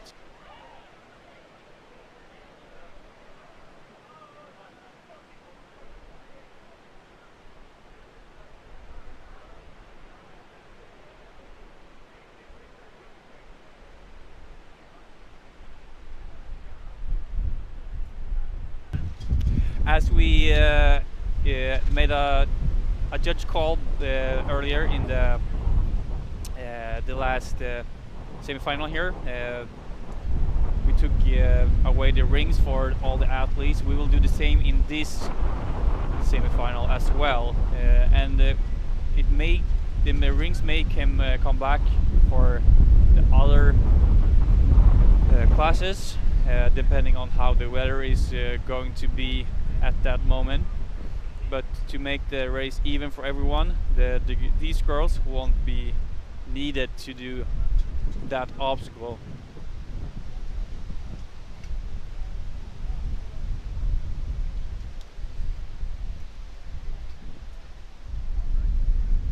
They're making themselves ready.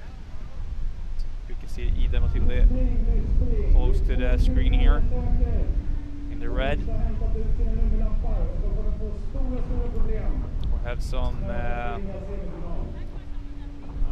race announcements going out about racers needing their new numbers for the finals. And the last semi-final is now off with an aggressive start by Ida Mathilde Stensgaard and Linda Digby. They're side by side, flying through the first part of the course now. jumps up the net here, and Ida Matilda is still in the a lead, just barely before Linda Digby. And as you see, they don't do the rings here, as these girls also have the judge call. Into the North Pole now. Linda Digby and Ida Matilda Stensgaard are side by side. With Cide England following up to those, and Katrin Haaland Leveras also closely behind. We'll see if Ida Matilda maybe swings through. Yeah, she does, and saves a lot of time on that. Linda Digby uses a little more of that bar, going a little more safe, and that lets Ida get a little distance down to Linda. And she runs out. Oh, slips on the first grip there when she tried to use the momentum from the run out, which makes it easy for Linda Digby to safely pass Ida there.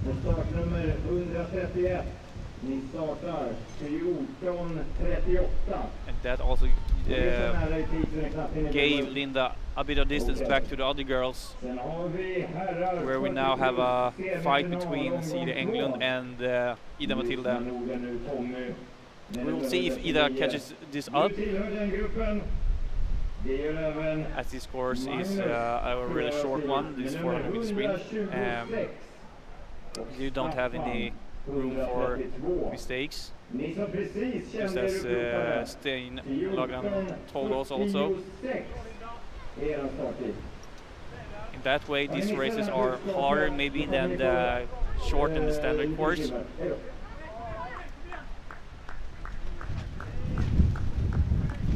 Linda makes a solid run there, getting some distance between her and Ida. There may be about just over 10 meters behind between them. With now Linda goes into the last rig here. She slows down a little bit to go safe here.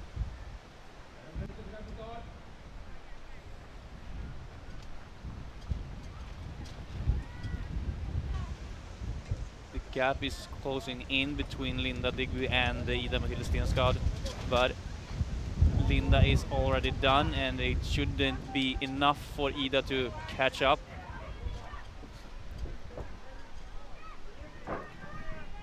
Linda has already made her way through the ramp, and I think Ida made some kind of mistake on the end of the last rig there. But we will have a fight between second and third. Now we can see Linda Digby taking home the win here in the second semi-final for the women. And Cide England joins in second.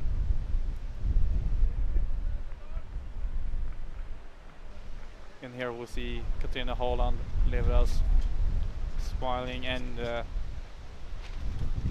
joining us here in third behind the finish line.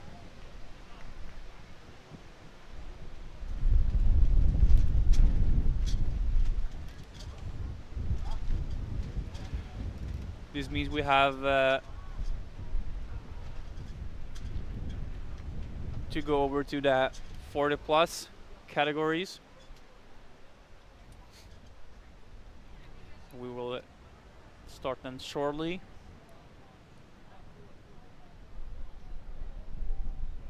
And for everyone who loves this kind of racing, later on in Enköping we will have the Swedish Championship in the short course, which is a 3-kilometer course.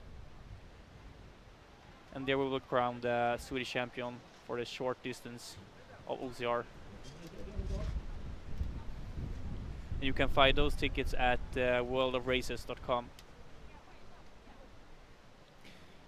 Here, where Ida made some kind of mistake running into the obstacle. Linda Digby goes past her. and even though Ida did a good job catching up, it wasn't enough due to a last mistake at the last rig also.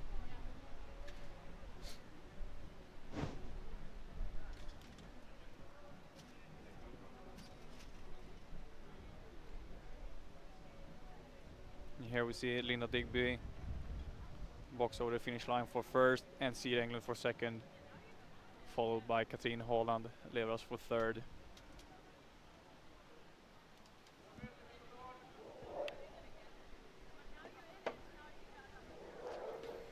We can see Ronny Kihlman and Rickard Hansson waiting to start.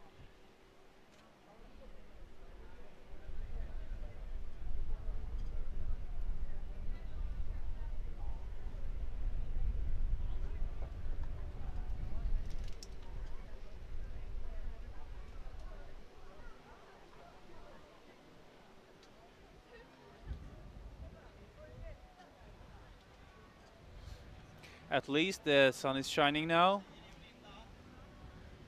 and we had a little bit of rain earlier, but not too much. I think it will dry up quite easily, as the winds also has blown pretty hard now, and we're starting to take down some of the equipment here, but we'll still try to broadcast as long as we can. Hopefully we will manage through, even though the wind is going quite hard here.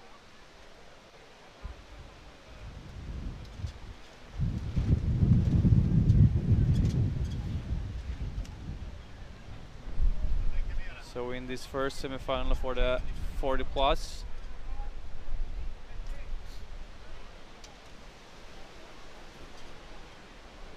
we have Ronny Kihlman on the left, Rickard Hansson in the middle, and on the far right in the black shirt we have Marcus Boström.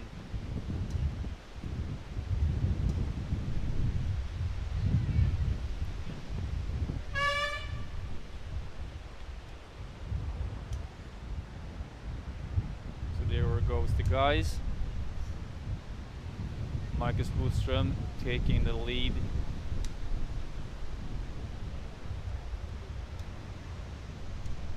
Sorry for any wind that blows into the mic right now. As you can see, they have the same rules applied to the rings here.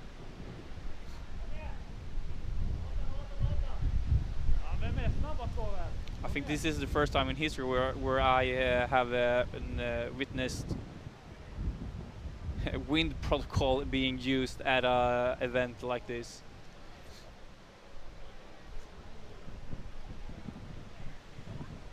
In this obstacle we have still Marcus Boström in the lead, but with Rickard Hansson closing in.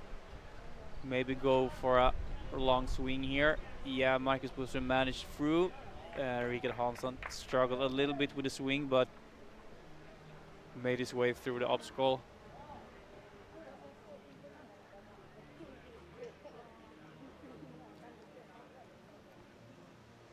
They're making their way down the course here. They don't really have to go too hard at this moment, because the two top racers will join the finals.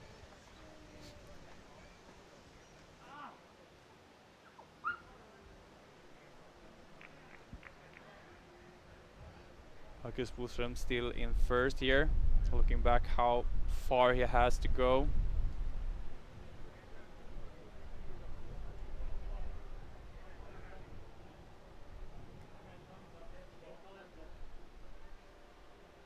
Yeah, still looking back to see how big of a lead he has.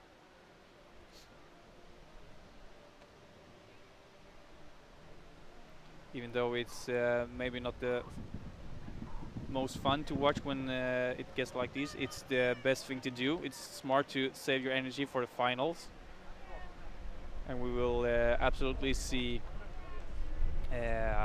faster racing in the finals later on.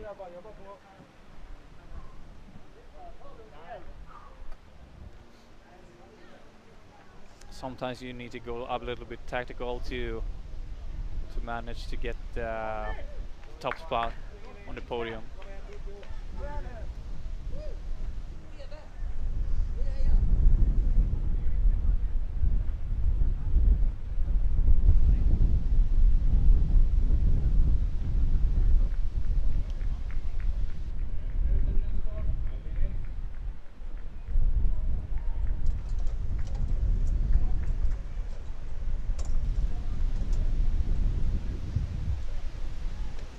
Yeah, now we can see how Rickard Hansson is catching up a little bit to Marcus Boström, who's struggling a little bit with the last grips there, but manages through.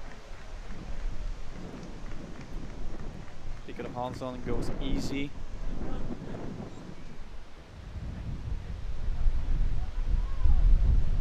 Completes the last rig with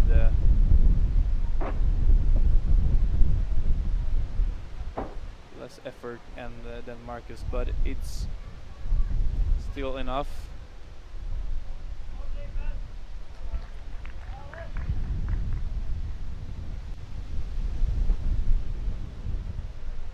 Looks like Marcus lets Rickard Hansson pass him. Doesn't really matter in this moment here because these two guys are the ones going to the finals later on.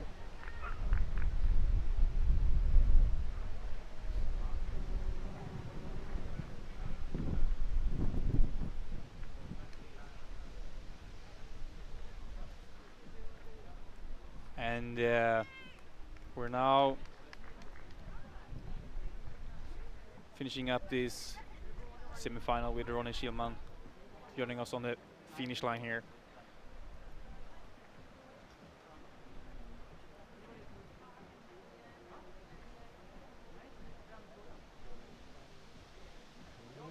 And here we see how Marcus Boström takes the lead.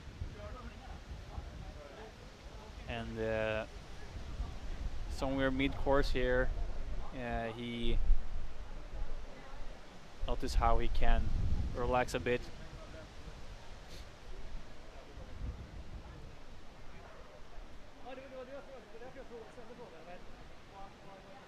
As you see here, they have taken it a little bit slower than the first part of the course, trying to save up the energy for the finals later on.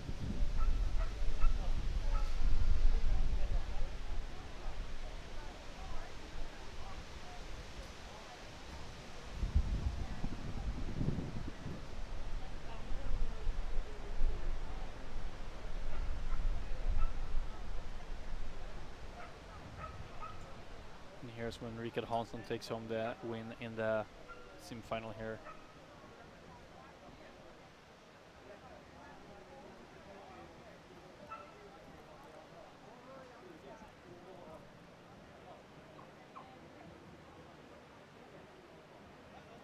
Joining us now, we have Magnus Marklund on the far right in the black shirt, Staffan Wennerstrand in the middle in the light blue one, and Tommy Madsen on the left in the white shirt here. In the last semi-final for the men 40 plus.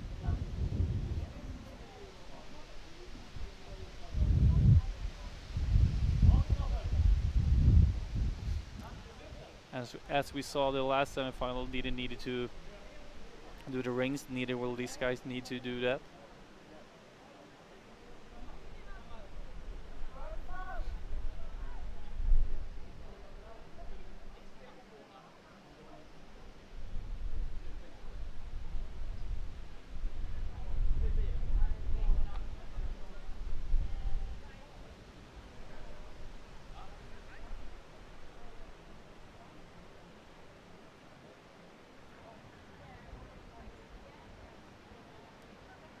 Will shortly let these guys go at it and see who will take the last final place.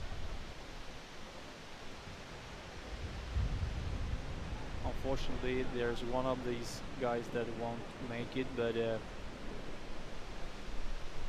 we'll see how these guys will do now, and which ones who will be joining Rickard and Marcus in the finals for the 40 plus.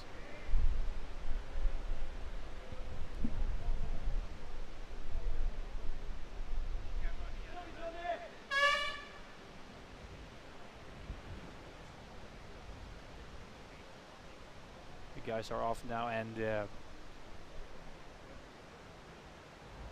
have kind of the same pace going through the first sprint there.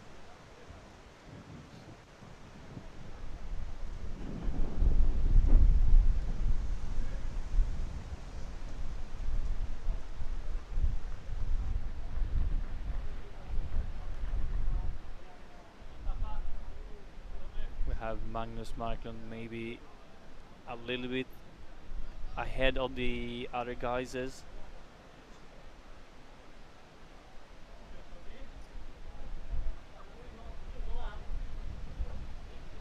Staffan struggles a little bit with the net there, making an opening for Tommy Madsen that he takes, and he passes Staffan.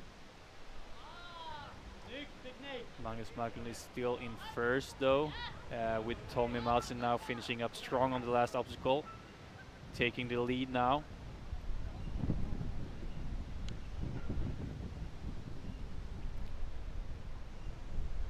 But Staffan isn't out yet. He's still holding on and runs into this obstacle, flying through it, passes both Magnus and Tommy Madsen, but falls down on the net here. Magnus flips, everyone flips down it seems.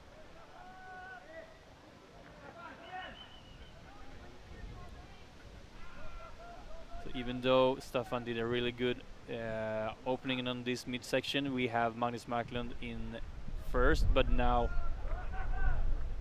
Staffan has really good technique in the monkey bars, passing both Tommy Madsen and Magnus Marklund once again, going into the Weaver.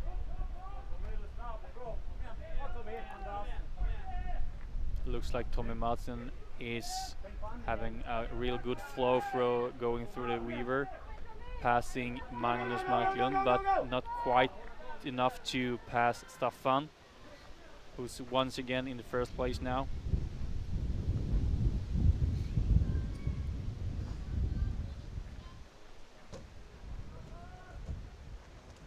Staffan don't have any more room for any errors.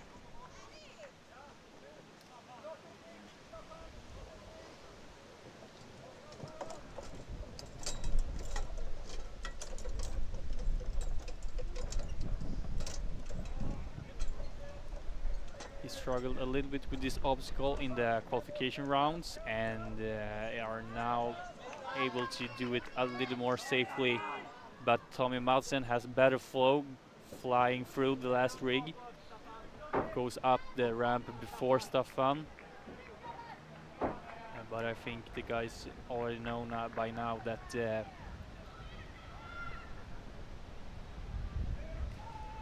final spots are now taken by Tommy Madsen and Staffan Wennerstrand.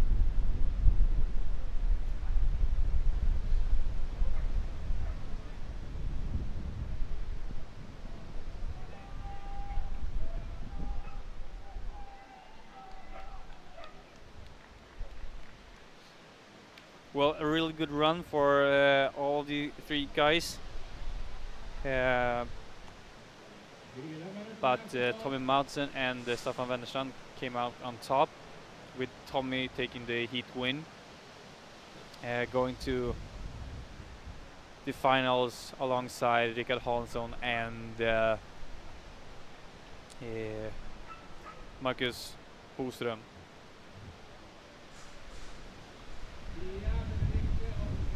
So with the 3 Gripen OCR racers and the 1 Sports Club Vallentuna racer going to the final for the men 40 plus. We will shortly go to the women once again, unless there's been some dropouts that sets the result for the women 40 plus.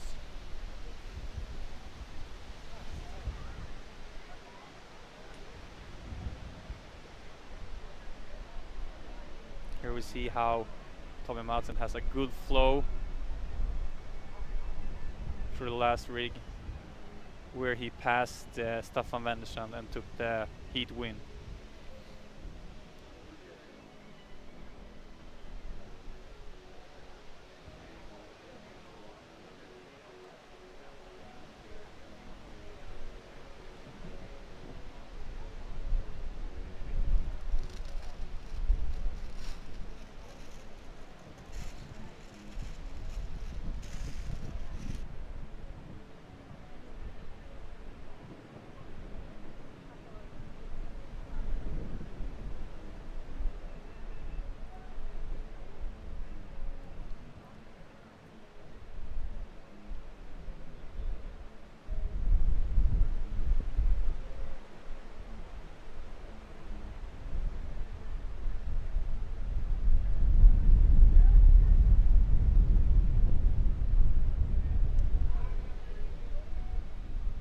Well, with this event almost over, the weather is clearing up now. We're getting a bit of a sun coming out, and the wind has slowed down a bit at least.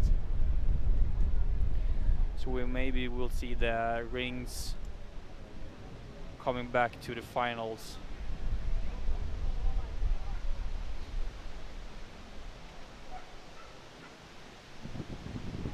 Summing up this whole weekend, it's been a pleasure to watch these athletes going hard at the course, with a bit of weather coming down on Friday, making it hard for everyone, and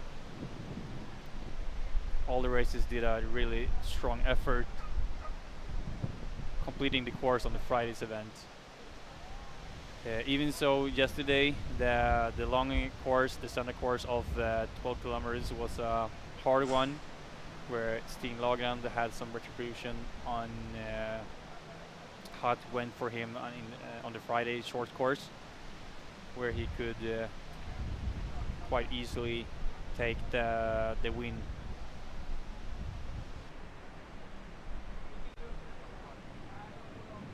Yeah, I'm getting some information now that we have had some dropouts for the women 40 plus, which means we will have a final for the women 40 plus instead of a semi-final here. After that, we will continue with the finals for the other categories.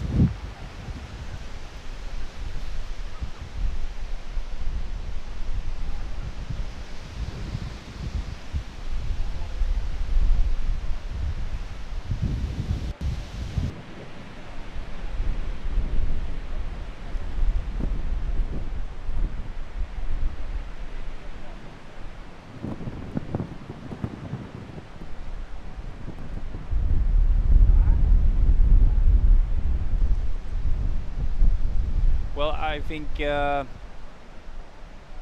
winds that come in like this, it is quite a storm brewing up like this. And just had the information to me that the rings will not come back at all, as it will be hard to tell how even the finals will be if it blows too much.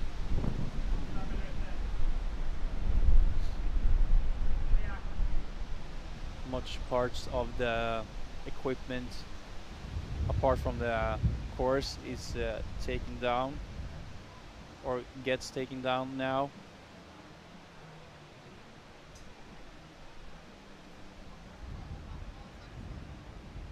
I'm just waiting for the racers to get the right numbers.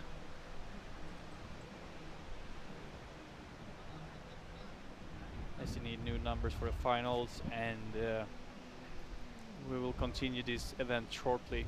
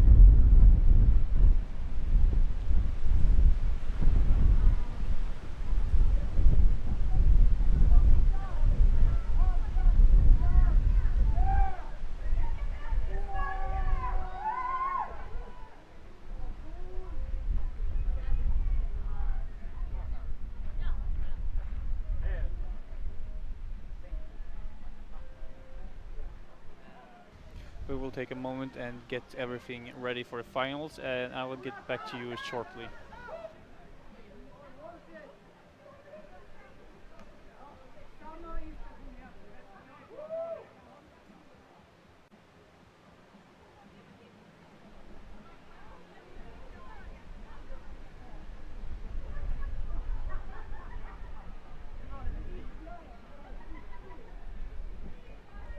Hallå, hallå! Mina damer och herrar, och främst damer 40 plus.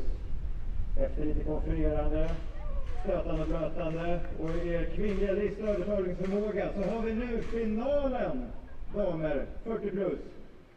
Starttid 15.02. Det är cirka 3 minuter och 40 sekunder. Okej.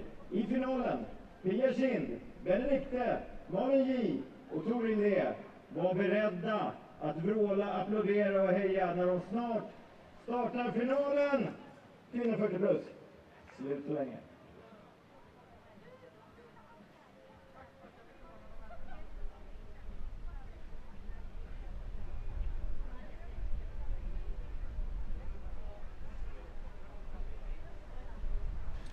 We have green lights to continue the event now with the finals for the women 40 plus, where the judges has the blue Eskilstuna shirt here, followed by Malin Johansson on the right, and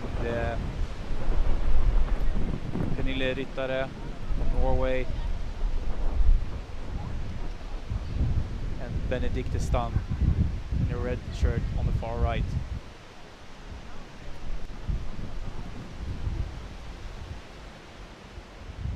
Oh, sorry, not Pernille Ryttare. It's Toril Egner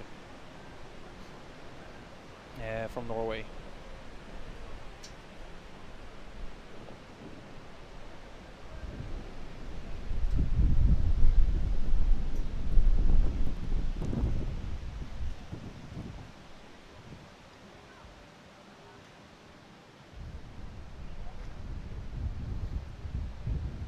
The girls are getting ready to start the final for the women 40 plus here.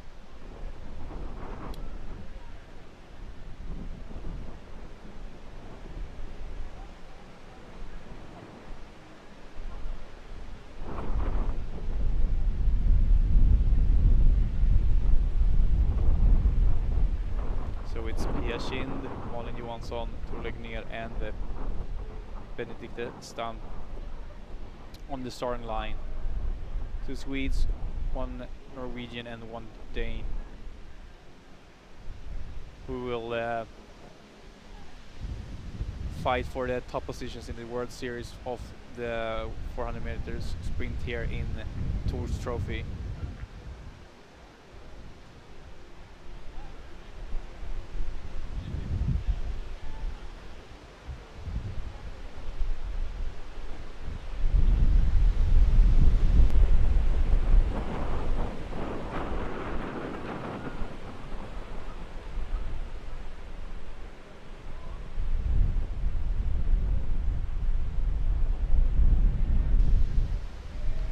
Seconds now.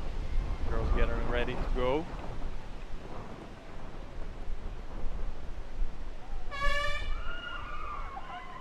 Pia Kind takes off in an explosive start there. Takes the lead instantly. Closely followed by Malin Johansson, Tor Legnér and Benedikte Stam from Denmark here.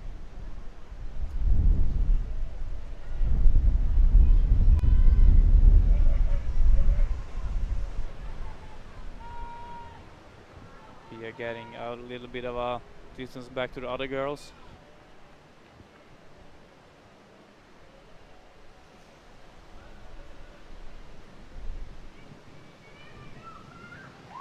And she jumps down into the net, swinging up and flies through this North Pole obstacle here.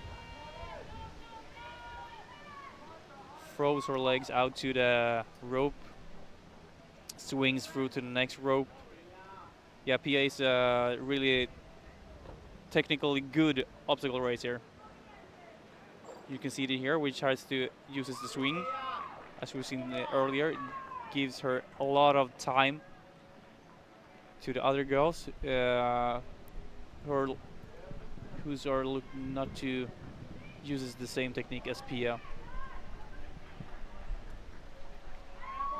Tor Legnér struggles a little bit, but managed to come out in second from the last obstacle there. All the other girls have still a bit of a stretch to go to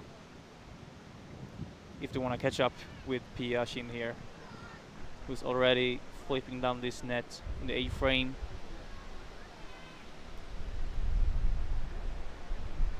Goes into the monkey bar all by herself. But we have a fight for second and third.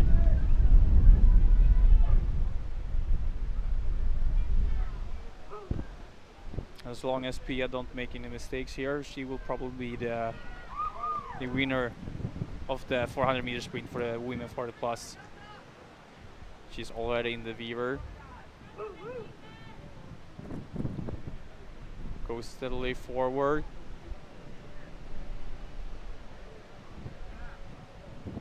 Still has Tor Legnér, Benedikte Stam and Malin Johansson fighting for second and third here.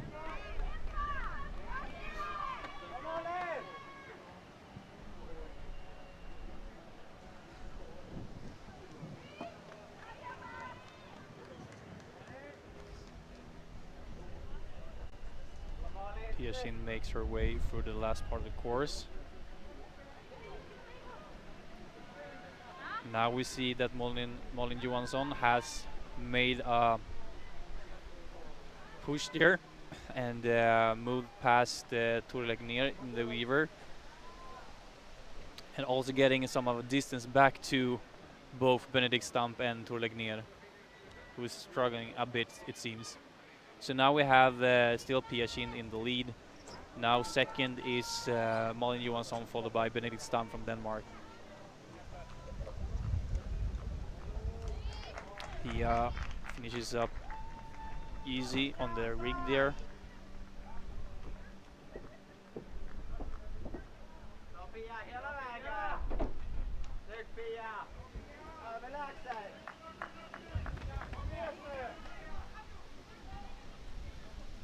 Here we see Pia going down the home stretch back here to the finish line, winning her category in the 40 plus women.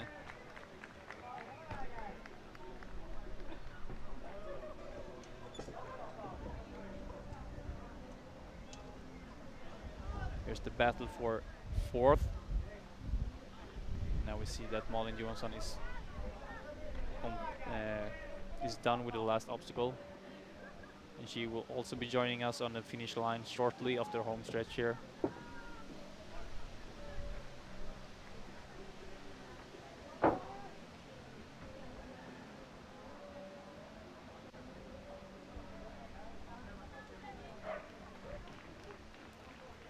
Well done by Malin Johansson.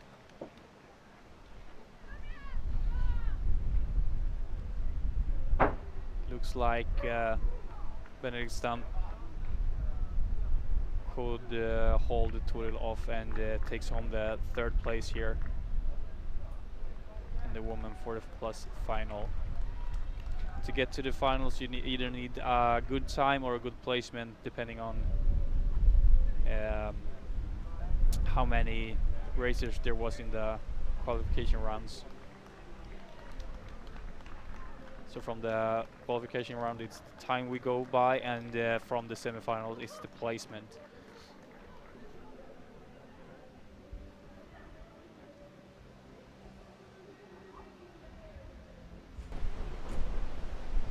So here we see the and Benedikt Stam from Denmark here.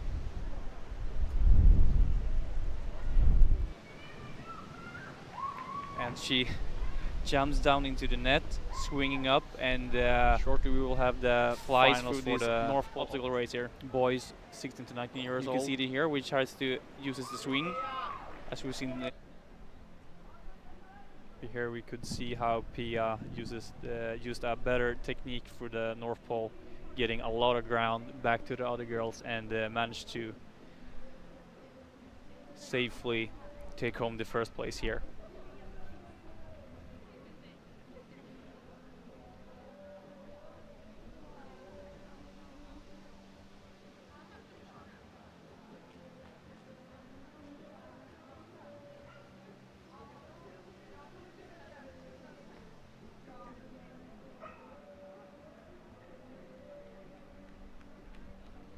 So we had Pia Kind from Eskilstuna, Sweden, and Malin Johansson from Eskilstuna, Sweden, in for first and second, followed by Benedikt Stam from Denmark, and finishing this heat up with Tor Legner from Norway in fourth.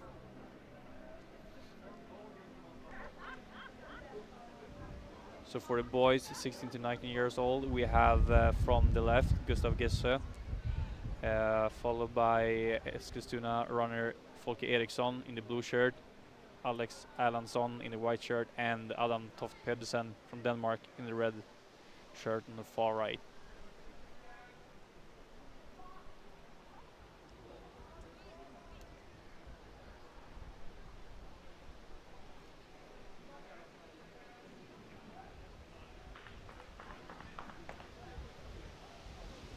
See some runners warming up in the background there.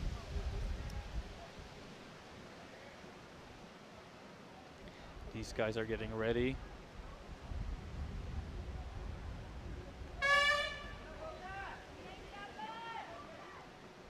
Folke did really take a stance there, trying to get a explosive start, as he did also, as we see him in the lead here now.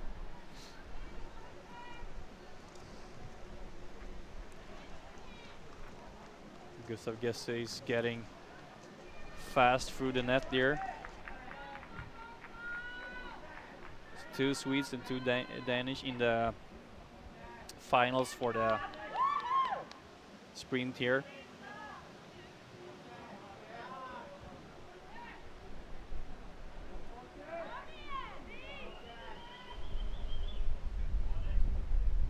Folke Eriksson has now a bit of a lead due to a mistake of Gustav, has needed to redo the obstacle. Folke swings out and gets another second there or two just by using that technique. Sprinting down to the midsection of the course here. Runs into the obstacle, having momentum to go off far reach and jump over the finish line for that obstacle. Jumping down from the net, keeping the fast pace through the midsection here. Flies through the monkey bars as earlier. Destroying the Weaver here with an explosive technique and a really good flow. We can see Gustav is chasing, but as long as Folke doesn't make any mistake, that won't be enough. Still has Adam Toft Pedersen chasing Gustav, and Alex Adamson is still also chasing Adam here. Last rig, we see Folke here is all by himself right now, and as long as he uses safe technique as he did with matching the grips, he is the first one through the ramp and will take home the win here on his home turf in Eskilstuna, Torshälla här, Sweden.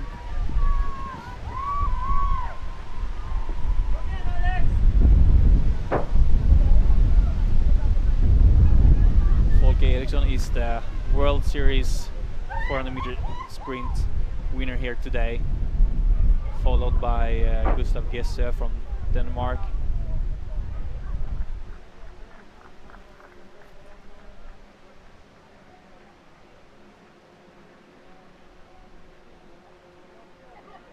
And here we see Adam Toft Pedersen in third, just a meter or two from the finish line,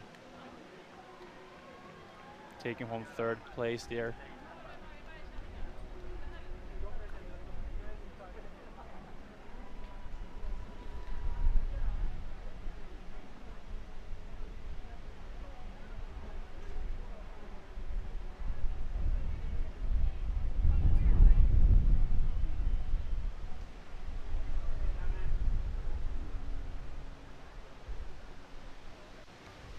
A bit of a recap here where Gustav had a hold of the lead but made some kind of mistake and needed to restart this obstacle, where Folke Eriksson took charge and held the lead he got from that point all the way to the finish line, taking the win here in Eskilstuna.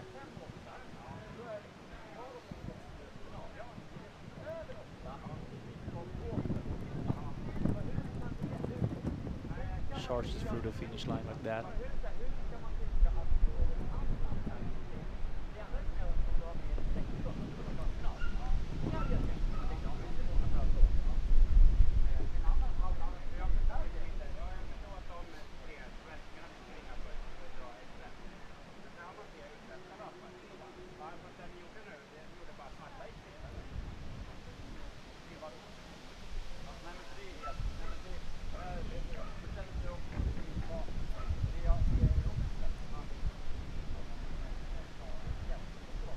For the next final to get ready.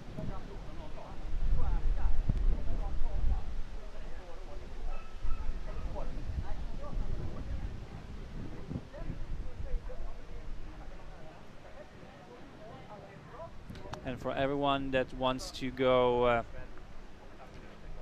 on another obstacle course, we will have the Swedish Championships in Enköping later this year. And you can find the tickets at wallofraces.com.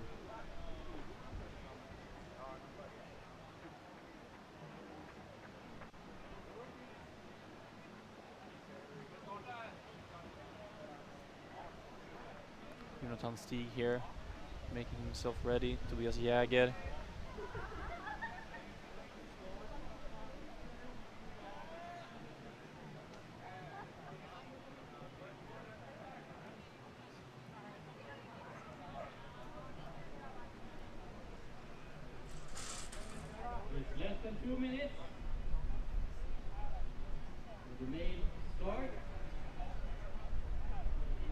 Directly after the man has finished the race, we will start the female final. So the female final will be a little bit ahead of schedule.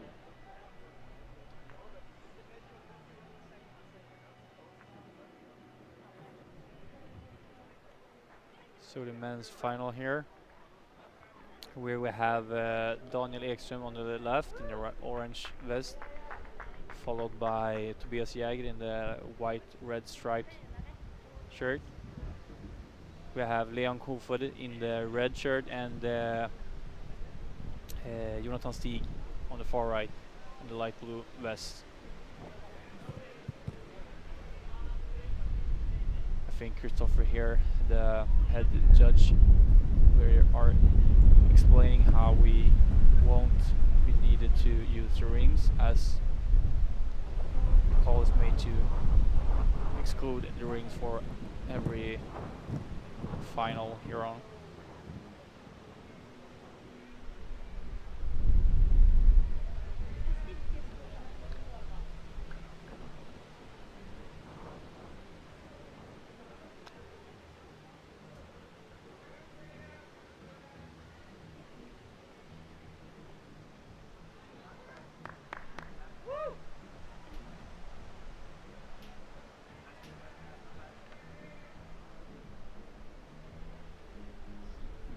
Guys are getting ready.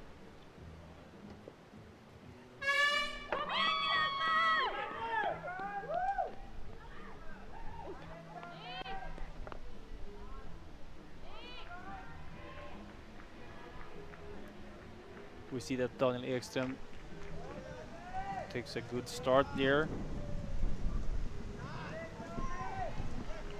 Has a little bit of a lead now. Followed by the three other guys, Jonathan, Tobias and Leon.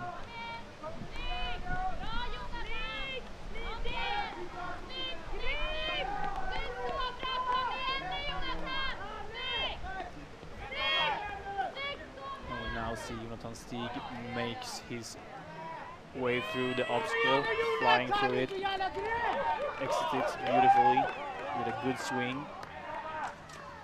Passing into first place here, followed by Tobias Jäger and Leon now in third, with Daniel Ekström in fourth. Uses the running momentum into this multi-rig here.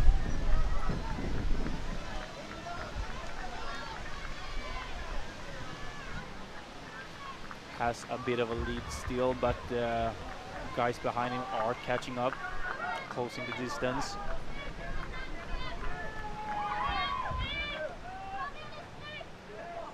Jumps in to the Weaver.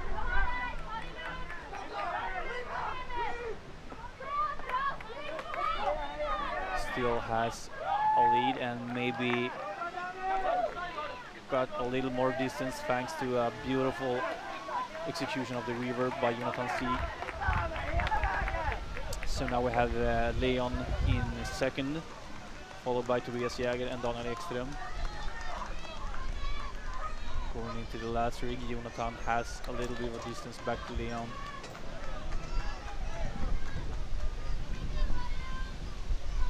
And Jonathan Stig also matches the grips a little bit at least.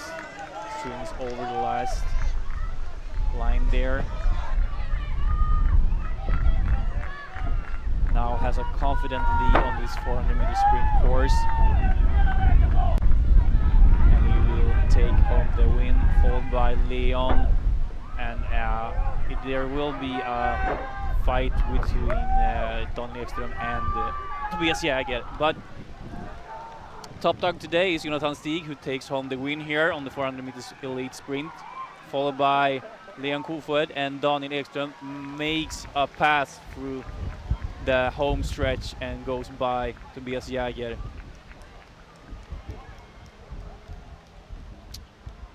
So up top we have Jonathan Stig on first, Leon Kofod on second, Daniel Ekström in third, and Tobias Jäger on fourth here.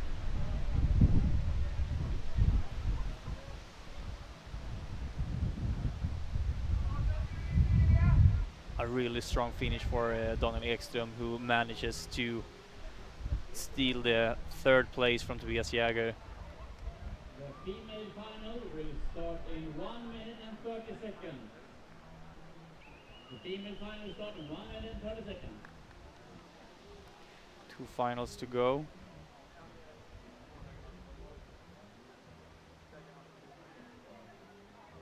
And we see again and again how crucial good obstacle technique is to these short courses.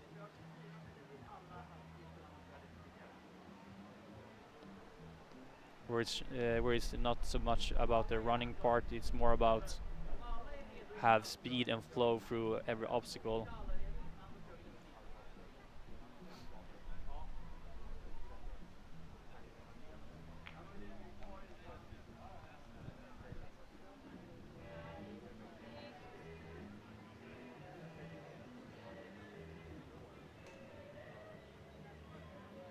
Coming up here, we have the women elite finals, where we see Karin Abrahamsson in the red-white striped vest on the left, followed by CD England and Linda Digby in the black vest. On the far right, we have Sara Bäckström.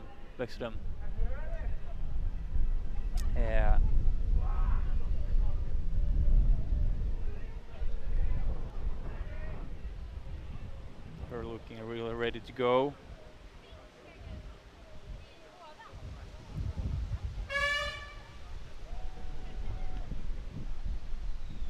Now we will see which of these girls will end up on top.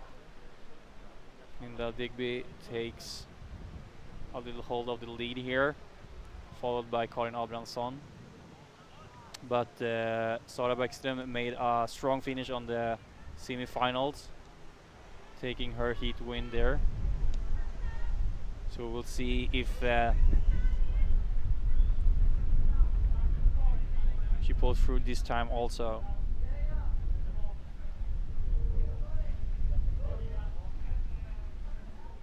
Linda is the first woman into the net part here, going into the last section of the North Pole obstacle.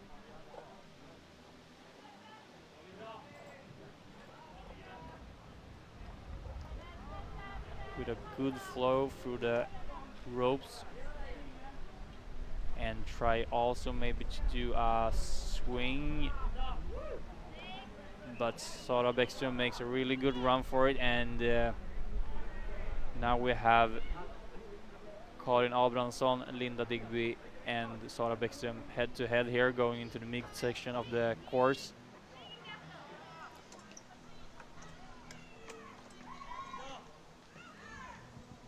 And we probably have a fight later on for the podium positions here.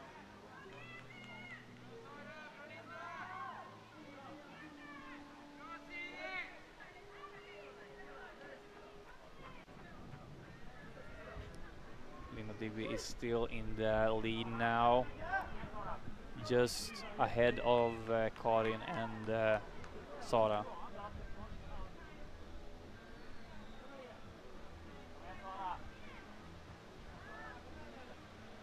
Here's the rear that Sara did very well last time. And we'll see if she be able to catch up to Linda here. And she does a bit. She passes Karin with a good technique for the weaver. And takes aim on Linda Digby here.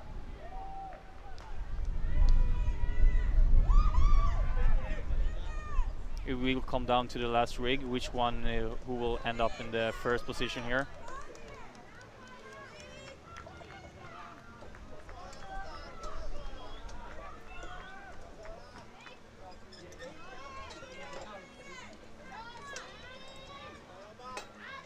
It is a close call here, but Sara is a little bit, but struggles. She was a little bit ahead of Linda, but struggled, and Linda did a solid completion of that obstacle, making her the first woman up the ramp and probably will be able to keep Sara Bäckström behind, as she has a little bit of distance now.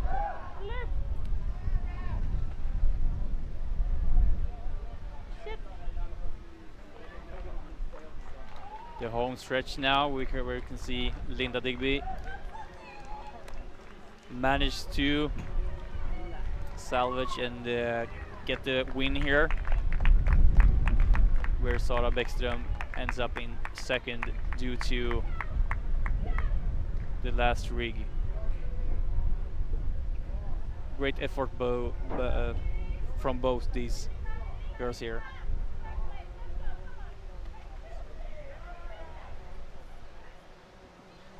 We will be joined shortly by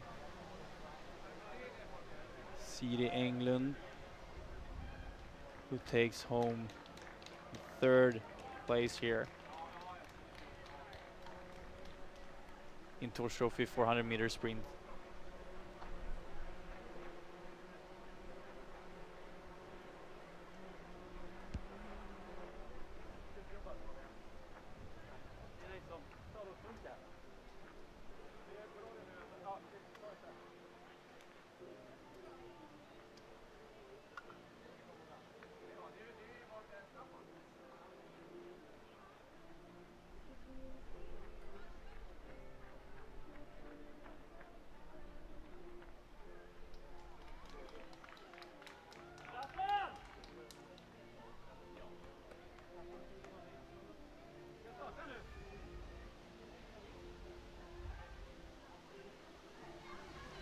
Here's the midsection where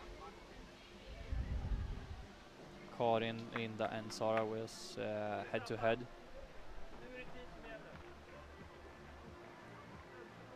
Linda did a really good monkey bar, getting a little bit of a distance, but Sara Bäckström took that back in the rear and did a really good last rig until the last part, which she struggled with the grip a bit, and Linda did a solid completion of that obstacle, making her come out on top, taking home the win here.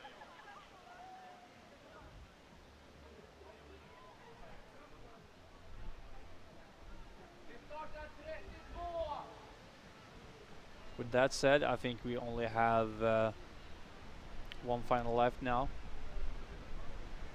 The men 40 plus.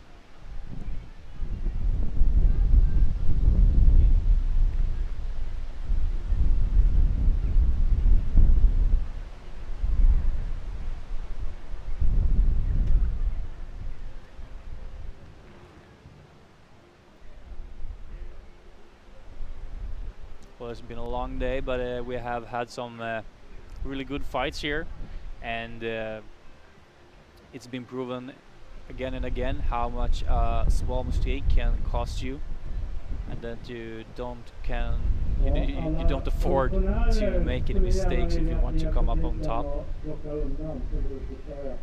and how it's a balance between good technique and risk taking here, and not maybe so much about the running, but absolutely about the flow through the whole course.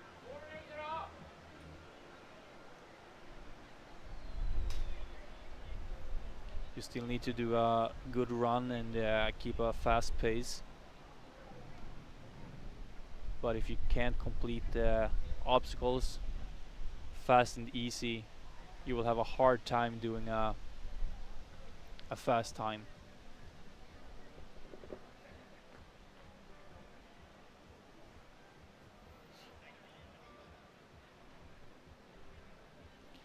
And when you're about to do these kind of courses, the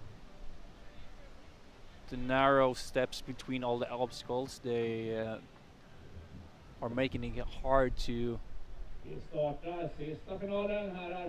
have your grip strength through the whole course, as you don't have any place to relax any bit, and you need to go 110% all the way through. So the last final for today is the men 40 plus here, where we have a field almost dominated by the Gripen OCR, where we have Tommy Madsen on the left in the white Gripen OCR shirt, and Marcus Boström in the black Gripen OCR shirt.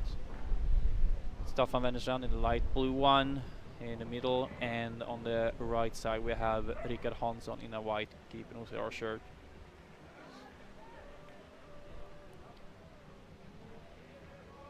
So the last guys out today is these four, who will be battling out to be the fastest 400-meter sprint runner here in their category. Marcus Boström takes the lead right away, and in his semifinal he started to relax to save some energy, and that may be a good decision because now he has more energy left for the finals, and we can see that he uses it all right now alongside his teammates and Staffan Wennerstrand here.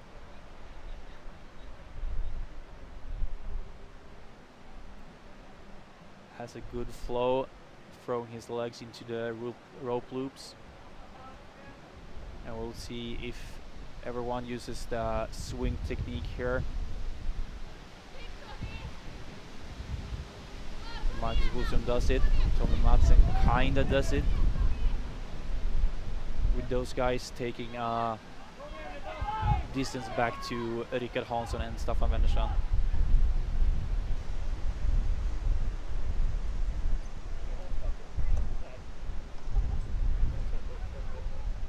Both make a short stop not to miss any grips from focusing on the obstacle.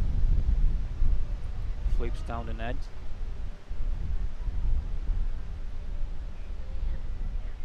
Looks like Staffan Wennerstrand is starting to catch up to Marcus Boström and Tommy Madsen here, jumping into the monkey bar. But we still have Marcus Boström in the lead, halfway through the Weaver there. Now with Staffan Wennerstrand stepping it up, trying to pass Tommy Madsen here, and has a really good technique for the Weaver, passing Tommy just barely there. But Tommy takes back the position by running, but just barely. Madsen is making a move here, trying to get a good end of this obstacle.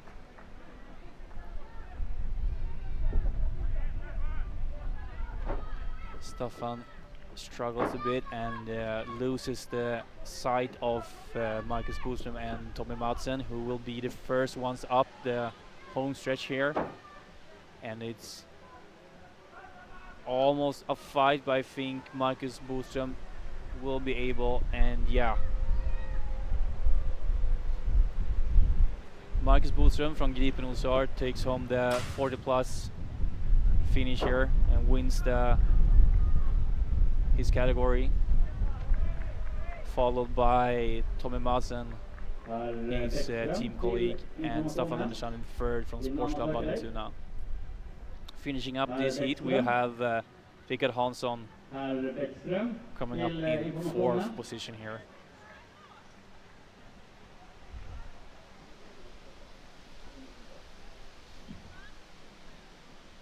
Ja, vi kan nämna att Elras kiosk har utförsäljning just nu, så nu finns det en massa godsaker och köpa där.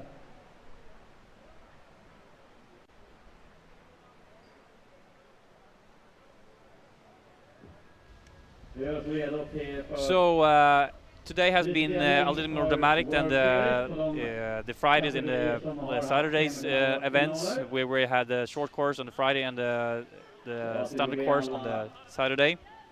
The sprint has been more intense, more adrenaline, and more pump in the arms, and the athletes had struggled a bit. We had seen how much the mistakes can cost the athletes, and how it is important to have a good flow and a good pace through the whole course to come up on top of the podium here.